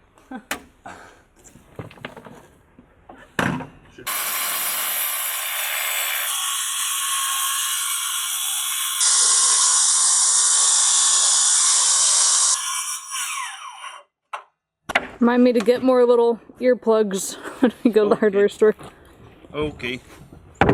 Nice. Are you munching on bacon? No. It's time consuming to cook, but you're never happy when there's bacon around, right? Never sad. Do you taste the chalk? Do what? Do you taste the chalk? I don't even know what chalk tastes like. So today is dedicated to being pour ready in 24 hours. We talked on the phone with Casey this morning for a while, and he helped us kind of look at our structure to see if there were any problemed areas. And I wouldn't say we have any major problems, but there are places that we should probably reinforce. We have some plywood around. We might need to get some more tomorrow. So today is cutting of random lengths of plywood and pasting it everywhere. Cut and paste. Ruining perfectly good plywood. I think that having the support of Lightform has been very helpful because they work with their product a lot, and so they know how much reinforcement's necessary. I think because Alyssa and I are so, I don't know what the word is, like head over heels for this stuff, we're trying really hard to do things right, that we're very inclined to overbuild. Casey even commented that this is probably like Overkill. one of the strongest door bucks he's ever seen. He said most people just put a piece of wood inside the foam and attach it to the studs and call it a day. That would have been a lot faster. Yep, it's okay and a though. lot cheaper. But it wouldn't have kept our door the right size. because if you did that, you'd lose 1.5 inches of concrete. So there's that. You probably could have shoved a piece of treated plywood in there or something, I don't know, or treated wood in there. So it's helpful to have their support because you can look at these blocks and see where we've done damage and say, that's okay, don't worry about that, or put a little foam on it, or that plywood, the crap out of that. I think it's worth sharing because our experience has been consistent with this. When you have a set of house plans, I think for those folks who might not be experienced like we are, who are not experienced like we are not experienced, the illusion is that when you have a set of house plans, you now have an infallible set of plans that if you follow it to a T, your building will turn out perfect. You don't have to think anymore, just build the plan. Sorry, folks, this is not IKEA by a mile. The conversation this morning with Casey went something like this: don't cut ties on ICF, that's not necessary. And I said, well then how the heck do you get the bent rebar in the thing? And he said, well if you do it that way, yes, that's the only way, but that's not the only way to get rebar in there. I'm like, oh. So it turns out a lot of contractors will actually bend a 90-degree elbow and slide that in the corners to meet your corner overlap requirements, and then run straight pieces into those elbows meeting your lap requirements. We bent the rebar, the whole bar, and tried to slide it in and tuck the corner in, which you cannot do. So we had to cut the ties. This is one of those things where the house plans don't really represent real world building requirements, and there's always this gap between what's drawn and what's built. There's a term we've run into, it's called as built. That implies it's not as drawn. So sometimes you have to go back and update the drawings to represent the actual building. That could be a nugget of gold for those folks out there who do hire someone to draw a set of plans, have it engineered, etc. You still need to ask a lot of questions, and you might need to step outside of what's drawn to achieve the goal you're trying to achieve without doing damage to your building products.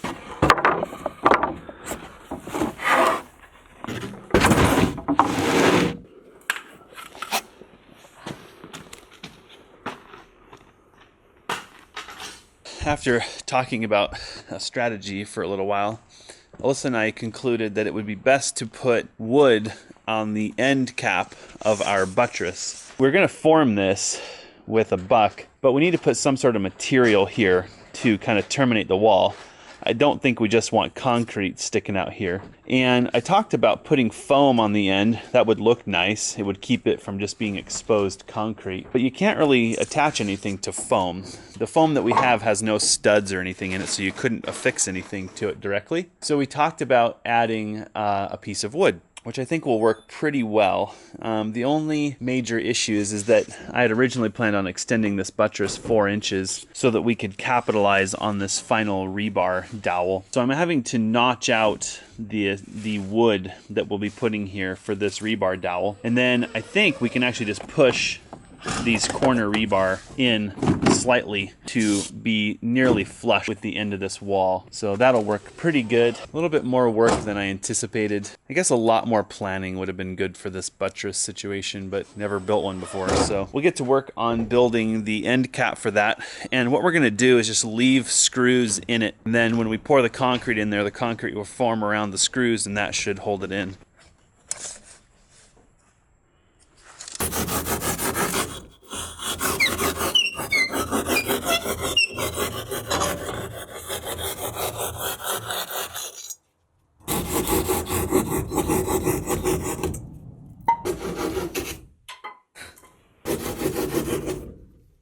Jesse says we have to move this whaler east about 2 inches, and it looks like we can do that.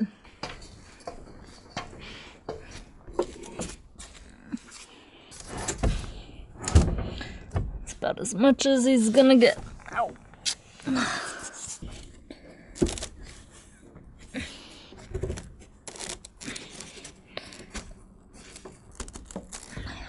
Better. Bugaboo was up on the catwalk again this morning, and Jesse watched him go down this ladder on his own, very slowly and carefully. Before we go too crazy with reinforcing, we need to plummet. I've been looking forward to this moment. It does appear to me that everything's leaning in a little bit at the top, which makes sense because this bracing system seems to pull it in pretty tight, and I'm really curious to see how it pushes out. What we're gonna do is we're gonna attach these boards to the ends of all the walls, and we're gonna run a string over the top, and then we're gonna measure and see how far out we're in we need to go.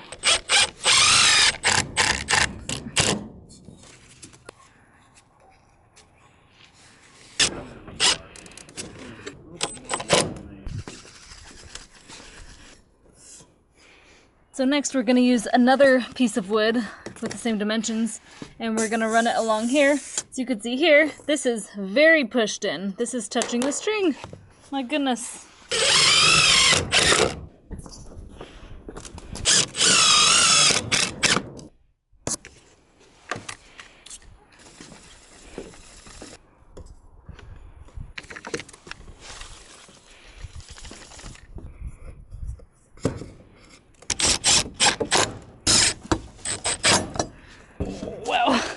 My muscles don't really want to be lifting stuff today. Lifted like 100 pieces of rebar yesterday.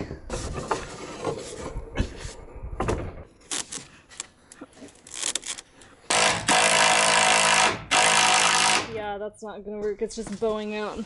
And this didn't move that at all. Wow. What a crappy piece of wood. Look at it. By the time it gets up here, it's like a whole quarter turn. I'm gonna move this turnbuckle out.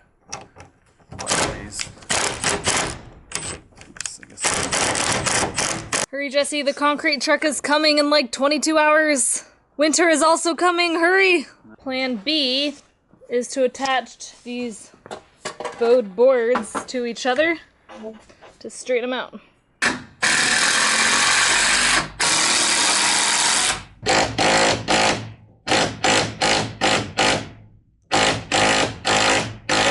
It stopped.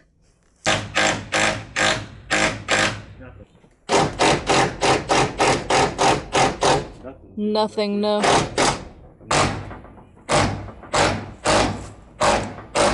Jesse's decided to flip our zuckle to the other end because our stakes are moving.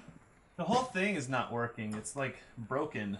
Two things are going to happen. One, the turnbuckle is going to be on the bottom, which means I can get to it. Yeah, that's good. Without having to like shoot the moon. And two, we can stake it way better. Yep. With the turnbuckle on the bottom because it's got a dowel hole in it.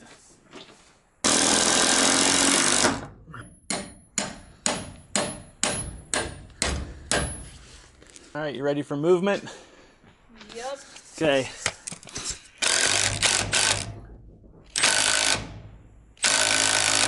It's very close. 16. Even with that 2x4 there, it still wants to bend like right here. So it turns out when we start cranking on this wall that's not even full of concrete yet, this board right here is warping and bending and twisting under compression. I don't know if we don't have any more 14s. I can try bracing it down here on the bottom. See if that helps. We'll just turn this into an 8x8 by the time we're all done. We've now just about made this a 6x6. And let's go a little further, huh?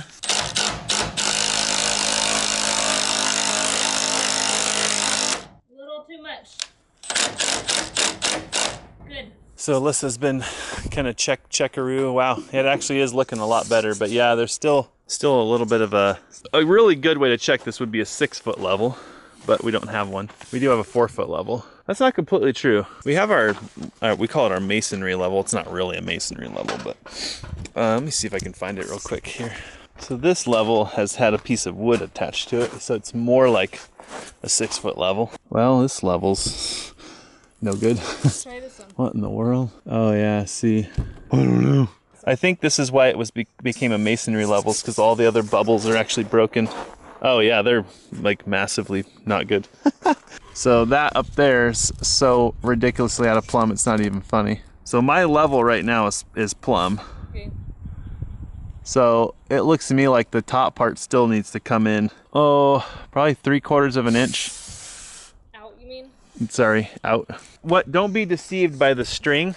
The string only means it's straight. Yep. The string does not mean it's plumb.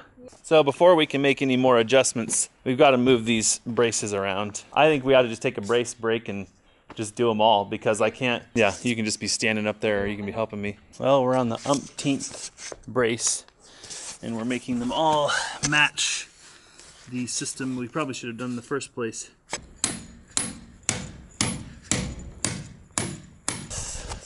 Only 3 more to go. And then we're back to plumbing and leveling, which is where we were an hour and a half ago.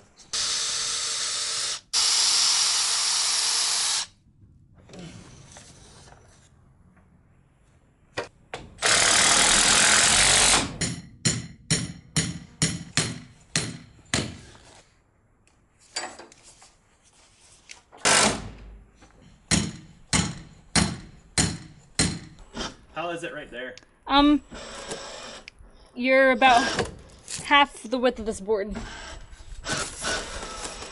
That's looking pretty good. Good. You can even come in a smidgen if you want. Good, good, good. That's pretty good. A little more. A little more. Good. That's good. Wall number 3.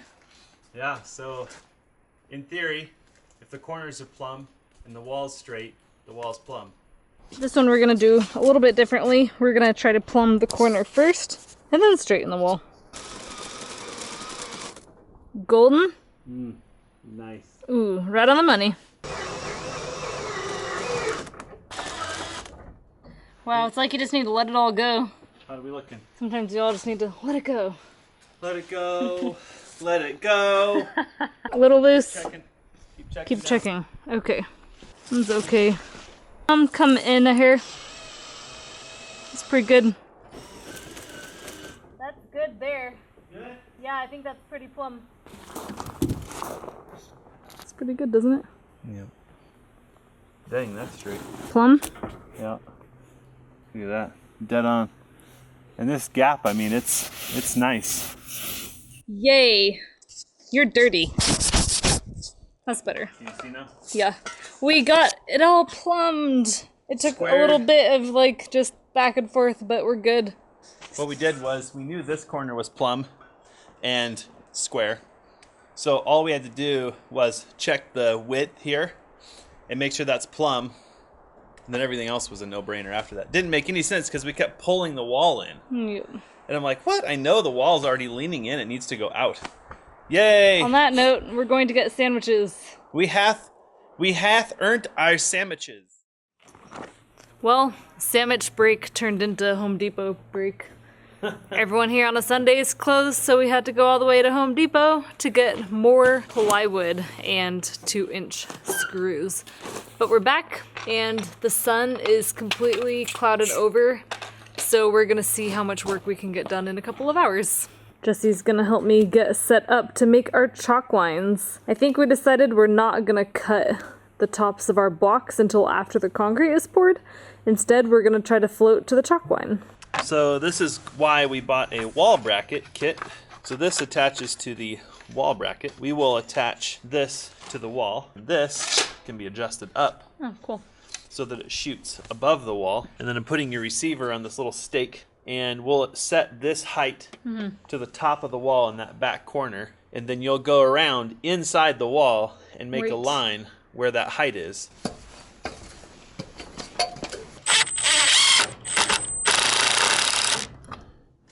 That'll work. It's very sensitive.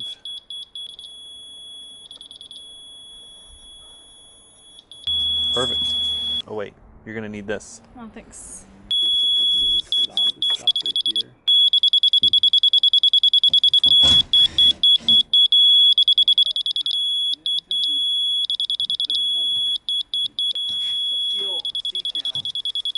Couple of the to-dos that we're working on right now, where we've got these orange spray paints. We actually had to clip this top tie to get our rebar in. So we're going to be putting 24 inches of plywood over this to strap it, because the tie below it is still in place and the ties above it are in place. So by putting strapping over that, we're basically strengthening from here down to here and helping that to resist. It's not going to blow out, but it would probably have some propensity to bulge, especially being on the bottom row. So we've got a few spots to do around the building there, and we're going to be doing inside and out where we can. There's some spots like in this back corner, we've already actually backfilled that with drain rock. And so it's up probably almost a block and a half. So that's going to provide some force on the backside to help strengthen during the pour.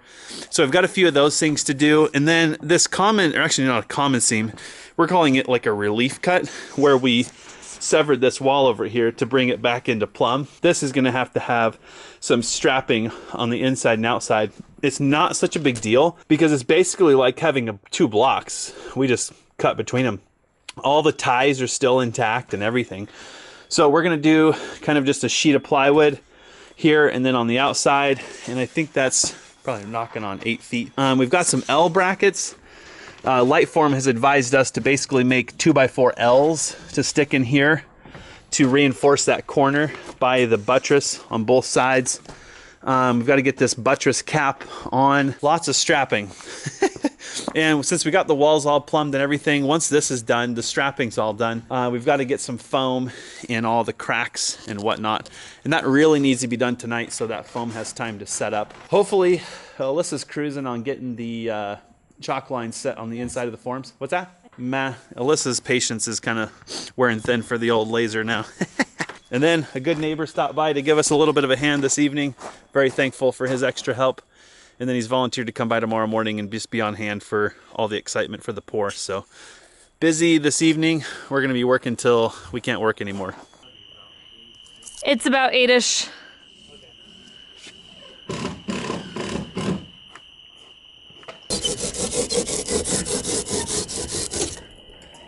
Well, can you see? I can see you. Can you see me? I think our worst fears are becoming a reality. The sun's going down and we're not done. we're not ready. We don't have much, maybe It's not that we're not. Yeah, we're not ready. under an hour. Probably close. An hour. So Okay. bright and early in the morning. I don't know. I say to get at put it. on headlamps. Now Wake up it's- at 6. Get up at 6. Okay. Probably 5:30. Yeah. Okay. Yeah, it's not too much. Thankfully, we've had a little bit of help, which has caught us up, I think. If Okay. without that, we'd have been pushing. But Yeah. cameras probably can't see anymore, so we'll probably work for another half hour maybe. Yep. And then eat, shower, sleep, rinse, and repeat. We'll be back at it bright and early in the morning. Tomorrow's pour day. Yeah. No pressure. Don't forget to bring that laser in for sure. Okay. Let's not leave it out. Just in case I'll it go get decides that now. Yeah, it hasn't rained in a Shouldn't couple be months. on the scaffolding at night. Hasn't rained in a couple months, so I don't know why it would rain tonight. But Right. Well, it it's is cloudy. It's pour day tomorrow, so you know, I mean, like It'll probably rain. it'll probably rain. It's gonna be windy and uphill. Yeah, good job today. You too. Good job getting these things plumb and square. That's pretty exciting. And then running the chalk lines tomorrow, and then mud. How much mud? 11. $5,000 in mud. Whew. Dropping 5 G's Ouch. tomorrow. Gonna have to add some zeros to our checkbook. I don't know if our checkbook goes that high. Yeah. All right, we'll see you tomorrow.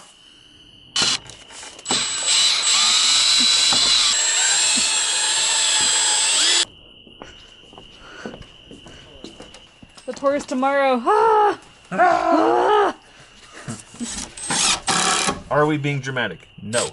Not really. True. Never give up. Almost done. Finishing by headlamp in true pre-pour fashion. This is the first of many times we'll do this. Oh yeah.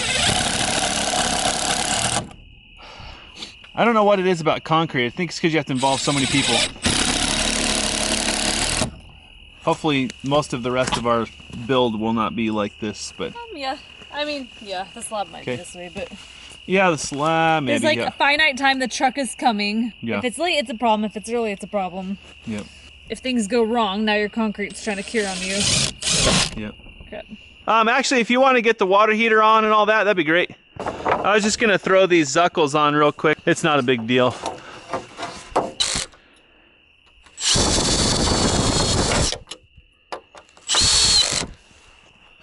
The tour is tomorrow. Ah!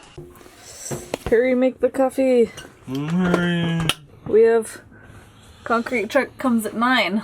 And the eclipse starts at 9. Ready or not, here we come. Ah! Clips? Yeah. It starts at 9? That's what the interweb says. You make it sound like a movie. That's what people Like act. there's a 3 o'clock showing and a 5:25 and a 6:10. We don't know if pouring on an eclipse is good or gets not. We'll dark. find out. If it gets dark while we're pouring our foundation, I'm gonna be a little bit miffed. That'll be pretty funny. All right, coffee for Alyssa. Does it feel good to be hours away from being done with this? I like the way you put that. Yes, it does. It feels good to be hours away from never having to do this again.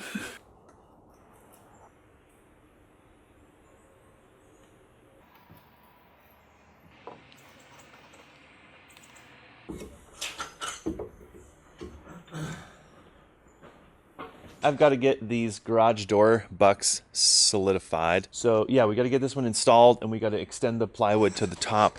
This one, plywood, needs to go to the top. I confirmed with our engineer this morning that that 8th dowel back there, we can live without it. So good news. I need to make some trimmings to the buttress buck and get that installed. And the sewer and the boiler Thermopex penetrations need to be cut, and then we also need to cut a penetration for the garage drain. Lots to do. We have a neighbor who helped us last evening, and he's volunteered to help us again today just to get us pour ready, and then also just to be on hand in case something dramatic or exciting happens during the pour. So I think I should probably focus on getting these penetrations done, because especially the sewer, that actually needs to go in a fairly precise location. Can't just go willy-nilly.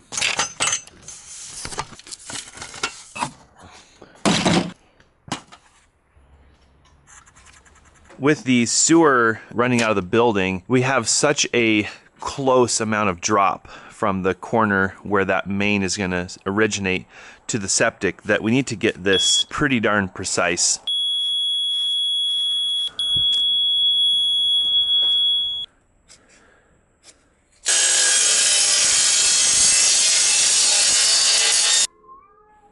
Psst.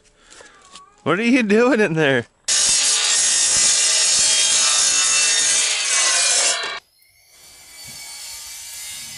Oh crap, the concrete truck's on its way an hour early. Hurry, hurry, hurry. Ready or not.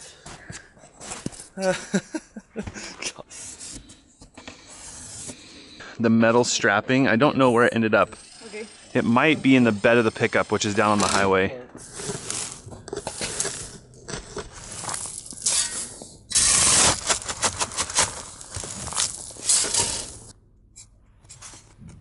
So we're sort of scrambling, which sucks. Maybe an extra day would have been a good idea. I don't know.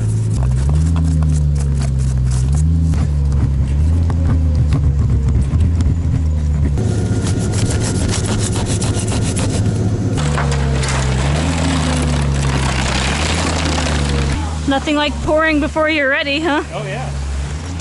2.5. These 2.5? No. Those are twos. These must be 3.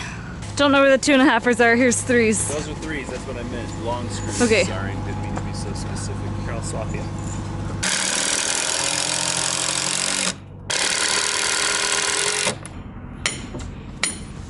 That'll be good, Adam. Okay. Lay it down.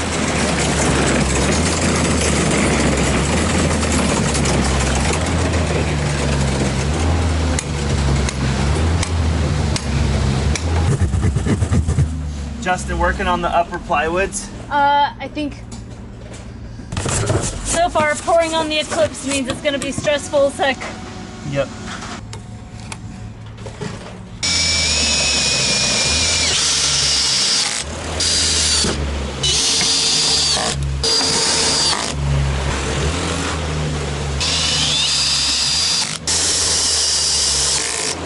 Did you get it in? I don't know, I'll have to find out. Push hard. Trying not to break the foam. Okay. Hold back out. Freaking hurts my hands. You're there. Go a little. That's good. Okay.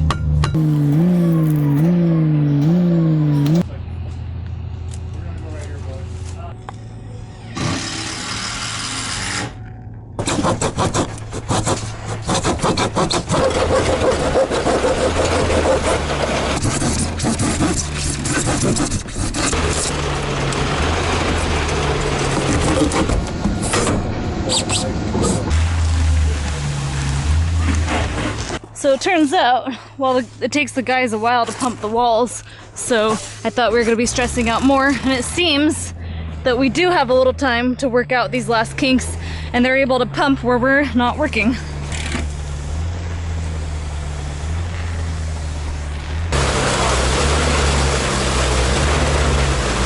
again? What yard did you order?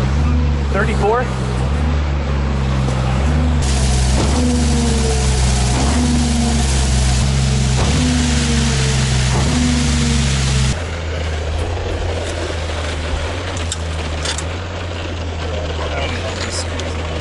Actually, it already has screws in it. Okay, you can come down probably a little bit. I think this is that's probably fine. This looks better.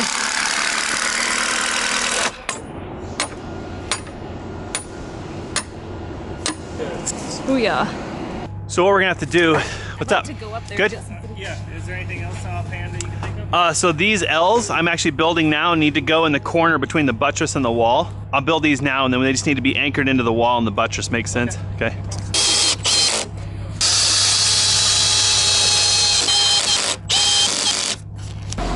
Bye, concrete truck. Thank you.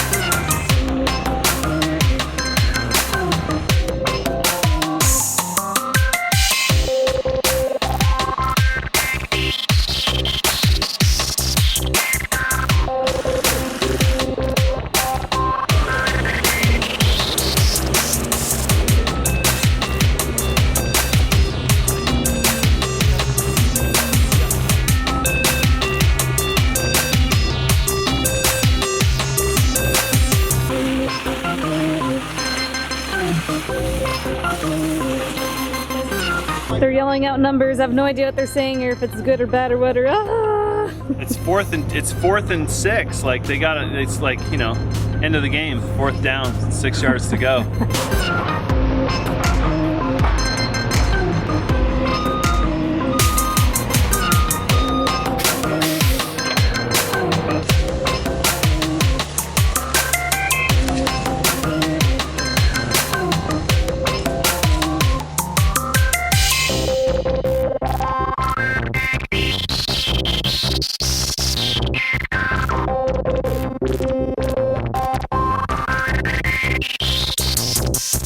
Is it just me or is it looking eclipsy right now?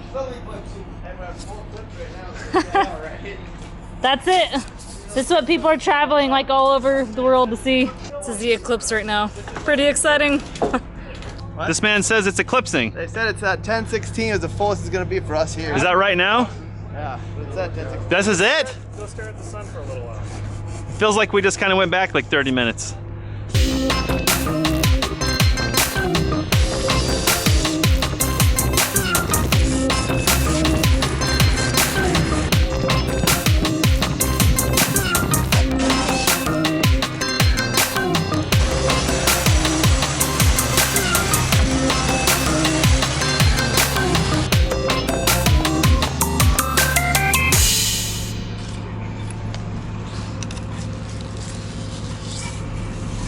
So these guys are almost done with the west or the east wall. So we're gonna start floating. Yep, looks like we're 2 blocks from the top over here. Last truck coming in. All right, so the challenge now is to get this concrete down to the right level. The problem is the top of the wall is not the level that we're after. We need to be about 1/4 inch off the top of the wall and we need to be level. So, you know, no big deal. Gonna have to get everybody up here floating these walls pretty quick here. This pump's gonna outrun us pretty quick, so ready to go.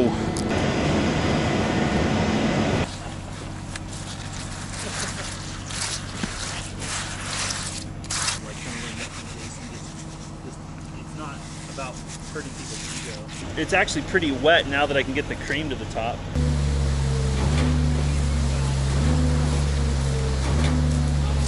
It's hard when the nubbins are hidden, can't even see your reference. In hindsight, we should have just cut these walls. We're nearing the end. Don't throw concrete on my buttress. So they're all done pumping the walls. They have some extra, and it looks like they're making cow patties for us. We're cutting all the nubbins off the tops of these blocks because they're a pain in our butts. Justin is kind of screeding to get to the tops of the blocks, and then Jesse and I are doing the finish troweling. All that work I did with the laser level up here yesterday, absolutely pointless. We're trying to remember our measurements, and we're floating about a 1/4 inch down from the tops of the blocks in most places on the wall. My concrete truck. Thank you. Ready for some money? Yeah, I think that's 60 here. Hey.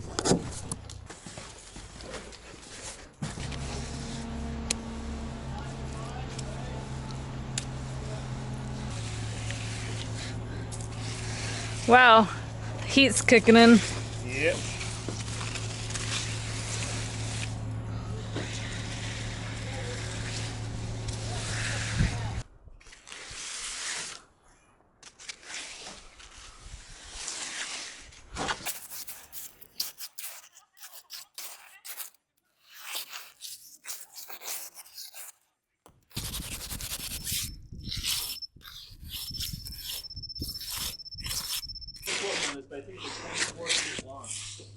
Oh, okay.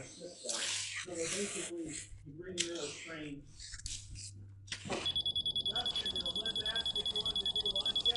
Nope. Justin, do you want to go to lunch with us?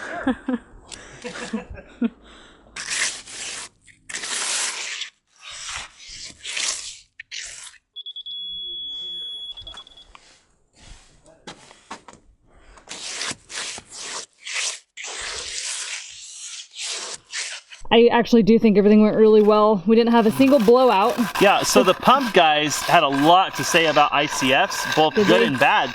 But really, a lot of what it was just kind of like customers not really understanding their product and thinking that this stuff's just like ballistically strong. Yeah. And you can just do whatever you want. Well, it has its limitations. They ran into a customer who built his own ICFs, like that type of deal. Yep. And they wouldn't even pump the walls because they apparently like started to pump it and the form started falling apart. Wow. Instantly. And the scaffold was too weak, and so just a real mess. So they hadn't run into light form before, but they looked everything over and kind of gave it a test, you know, real quick, and they said it was really good. They're really glad that they pumped this one. The scaffold was solid, the walls held no problem, all of our bucks were good, no problem. So I think this was easy money for them, honestly. Yeah. Before this is like permanent, we have our laser level set up, and we're just checking for any high spots. It's flirting with the blue, Jesse. Nice. That's what we like. This all looks really flat. So, really not too much. Floating these ain't gonna happen. These are pretty much rock hard already. So now we gotta find a use for a bunch of unflattened cow patties. Well, we had a nice relaxing lunch. Got to visit with our friend Justin, which was nice. And now we're back on site. And I want to take a little while and just kind of go around and check on things, kind of see how things turned out. Look for anything that maybe we didn't spot during the pour, you know, that might be an issue.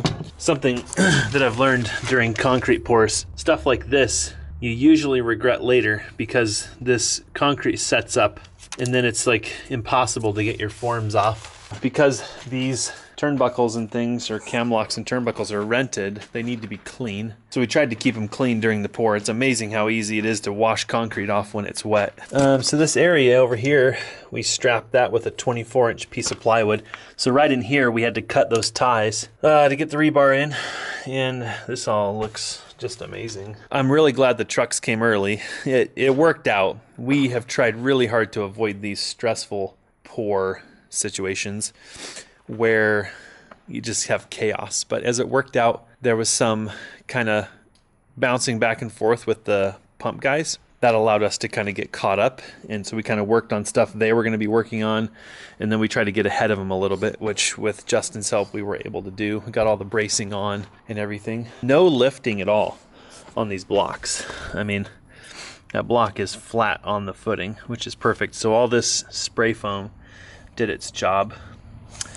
Looks really good. Our pump guy said that's probably one of the most common issues with ICFs when they're not properly secured to the footing is you start putting mud in there and the form starts to float, which is not good. This did prove to be a little difficult here. This buck, if you remember, is sitting on the frost wall, and then this vertical buck is actually sitting on this buck, and then we strapped across this on both sides, over and under. This was actually bulging slightly because we hadn't actually fastened it to this buck. It was just fastened to the ICF, which didn't have a tie in it. But we threw a few 2-inch screws in there, and I think we were able to save it. It's got a tiny, very tiny little bulge right there. All the vertical strapping worked. Everything actually looked really good. I mean, there's a little bit of concrete weeping through these holes, but I mean, honestly, you can tell how well sealed this wall is because there's no concrete on that wall whatsoever that wept. One thing we definitely learned is that you got to get these castellations off the keys. You got to get them off there because you can't rod this or screed it. And if you can't screed it, then floating it's just an absolute nightmare. You can kind of see how patchy or blotchy all this mud is. That's because there was keys on here.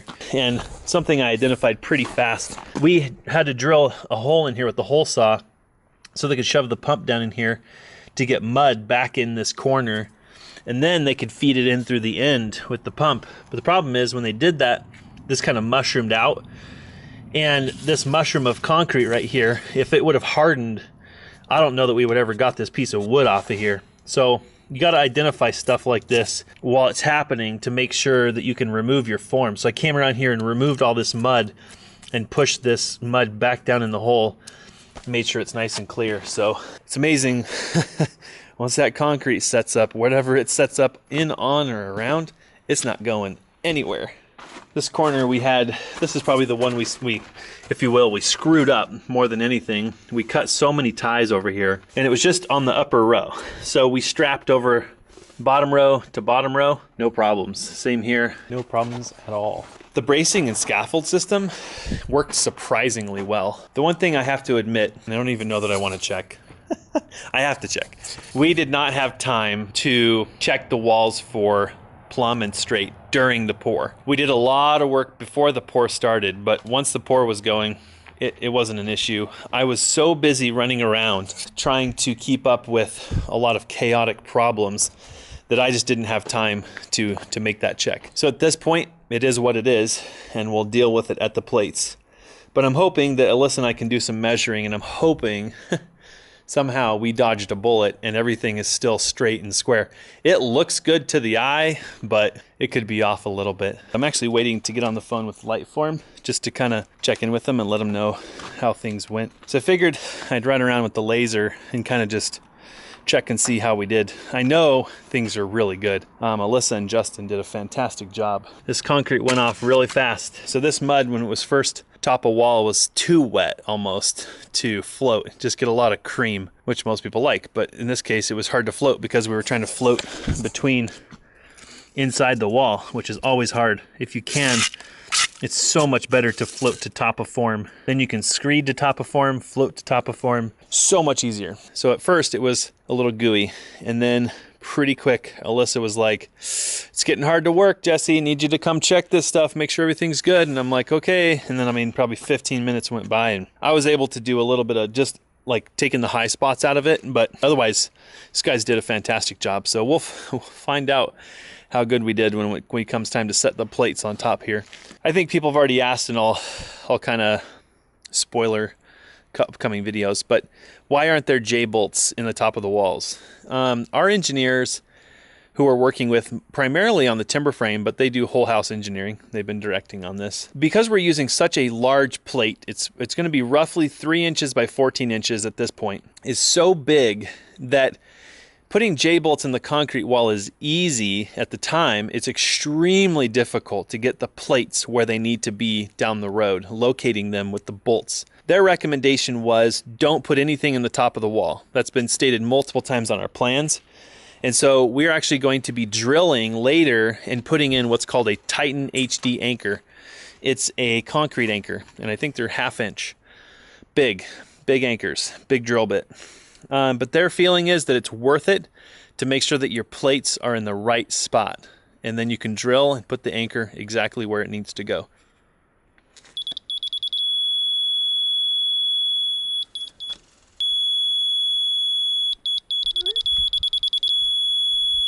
Thought this was worth sharing. This is how proud I am of everybody.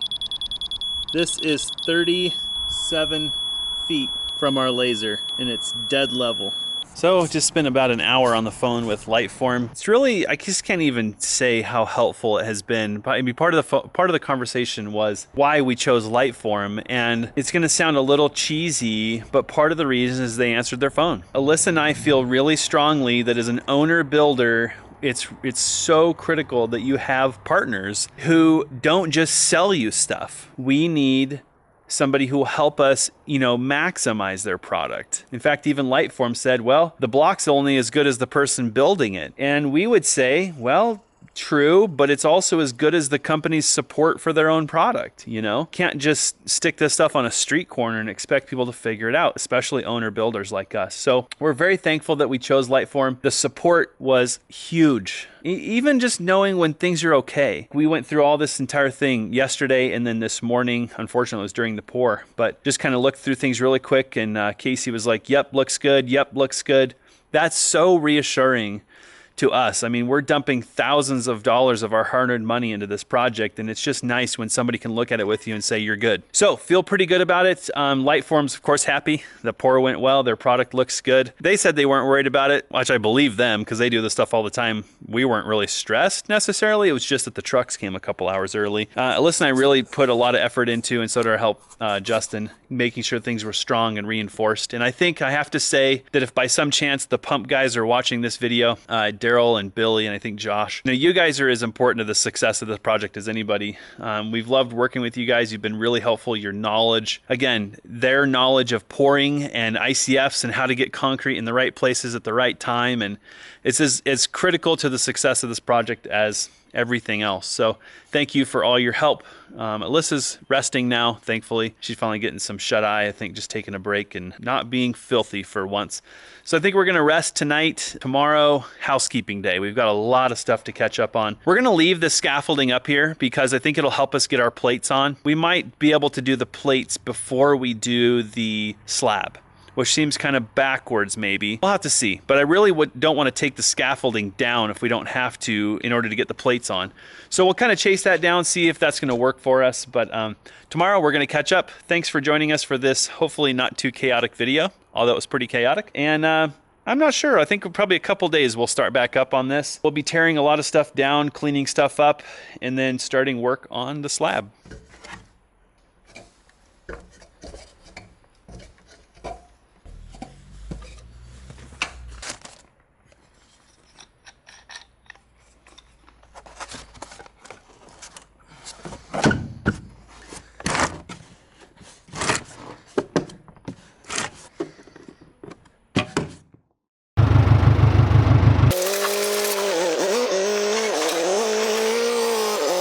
Scaffold and bracing.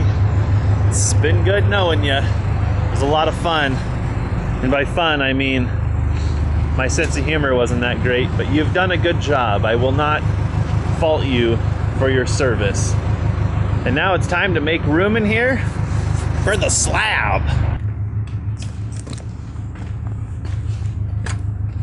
So I think it's best if the person with the tape is in that corner and then like, this person just moves a little. I agree. Okay.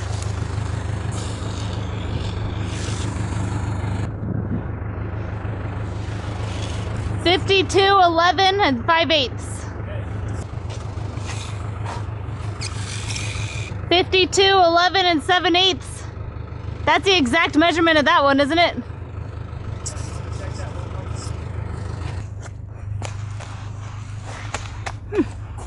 Where is our little penetration? Haha. So this sticky stuff is barely sticking, and our tar caulk is barely dry. So I think we made a good call with screws.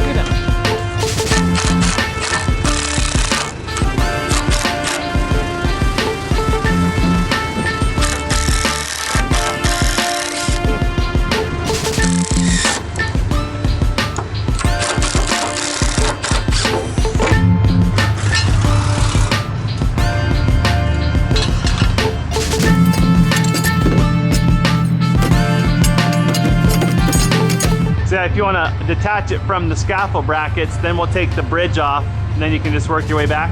Okay.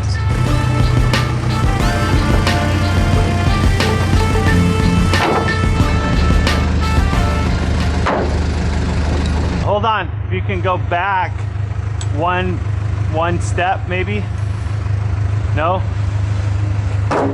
Okay, now tip up. Oh, okay. Hold on, don't go behind that, go on my side. Okay? Good, good, got it. Yeah.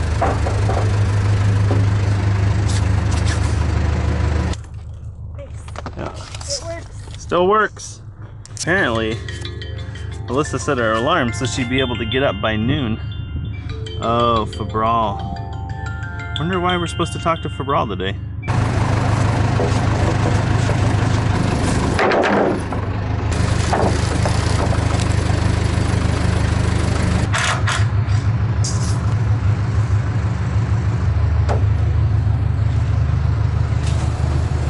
Got it.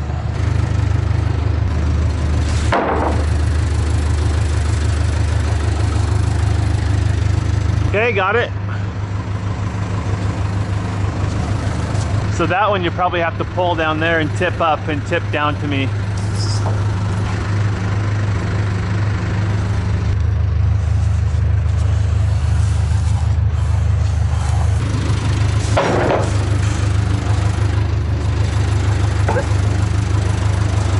How does it feel to never walk on that scaffold again? It's bittersweet. Right? Starts I like getting. that we don't have to run up and down it anymore though. Yeah, now we got to build a slab, and then at least we'll have a flat surface to run around on. Yeah. We can put real scaffold on. I can see why people pour a slab first. The temptation is really strong to build on a slab because everybody can build on flat ground. We have some thoughts on why we did not build a slab first, but different video. Different video. All right, so one last scaffold plank to come down. Yep. And then I think we can start taking the braces off. Yeah. The nice thing is we can lean the ladder against the wall now, so Yeah. that makes life like 50 times easier.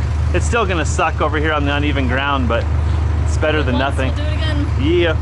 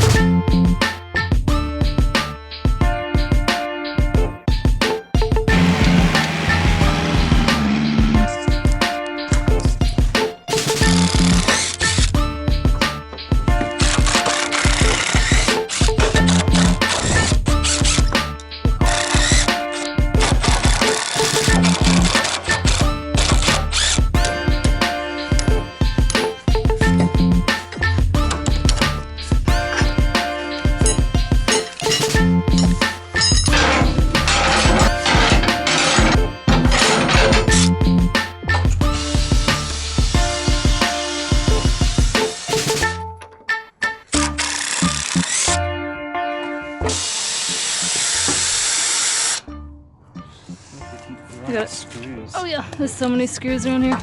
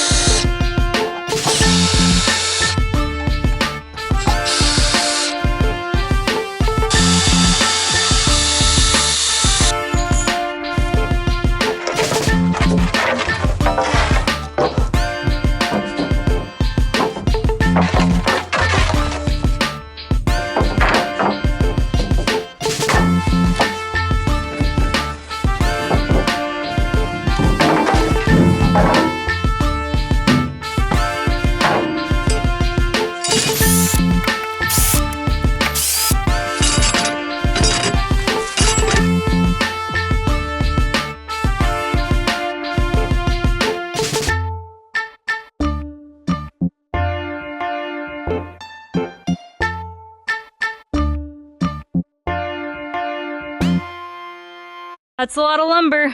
Holy crap. That's still like the same load, right? No wonder we're broke. You right? Yeah. What are we gonna do with all this? We're building a timber frame. Yeah. What the heck are we gonna do with all this freaking lumber? How's it going? Toasty.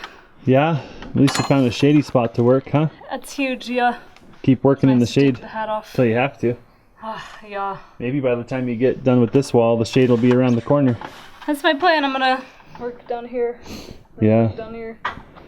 We have learned. Right now. We have learned our lesson about shade. Yeah. I do kind of. I'm doing pretty good. Heat's definitely getting me today. I'm super sluggish, but still moving. Trying to keep up. Don't forget, we have all this wonderful plating to remove on the bottom. Can we take that off? We have to. Okay, yeah. cool. That's what's blocking the footing drain. Yes. Okay. On the inside. So. I think we can get all this removed tonight. It's my goal. Yeah. Was hoping to be able to do the exterior perimeter drain tonight too, but I think it may be cool off and have dinner night. Trying to keep moving every day. I don't know, sometimes when the sun sets, morale picks up again and we like keep moving. You look super shaky right now. Camera's shaking. I am very I can't drink enough water. Probably should be drinking Take Gatorade. a break and eat some salt or something.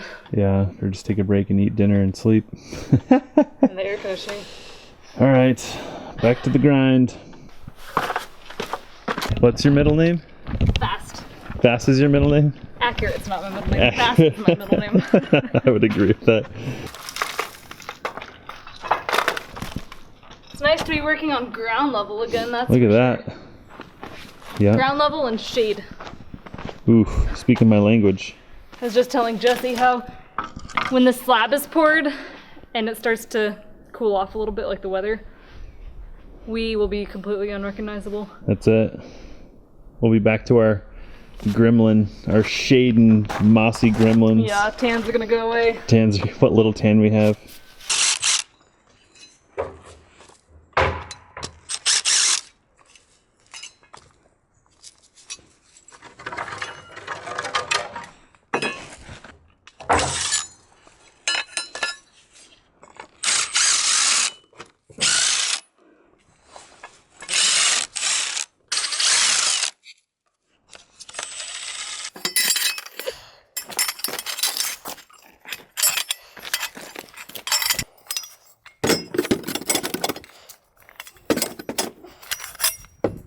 This first layer of whalers was really funny. We tried to follow I think it was the Zont instructions to a T. So we attached the lumber to the Zont, and then we tied it on with wire. Now we have these beautiful wires sticking out of our walls. Turns out we didn't need the wires, nor did we need to screw the whalers on. So undoing this last row is turning out to be quite a bit of work, but everything's more tolerable on the ground and in shade.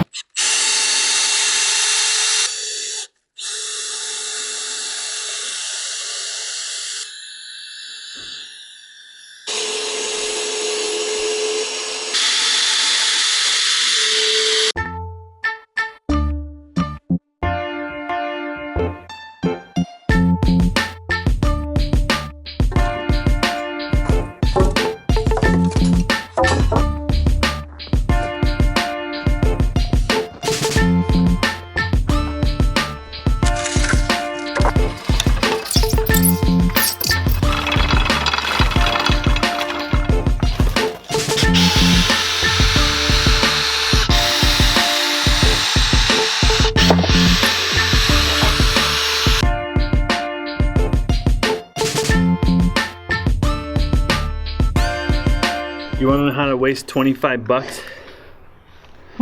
Use these screws once. All right. You never reuse concrete screws. Do you think that concrete walls are kind of like babies? You have to teach them how to walk? Like we just... I think we're like taking off the training wheels right now and we're hoping it doesn't crash. I think I didn't really ask the plant if our concrete was well trained. Alyssa means business. Bring this up little wire cutters back here. is the very last Zont. Yes. Apparently there's two things. And then we will have... Dun, dun, dun. Well, you can check that off the bucket list, eh? Yeah, wow. Looks so much more spacious in here. Yeah, it does. It? Wowza. And the risk of smashing your head has gone down exponentially. Yeah, that's nice too. Hmm. I don't know. I think like with everything, it feels really good to reach a new milestone. Heck yeah. I think we're gonna get $1,400 back when we return those.